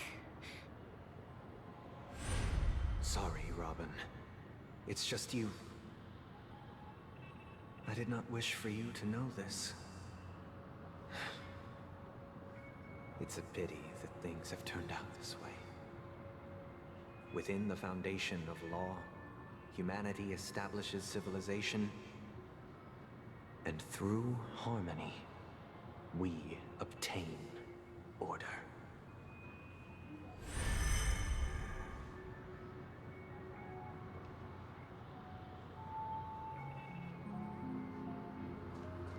My brother. Did you still bring the Order's sweet dream into our paradise? Ow! You're still trying to play the family card at this hour? Your brother doesn't exist anymore. As of now, you'd better call them Anna. Impressive. You really woke up on your own. Let me reiterate. If you've had your fill, it'd be wise to leave before it's too late. The music of the Harmony doesn't tolerate discord. Ow! Then I'll reiterate as well. I've done my part, and now I'm simply waiting for the fireworks to begin. Why don't you just cut to the chase? Time's short, so I'll condense the report. Oh, that even rhymed. I'm so talented. A nosy cremator left something on you. She wanted to use it to burn down the illusions you received from the sweet dream, allowing you to wake up from Anna's dream. But it looks like you don't need it anymore. Then, how were you able to reach this place? Well, a fool has thousands of faces. It's gonna take a lot to create a sweet dream that can satisfy me. Both you and I can still stay awake for just a little bit longer. Just a little bit? Honestly, I don't even need to find you. But I am just so kind. I've already killed you once to give you a chance to regain your home field advantage. You're the last festival host awake in Penacony. So, do you want to play a round of roulette? The wager will be the entire planet of festivities. Stay where you are. What are you trying to do by showing up in front of me? I want you to watch me blow up all of Penacony. Only then can everyone else launch a counterattack and wake up together. Think about it. Your brother is already a god beyond the heavens. You're not even gonna see him unless you rip open the sky. Ever heard of the trolley problem? Make your choice. Do you want everyone to go down together? Or to have Penacony make a small sacrifice? Why should I trust the words of a masked fool? Don't think that I'm just trolling you.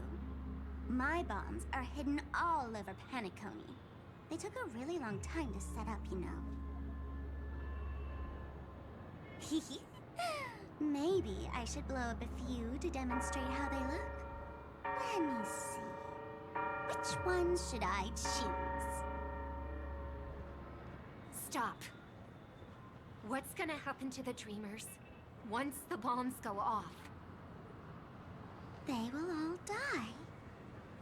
Then you know I'd never agree to it. When it's time to make a sacrifice, reality won't be giving you any choices.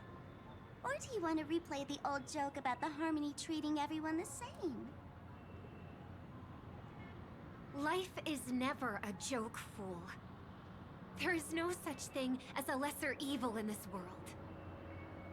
Evil, just like morality, cannot be measured, nor can it be compared.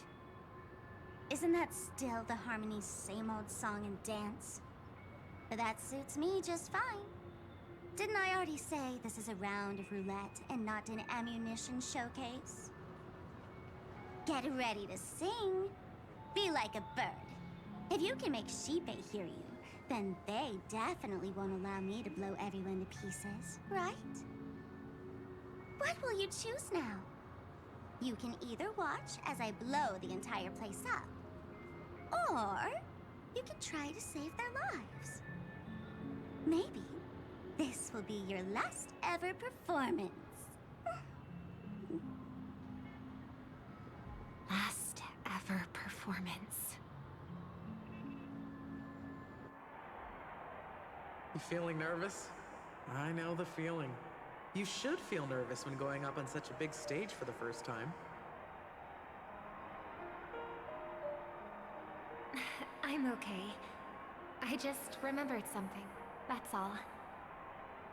Miss Siobhan, why do you think birds fly? Why are you asking that all of a sudden? That was my response as well the first time I heard that question. It's what my brother asked me before I left Penacony. I keep finding myself thinking about it. I don't know. I fly when it's time to fly, and I stop when I don't want to fly anymore. There's no reason. It seems that your answer is really similar to mine. You've also asked me, why do I sing? I think I can answer both of these questions in one go. The answer wasn't what I initially had in mind. Originally, I wanted to sing because of something specific that I experienced. A Stellaron fell into my homeworld when I was young.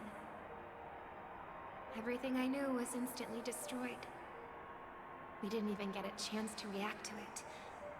No matter what we did, it was too late. But for some reason, my mother chose to hum a song when she tried to comfort me and my brother. I remember that story.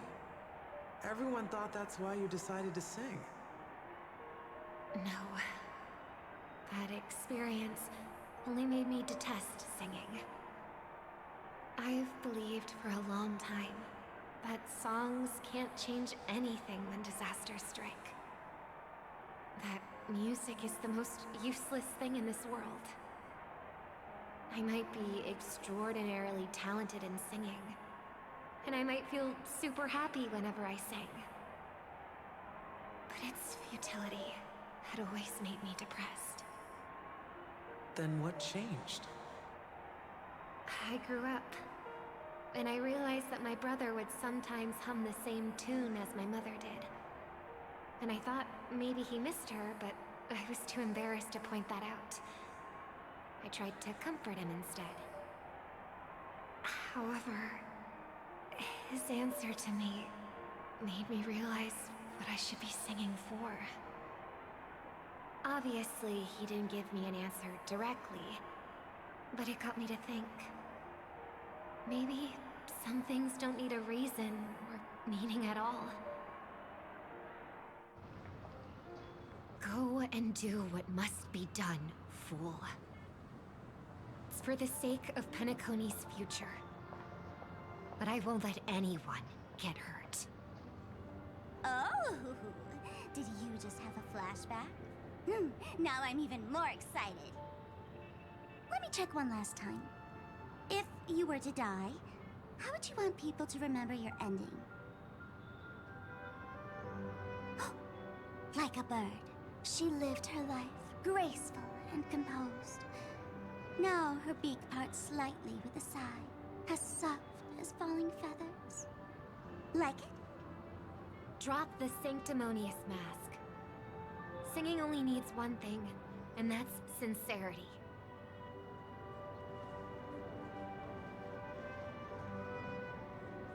My brother. Birds born with wings need no reason to soar into the sky. And those forced to fall back to Earth don't need anyone's condescending sympathy. The sky and Earth are each other's proof and aspiration. When a soaring bird looks down below, it discovers that even after falling, life still holds hope to continue. And when a fallen bird looks up to the sky, it discovers that the possibility of soaring once again still exists in this world. Perhaps they'll never truly understand each other. But what people need is an understanding. It's showing a little more compassion for the way others choose to live. And, when necessary, extending a helping hand.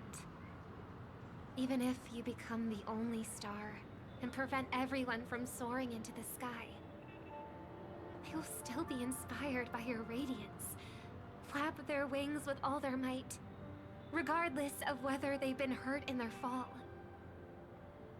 Thus, the Order's sweet dream will eventually fall.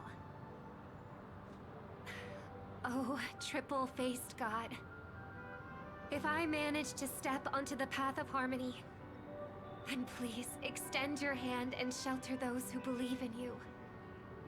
And if I am a bird destined to fall, doomed to never sing again, then while the sound of me hitting the ground may be my last note for the harmony, it will never be this world's swan song. In the name of the sweet dream, the Charmony Festival now begins!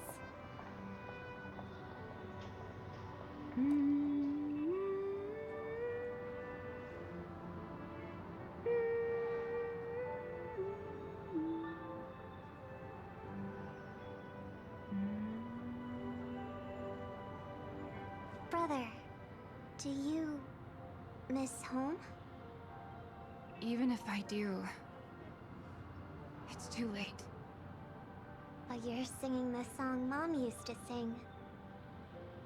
Because even if it's too late, we still have the choice to sing whatever we can.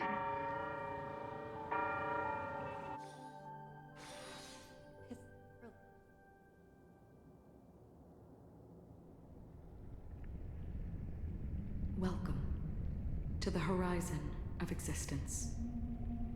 This place is one of the thousands of manifestations belonging to the sleeping and shapeless.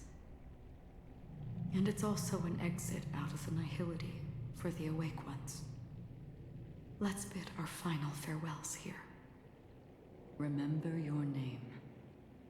I'll be waiting for you at the end.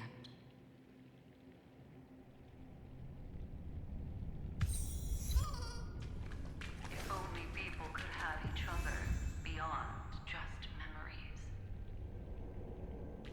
I want everything this world has to offer. Or perhaps I want to find the one existence that can truly please me. I hope that I'll see her again after I die. Then she'll know that I too am only human. And all humans will find happiness in the end. I hope everyone can always reunite with their family, enjoy home-cooked stew, and keep on laughing. One day, those who live will all come to understand how they need to think to create their own happiness. May people embrace each other and offer their most sincere compliments to whoever they meet. Our hopes and dreams are in your hands now. Please guide them to witness every sunrise that is yet to come.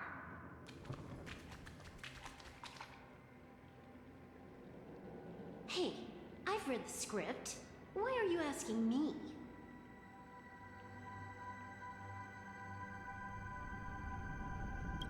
As long as you're not afraid to fall asleep, you'll definitely wake up.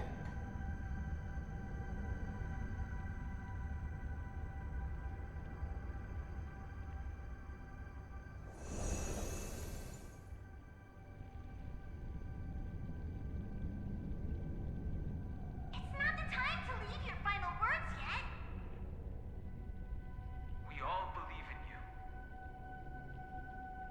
You need to believe in us too.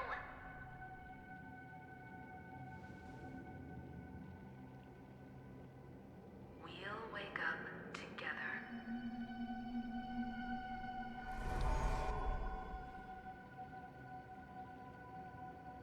Why does life slumber? We don't know the answer yet, but we're about to awaken from this dream. Or perhaps Such is the answer itself. It's the people who first broke free from the sweet dream. The sleeping and shapeless caught a glimpse of their desires. It was because they held on to these desires that they could dream. It was because these desires were never fulfilled that they could wake up.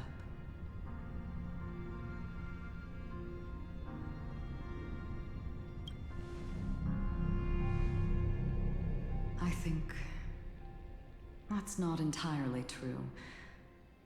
I wish people could find happiness, but I've been tainted by too much nihilism. Sometimes I can't help but think that the nihility is a proud and terrifying dream.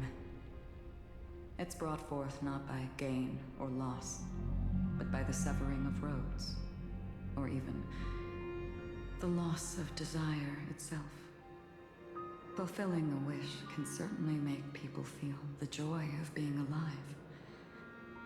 But if no new wishes ever surfaced again in people's hearts,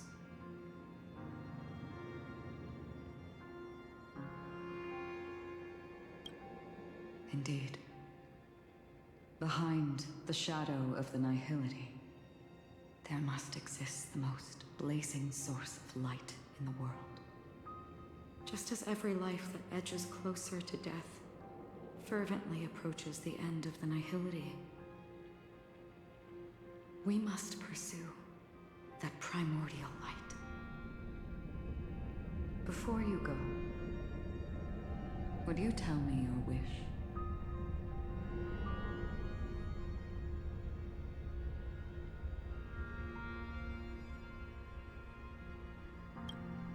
I'm glad. The answer itself doesn't matter. What matters is that you've made a decision.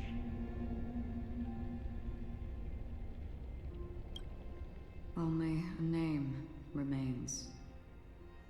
A person that I was, and now want to become.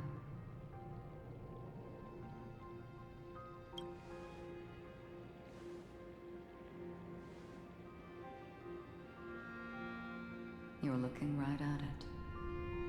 She is a hunter who treads upon the finality, destined to sacrifice her own wishes to defy destiny. But no matter which path you and she walk, death will always be the destined finale and the last reunion. Are you ready? She too was here not long ago.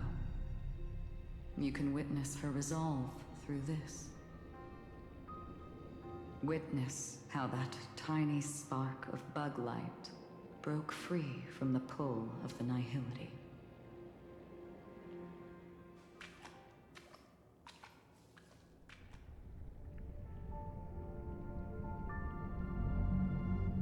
Who were you in the past? The scenery. Am I dead? Really dead? Death is one step away from here. Step over this place, and you will truly embrace death. Or you can turn back. Tell me, who were you in the past? The Moth's Iron Cavalry. And who are you now? A Stellaron hunter. Then who will you become in the future?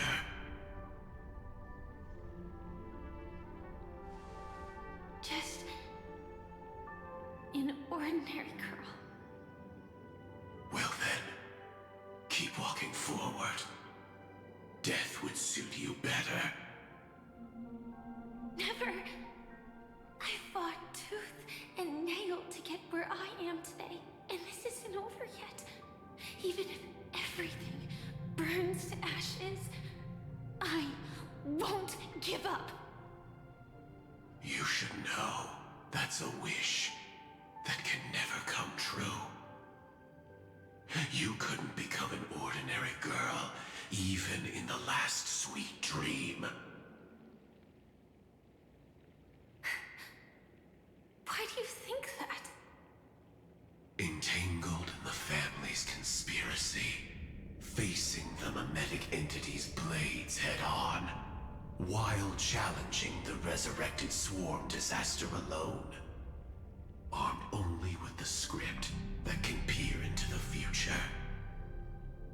That's more than enough cards stacked against you. Do you really think that the time you spent with her proved anything? For an ordinary girl, simple happiness shouldn't just be a matter of chance. I used to say, all of this isn't what an ordinary girl would do. What? Perhaps the Dream Master was right. All the past we've left behind has already determined our future. All my experiences so far will still make me choose to step into danger when I face it in the future. But you misunderstood my answer. I guess it's my fault too. Always talking about wanting a normal life. As if the past that shaped me is some heavy burden weighing me down. Being a Glamoth's Iron Cavalry and having entropy loss syndrome are more than just scars. They are a past that taught me to cherish, urged me to seek, and showed me how to love. All the things you listed are quite extraordinary indeed, but I believe any ordinary girl would make the same choice I did. When faced with everything I have faced. In the darkest moments, ordinary people never need to feel small. After all, they always discover that they've already become something noble and bright. Indeed, I can't change the outcome or even the process. But I can decide how to view my destiny. This is just an even deeper form of self-deception, compared to actually changing the outcome. Free will is mere self-deception for most people anyway. But as long as I'm not asking others to do the same, there's no shame in it for me. Everyone has their own answers as to why life slumbers. Some will never find their answer. But no one can take away their chance to keep looking for the answer. I won't give up, nor will I blame those who do. All I need to do is return their right to make that choice, and return that right to myself as well. So, I will leave this place together with you.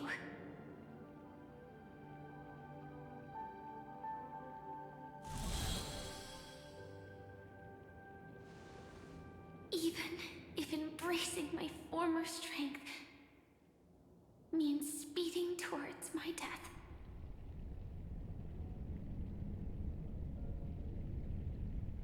The name I gave myself is Firefly. I used to think I was similar to a firefly, just a fleeting glimmer of light. But later, I realized no one would give themselves an unlucky name. It was also because I thought fireflies were beautiful. Later, someone told me that my eyes don't actually work very well. Otherwise, I would have figured out that those insects aren't beautiful at all. Beauty, love, all our feelings stem from the flaws we were born with, and that's what makes each of us unique. Yet, I can't help but love these little things. Even though I'm sensitive to cold and can't stand the night wind, I still go stargazing.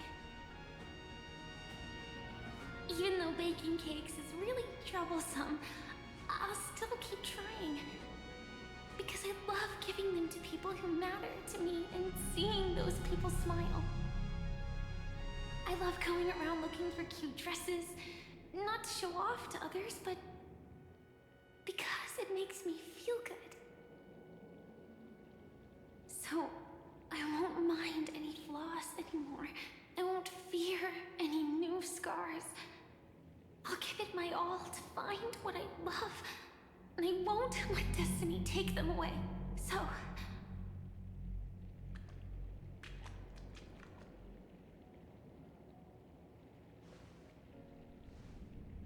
moths don't fly to flames because they yearn for light. It's about going through the flames, igniting yourself and burning with the most intense light. My destiny won't fall into darkness. I will light up everything around me.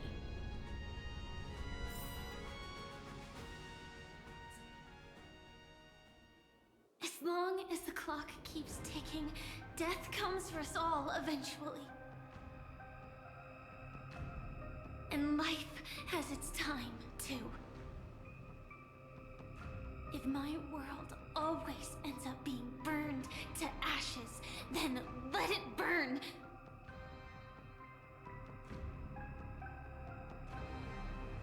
As long as I can keep burning, then wherever I am will be flames, not ashes. Order.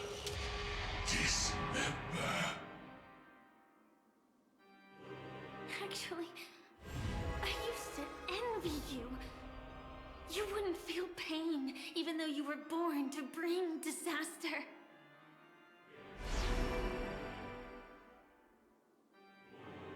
But you should be envious of me now.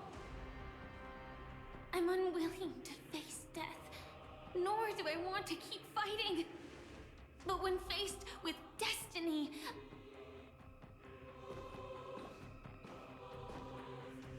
I will never run away!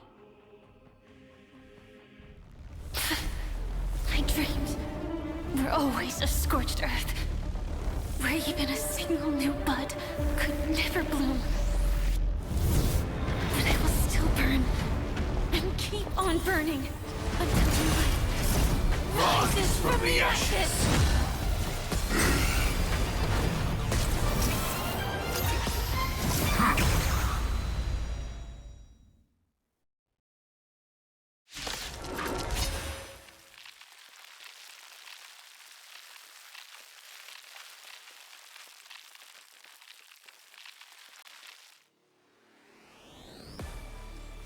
If you are the Dream Master's answer, then listen to my reply in his stead.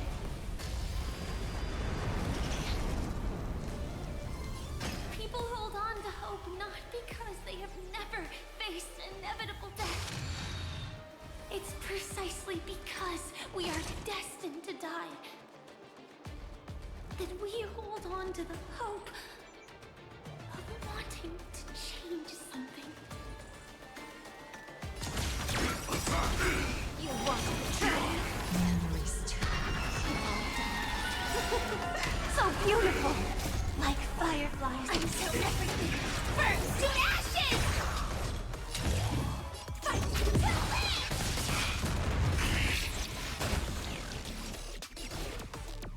That's the bone! Share good fortunes. Dreams of a... Let us dance once more.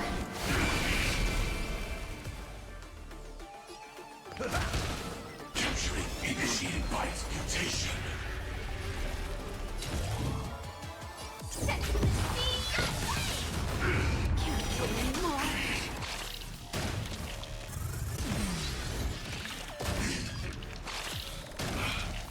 fallen for me already? Have we met? Dream vanished. Time to mix things up. 1,000 thanks, benefactor. Friends? Indulge yourselves!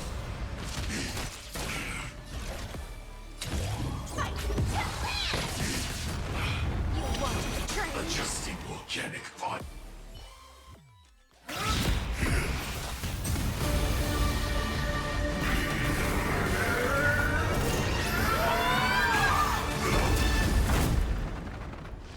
I knew it. Everything's far from over. If embracing fate is also a form of resistance, Then this time...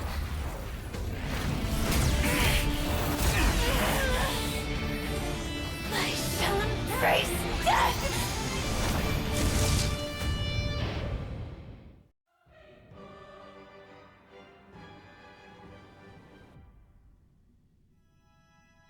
To live is to imagine a future version of yourself.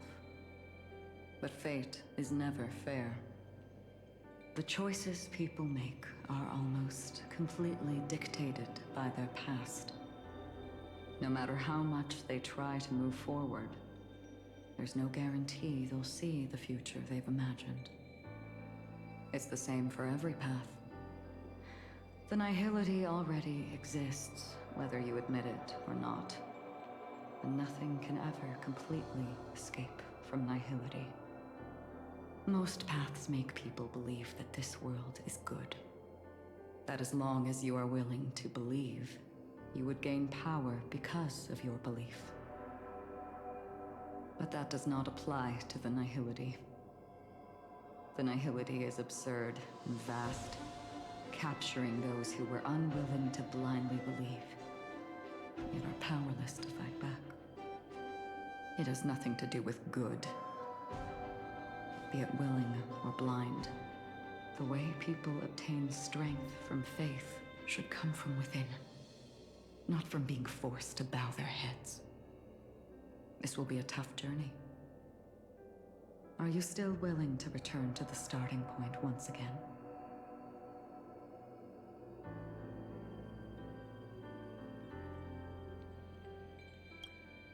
In this way,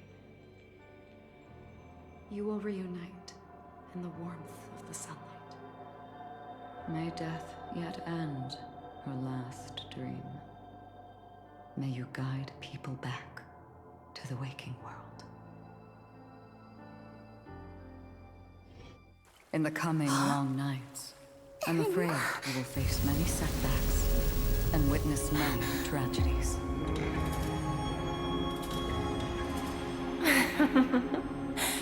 I come to greet, I come to wine, I come to claim. I grant poison for nectar, sow in spring to reap in fall. Await wizened fruit to fill livened boughs. All for the Amber Lord. But when you make a choice, there will be a fleeting red that reappears before you once more in that monochrome world.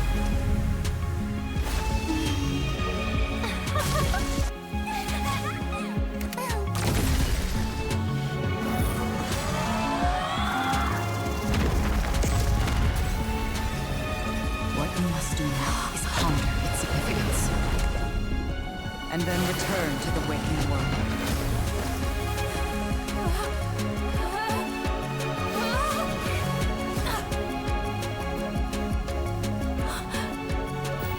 Don't worry. Even if this is doomed to fade at dawn, I won't fear waking up from this dream. Go. Take back the right to Trailblaze. For them, and for me. That's where we will all find our answers.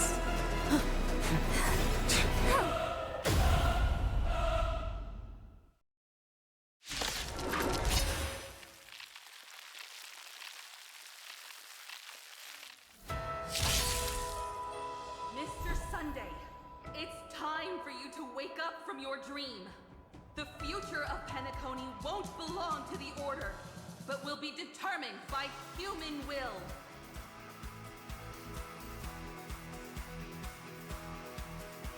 The divine power of Enna, actually.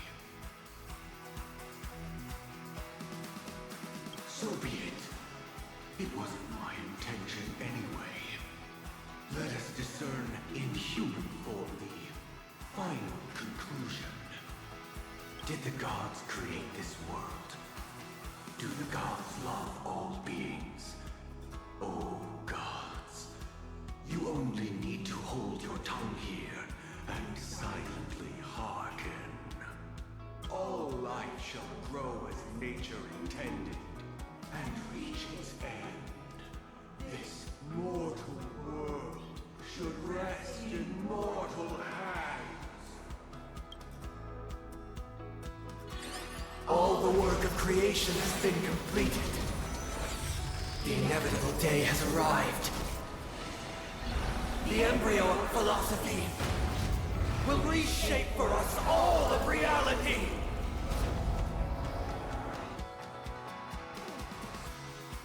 I know the gods will never stand here again. This paradise shall be forged by the king of humankind! The order is ultimately flawed. By this decree, it shall be ended! The remembrance is fleeting and impermanent. By this decree, it shall be ended! No way! Rosalina gave her life to protect the Sweet Dreams path. The hunt is only fuel misery. By this decree, it shall be ended! Still protect the Sweet Dream present! The nihility leaves no light unextinguished. By this decree, it shall be ended!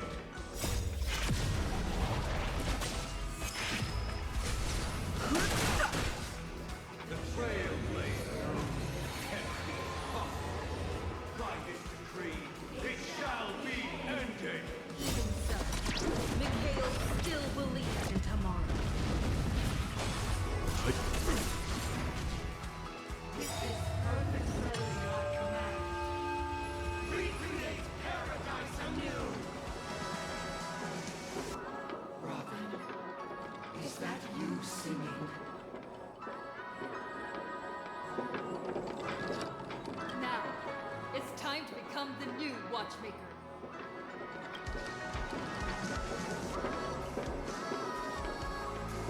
Only by blazing a trail forward can we set time in motion and give it meaning.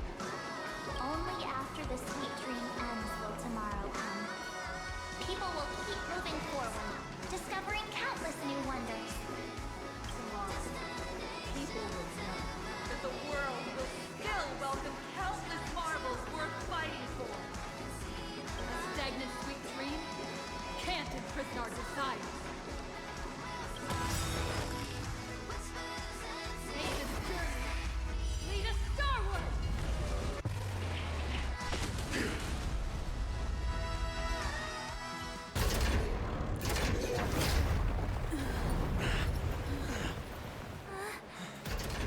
So,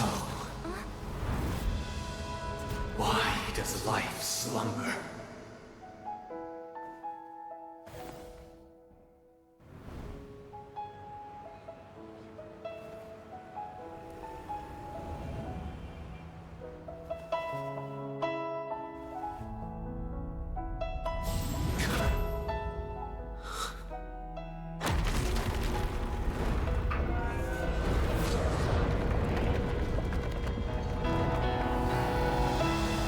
The night is still too short.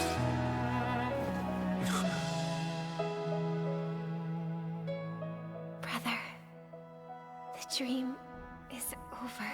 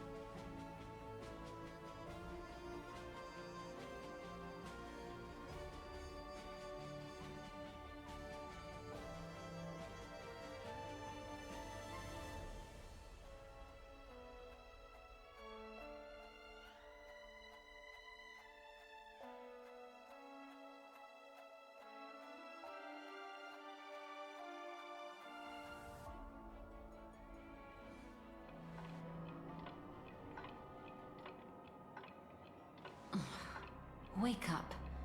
It's time for this dream to end.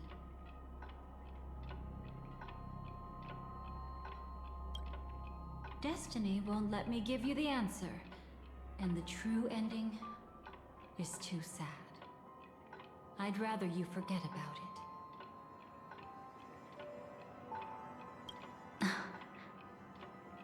Well then, I must come clean about my final lie. I never showed you anyone's memories, not even my own. All you've seen is a script I came across by chance.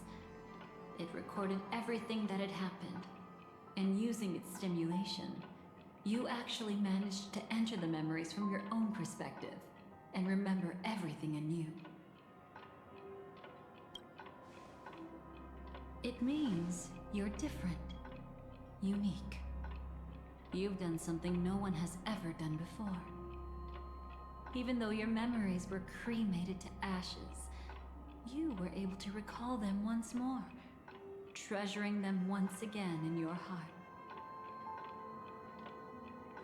The Stellaron Hunters say you are the one who can turn the wheels of time and give it meaning. That you are the one who can alter destiny and make whole what is incomplete. Come, I want to show you something. Elio?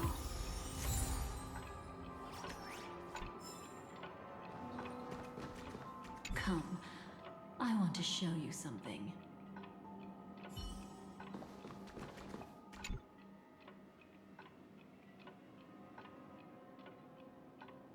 This is what I promised to give you. The truth about the finality. This cat is not Elio, but a strand of Terminus's divine corpus. The Stellaron Hunters described this scene to me, something I've never seen myself. When Terminus ascends to godhood once more, they will manifest their 1,000-armed divine form and proclaim, "Now I am become finality, lifting the wheel of time, the destroyer of worlds." Then, Terminus turned into a pack of black cats, distributing every ounce of their divine power between those creatures. The cats shall depart from the end of the world, going against the river of time till the moment of the universe's birth. What you see is one of those cats. As for Elio, he is an even more special existence. Only the Stellaron Hunters know his true identity.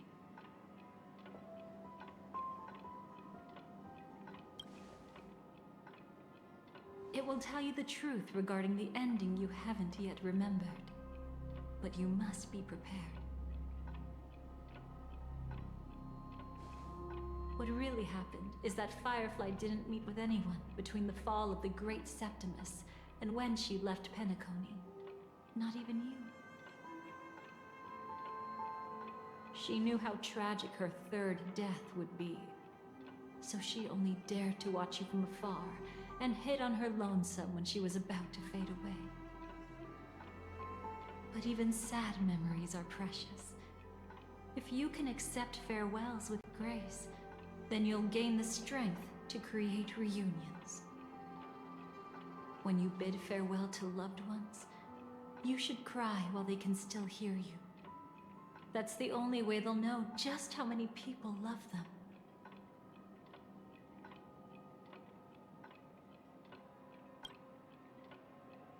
You know, I often wonder if everything I'm doing right now is just a whimsical gift from destiny.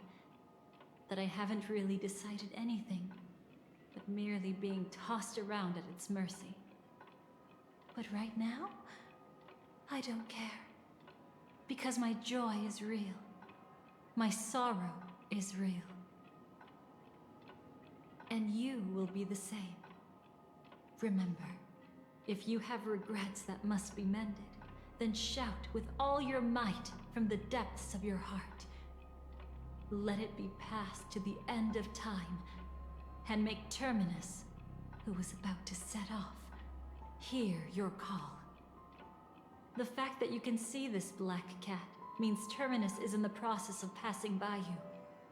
The power of only one black cat cannot change much, but your past is Terminus's future. If it remembers your voice and decides to change something in its own future, your past will change accordingly.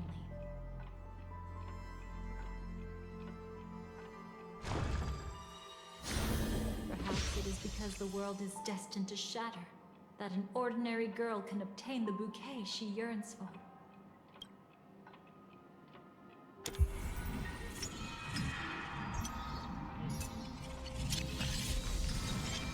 Go forth and deliver that bouquet with your own hands, so that no one will be left with regrets.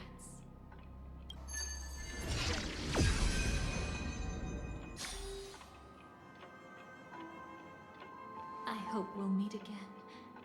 The only one who could ever please me. Father, destruction is not just a single glorious moment, and the same applies to destiny and memories. Only by enkindling the winter wilderness with flames that cross the sky can we make the indestructible manifest once more.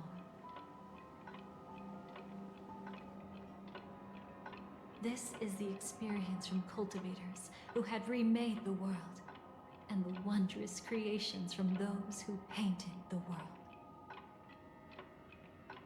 Sitting among the embers, they drew the morning star, knowing best that only in times of extreme hunger do the stars begin to turn.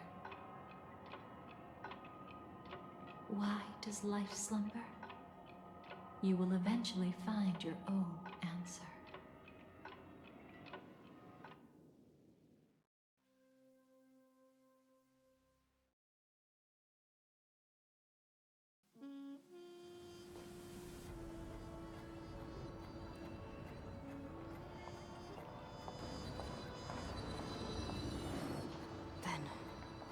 Let's go reclaim everything that was forgotten.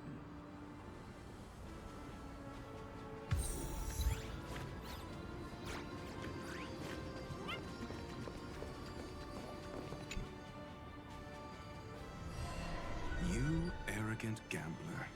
I've already seen through your tricks. Oh, do tell me what you figured out. When sailing through storms, drunkards always beg for mercy from destiny. So? So, they all died. Destiny loves to watch them crash onto the reefs. A fool deserves a fool's end. I feel like I need to read between the lines here, Professor. But you know I'm not that well read. You're not lucky at all. You chose to forever remain sober, never becoming a drunkard. Let's make an actual bet then. It's the perfect day for a few drinks. Once I'm actually drunk, you'll see just how wrong you are. But I don't even care about the outcome. In this world, what could be more precious than possibilities?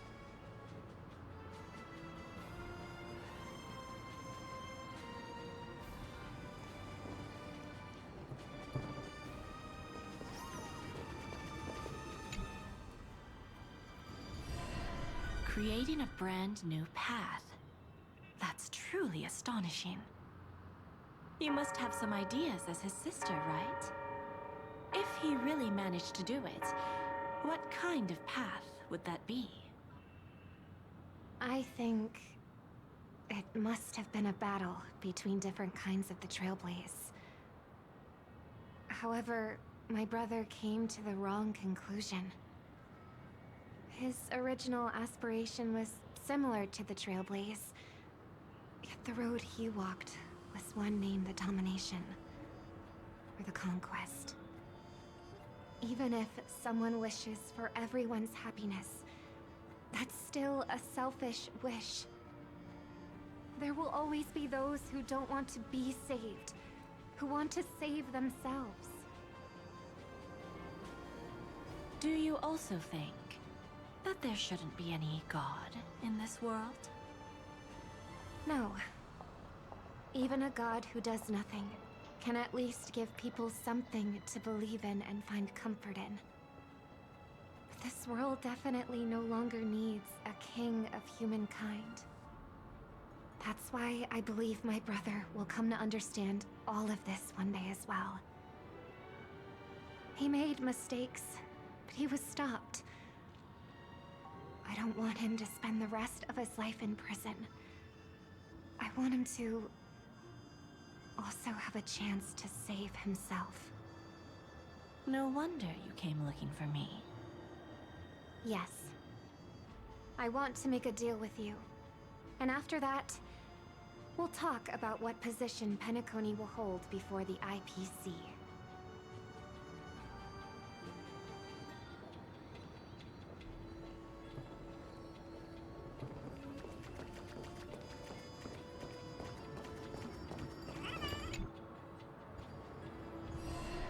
So, you still don't want me to join? That's Elio's decision. He saw my future? In all possible futures where you join the Stellaron Hunters, you will ultimately choose betrayal. You shall become a Lord Ravager named Ephemera, poised to destroy the Remembrance. Those were Elio's exact words, and your payment. Payment?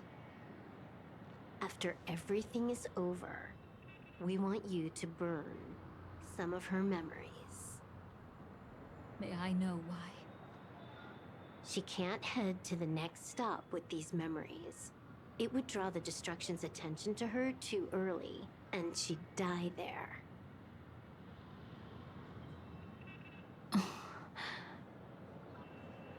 I can do that. But I'll give the memories back to her sooner or later. In my own way. Whether you try to stop me or not. No one will stop you. It is already written in the script. It will be a new beginning. The 4 apocalypses will converge towards the destruction because of it, while the cosmos will join hands to overcome that annihilation.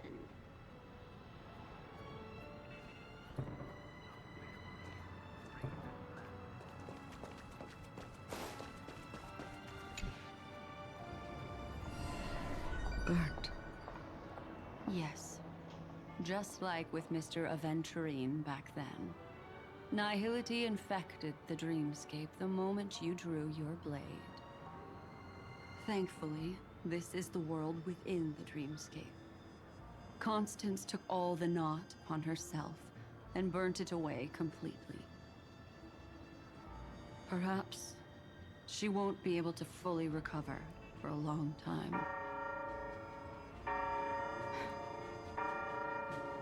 I'm very sorry. Don't be. She's got other pressing matters right now. That's why she asked me to meet you. She really wants to thank you. She's betrayed too many people, facing death threats from Avengers at every moment. She used to delight in dancing with death. But at the moment she burned away the nihility, she said she was blooming. She said that, for the first time, she felt the joy of being alive. Come to think of it, people all believe that the Dahlia's floriography means betrayal. But on the planet where it was first discovered, the locals saw it as a symbol of life and prosperity.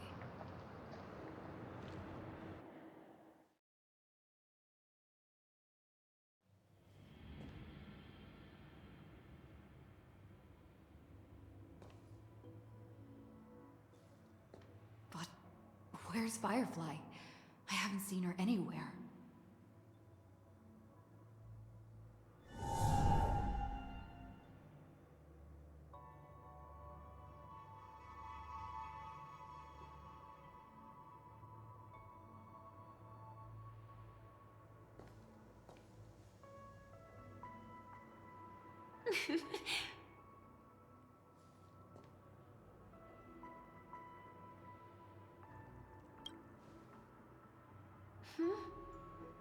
How did you know I was here? I'm doing okay. Sorry. I wasn't trying to avoid you.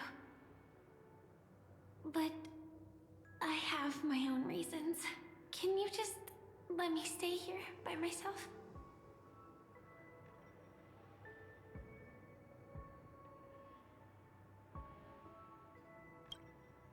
How did you know about the promise? I never mentioned it.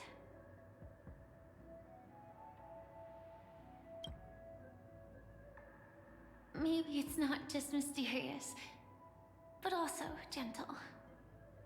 I don't think I've mentioned it, but I wrote down everything I wanted to do in my journal before coming here. I'm staying here because I want to fulfill the last wish written in it. I've been quietly following you and watching you from afar for a while, but I still didn't want to disturb you. I hope your dreams begin with a smile and end with one too.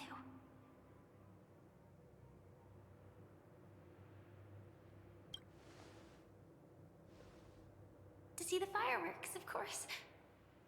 I heard there's this huge airship in Penacony where you can get an absolutely photo-worthy view of the fireworks. So? Let's go watch the fireworks.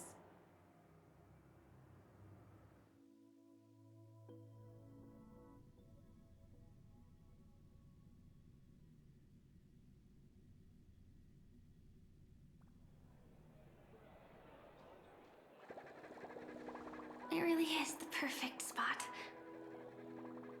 You've got great taste.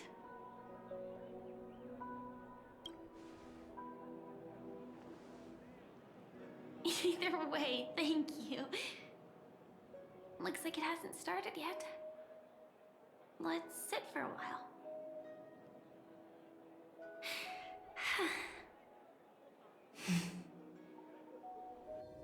I wonder whether everyone feels speechless at times like this. Maybe it's neither. There's a saying that I always liked. When it comes to someone we want to meet, we always imagine the scene before it happens. Imagine the words we'll say that would make them smile. Slowly but surely, all the things we want to say would have already been said before we even met the person. And when we finally meet again, we realize they're even more beautiful than anything we could have imagined. Yet, at that moment, we find ourselves at a loss for words to express just how amazing they really are.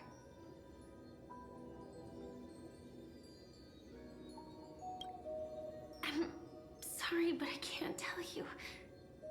Elio told me that it would lead to a terrible future. If I say even a few words more, you'll die at the next stop. All I can tell you is why our paths crossed again. Long ago, you promised me that if I could dream, then you would make it a beautiful daydream.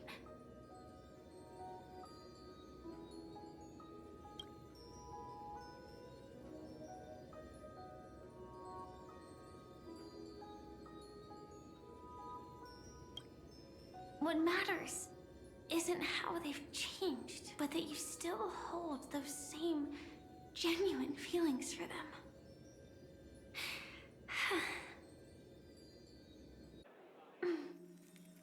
I'm sorry. Yeah, actually, I still haven't experienced one of the 3 deaths written in the script.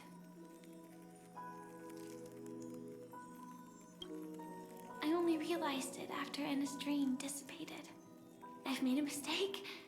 Being sent to the Dreamflux Reef by death could hardly be called a death at all. That would have been way too easy. As for the true 3 deaths, the first one, I have known its true form for a long time. I can't dream. After I woke up, I would never dream again. In other words, the me that exists in this dream would completely cease to exist. The second time, I was killed by the swarm disaster. I activated my true power and came back from death. But that power would inevitably lead me to the 3rd death. My symptoms would accelerate uncontrollably until I die of entropy loss. The dreamscape had already started merging with reality when we arrived in Penacony. I thought I was dreaming, but I was actually also living in waking reality. It was causing my entropy loss syndrome to worsen. But don't worry, I asked Silverwolf about it, and she said things won't get that serious in real life. Let's not talk about this anymore. I just don't want to see you looking sad. This is our most beautiful daydream. And we should see it through with smiles on our faces. After all, we never know when we will use up all the moments we have with someone across all space and time. Hey, could you close your eyes? If this is my only chance to dream, then I want you to see the best version of me. As we near the end, let me indulge in a bit of perfectionism. Just like what I used to do. Let's close our eyes and imagine ourselves being together. Even if you can't see me, you'll still know that we've never been far apart.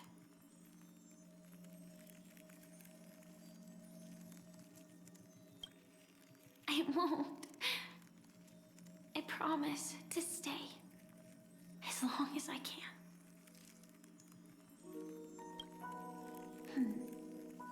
Let me think. Where should we start? Right. We should start where everything began, of course. Right at that golden hour. When you came to save me. That being said, we could also pretend we're strangers who just happened to meet there.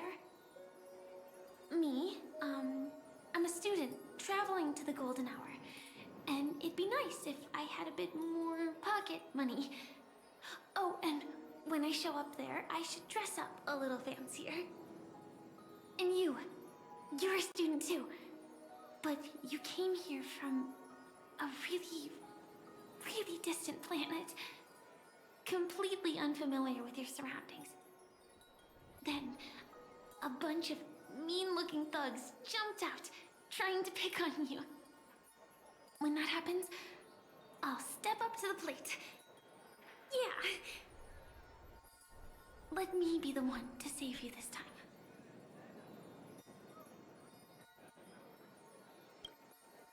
No worries. That's exactly what I'm going to do. The result doesn't matter. And even the process isn't important. What matters is how we take part in this journey and how we choose to view it. So, grant me one more wish. Remember how I held you and flew into the sky when we fought against Enna's dream? Back then, I wasn't sure if I would ever wake up again, but I was happy. We were standing shoulder to shoulder once again, fighting against things that we believed were wrong, and we'd do anything for each other. Still, I have a tiny, selfish wish. I know you won't forget this moment, but when you look back on it, I want it to feel lighter. maybe there were no enemies at all.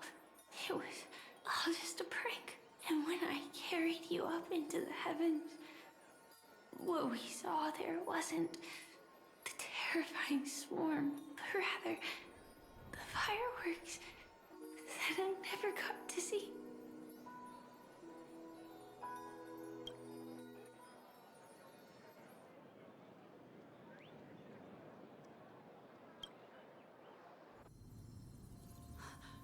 Firefly? Elio said we're destined to head to different finalities, that we can't have a future. That's why you told me that you'll give me a daydream more beautiful than any ending could ever be. I'm looking forward to it. But can we really not step over the ending together? I'm not scared of death, but please don't let me die alone. They say you're destined to bring about the finality, but I believe you'll be there. You definitely will. Only you can know it, and only you can decide. This cosmos certainly doesn't exist solely for you, nor does it flow only under your gaze, but it's forever waiting for you to save it.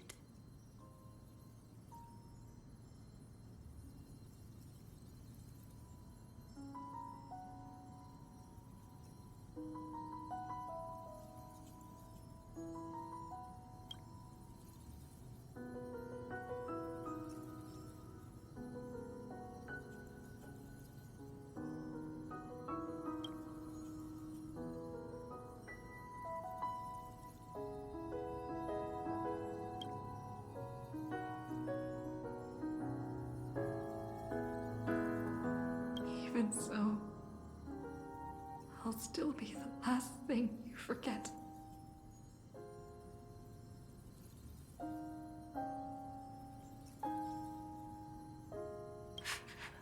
Fireworks. No. While she might still be able to see it. The result doesn't matter. And even the process isn't important. What matters is how we take part in this journey.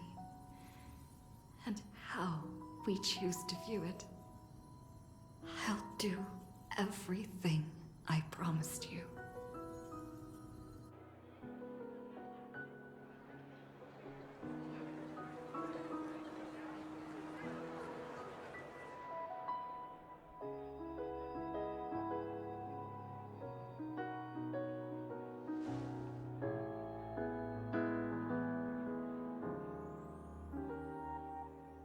Am I still one step too late?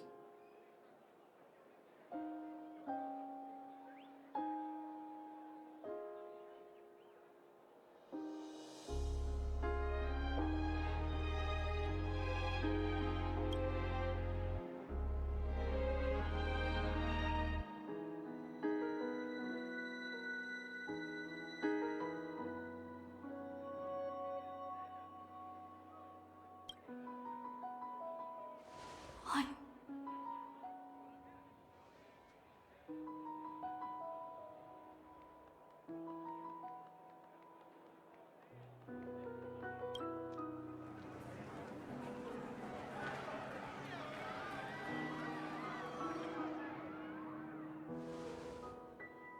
But Firefly can't see it anymore.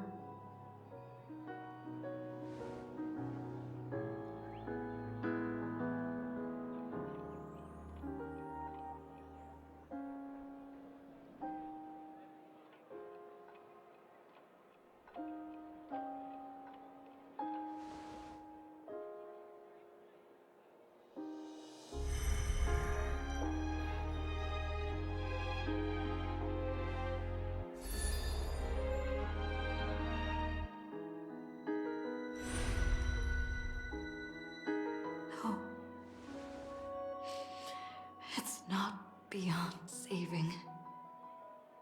I can change the course of destiny and make up for what's missing. If the world has set an endpoint for our destiny, then at the very least, it owes Firefly the bouquet she wanted.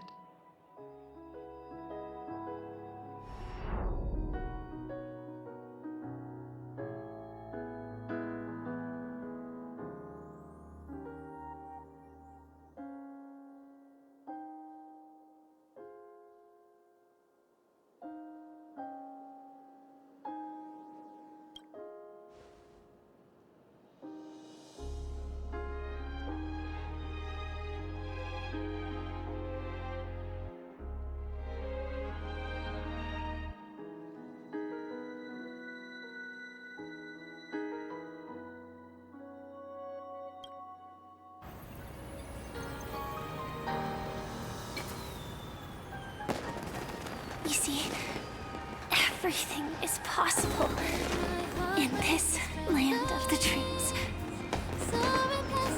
We each came here with our own goals and realized them in unimaginable ways. Whether the outcome was sweet and dreamlike or bitter and real, it is still the answer we longed for. So, why do people choose to sleep? I think it's as you said.